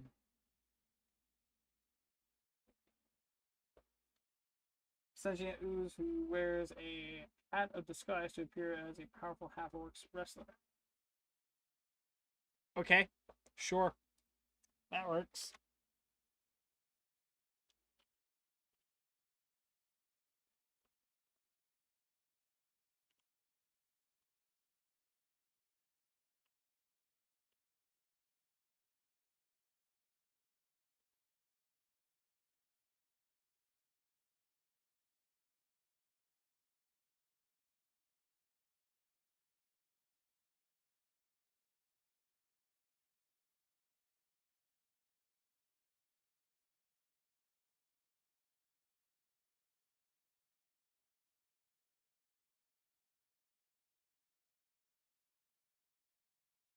Review what that is. It says 13. Live music from open to close, some good, some bad, some famous.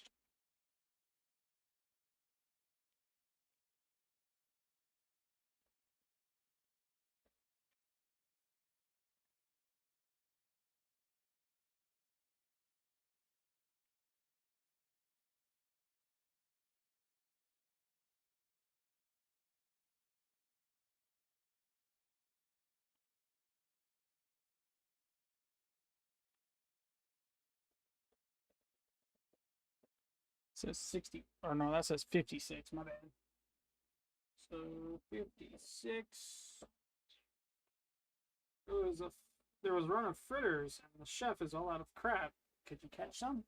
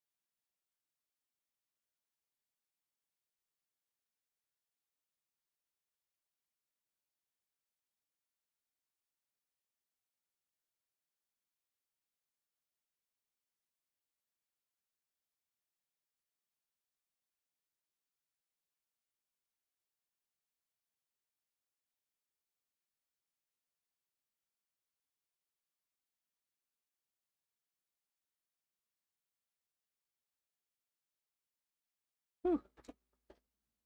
Okay. Description of this bad boy, we got 61 right there. A truly underground establishment. This tavern is built 100 feet below ground.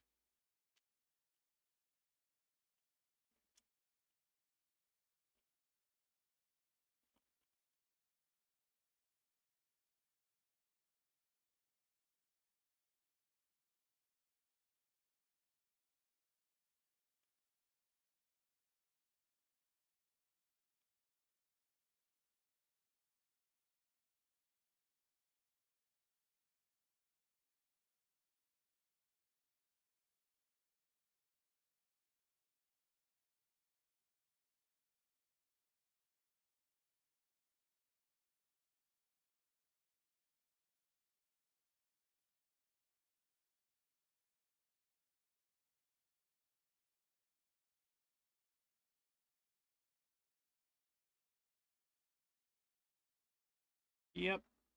Good. Yep. Okay. Regulars. 70.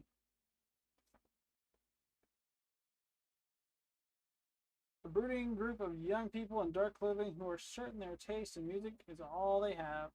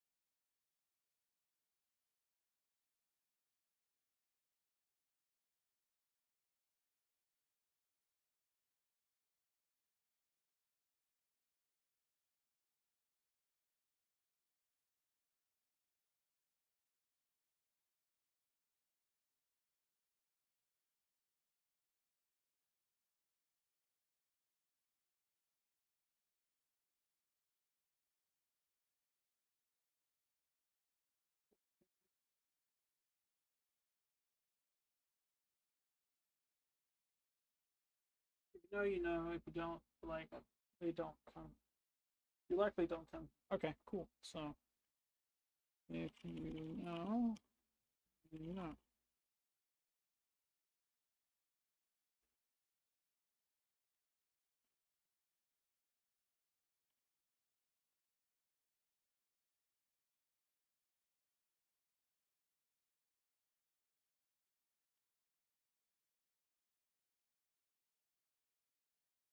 You likey don't come here.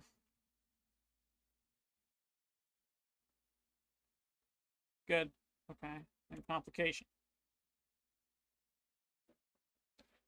Then we have 26. Secret tunnel to the Thieves Guild is about to erupt with members fleeing a turf war.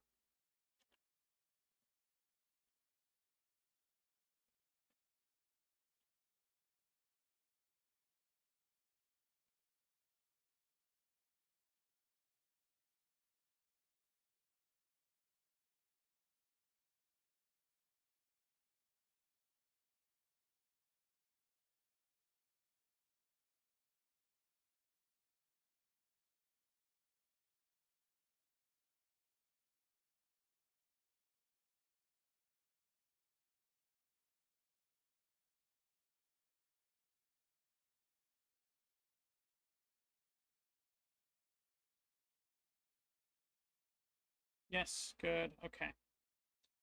That's all it is for that one. Kind of want to flesh out everything having to do with point of interest one via this right here, right? Like I'm gonna leave Mineshadow right where he is. I'm just gonna turn past all of this. Continue all the way to here. We have guilds and unions, and there's apparently a ton of stuff to work with there as well.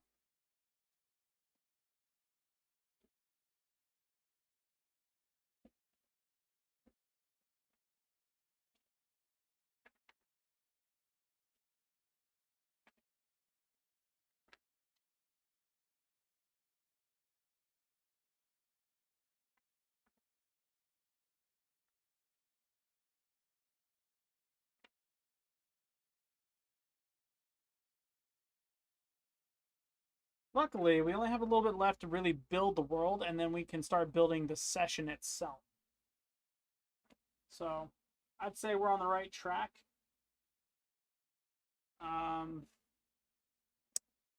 Yeah. I want to skip. I want to keep doing point of interest one. I do. I'm very intrigued as to what we can do with point of interest two, though. Right. I want to get at least 5 of them out the way, so that way there's a decent amount of content to explore via players playing, right? And then I'll have built a session and everything. We'll have fun with it. And then hopefully by that same time, like there'll be a big break in between, and I can get to work on the other points of interest. Yeah. Couple things to note before we end stream. We've got about 18 minutes. I'm gonna try and keep it brief so we can continue working on this. And if, this is in the event you didn't catch what I said earlier when we first started stream. The title hasn't changed because it won't let me change it via my software. I was looking for a 9 to 5. I then wanted to change the title to save me from looking for a 9 to 5. Let's see if you can, kinda. A dare, if you will. I get I'm not the most interesting person in the world. I feel like my humor comes from talking to others here and on social media. I want to have a good life. And the start of the stream was me breaking down what happened in the past 7 months, where I am now, and the decisions I've had to make along the way, as well as the decision I need to make here soon. The plan was to get a part-time job to balance the whole day trading thing that I've been going for the past 7 months. If you're unaware of what that's been like, where I've been, where I've come to in regards to that, go to Orb's Vault, find the Orb Plus link. It's the featured channel on that channel. Click on it. There you go. There's all the information on the videos you can look at on my day trading journey. The past week has been pretty rough. I've been going through a bunch of different strategies, theories, whatnot. And the first half of this stream was me just jotting down in a notepad what someone I think holds more of a reputable value than someone else did, and answering questions I hadn't answered before, while also coming to terms with the fact that my strategy, the one I've been using, is just, it's not untrustworthy, but it is very faith-based and not logically based. And the more I read into certain sites, certain books, certain posts, the more and more my eyes are becoming open to the fact that I've been doing things wrong the past 7 months, and I need to correct that really quickly. Before I, of course, use real capital. I do intend on using real capital soon. Soon, but not today, not tomorrow, maybe not even this week. I intend on actually taking a break from day trading for a little bit and focusing more on streaming, posting, recording, shorts, the whole 9 yards. However, at the same time, and I want to make sure the grain of salt is so fine you guys can't mistake it, uploading is changing. The videos I upload are either going to be shorter or very spontaneous. You'll see one potentially Wednesday, one Thursday. You might not see a video for the next 2 weeks. You might see a video this Friday. It's entirely random. Because if I wind up getting a 9 to 5 and it's the one thing bringing in the bacon, chances are I'm going to be at mercy to that schedule, and I will not have any time for anything else in my life, because I will have at that point dedicated time, so much of my time, to that. And day trading, I'm essentially giving up the one thing that makes it all worth it. One moment, I'll be right back.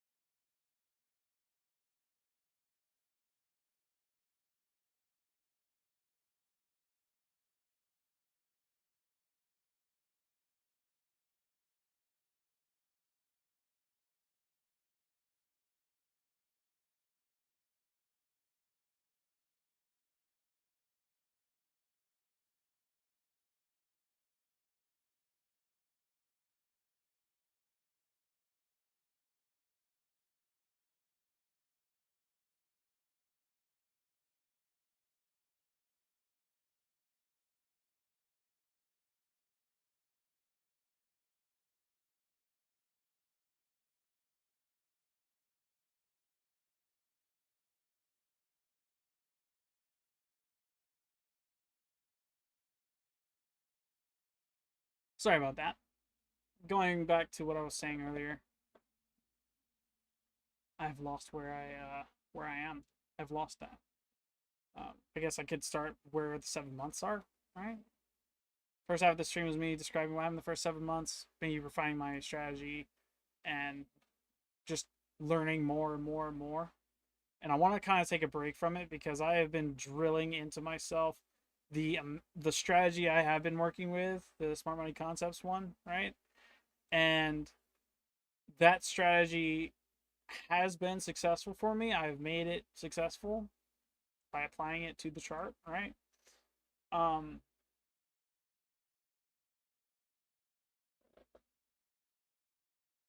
I want to get better at it. So much better at it that I don't have to worry about getting a 9 to 5 because I'll have been making money the entire time, right? Um, I want to continue uploading, but because the potential of me getting a 9 to 5 and surrendering my time to that company is going to be so demanding, uploading is not a guaranteed anymore. I can't guarantee I'll upload anything. I can't guarantee I'll stream anything. I intend to have videos by the weekend. I intend to stream on the weekend, Saturdays. Time's going to be different, especially if I have to work Saturdays because everybody wants the weekends now. They don't keep it fresh anymore. We're not allowed breaks. Um, Trying to think of what else.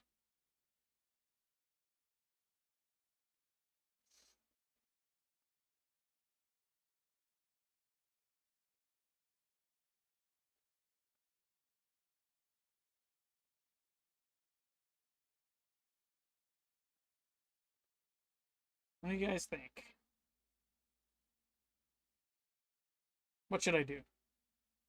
Hmm.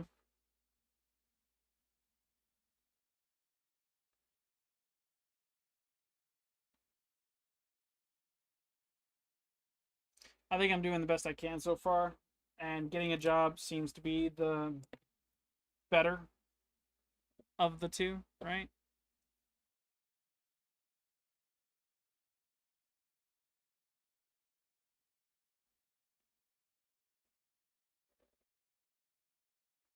I need to get better with day trading.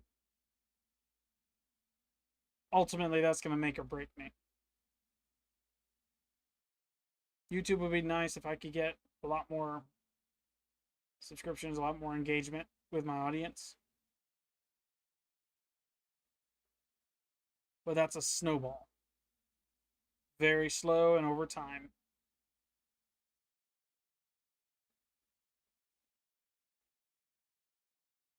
I think I've done all I really wanted to this stream. Thank you guys for watching. I know it was one of the more boring streams. I know it's not what I typically do. If you're interested in checking out any of my other content, literally go to the names right there. And if you're watching this on stream, the names are up there. Check them out. See what you think about them. If you're interested in watching any of my content, liking any of it, subscribing to it, do so.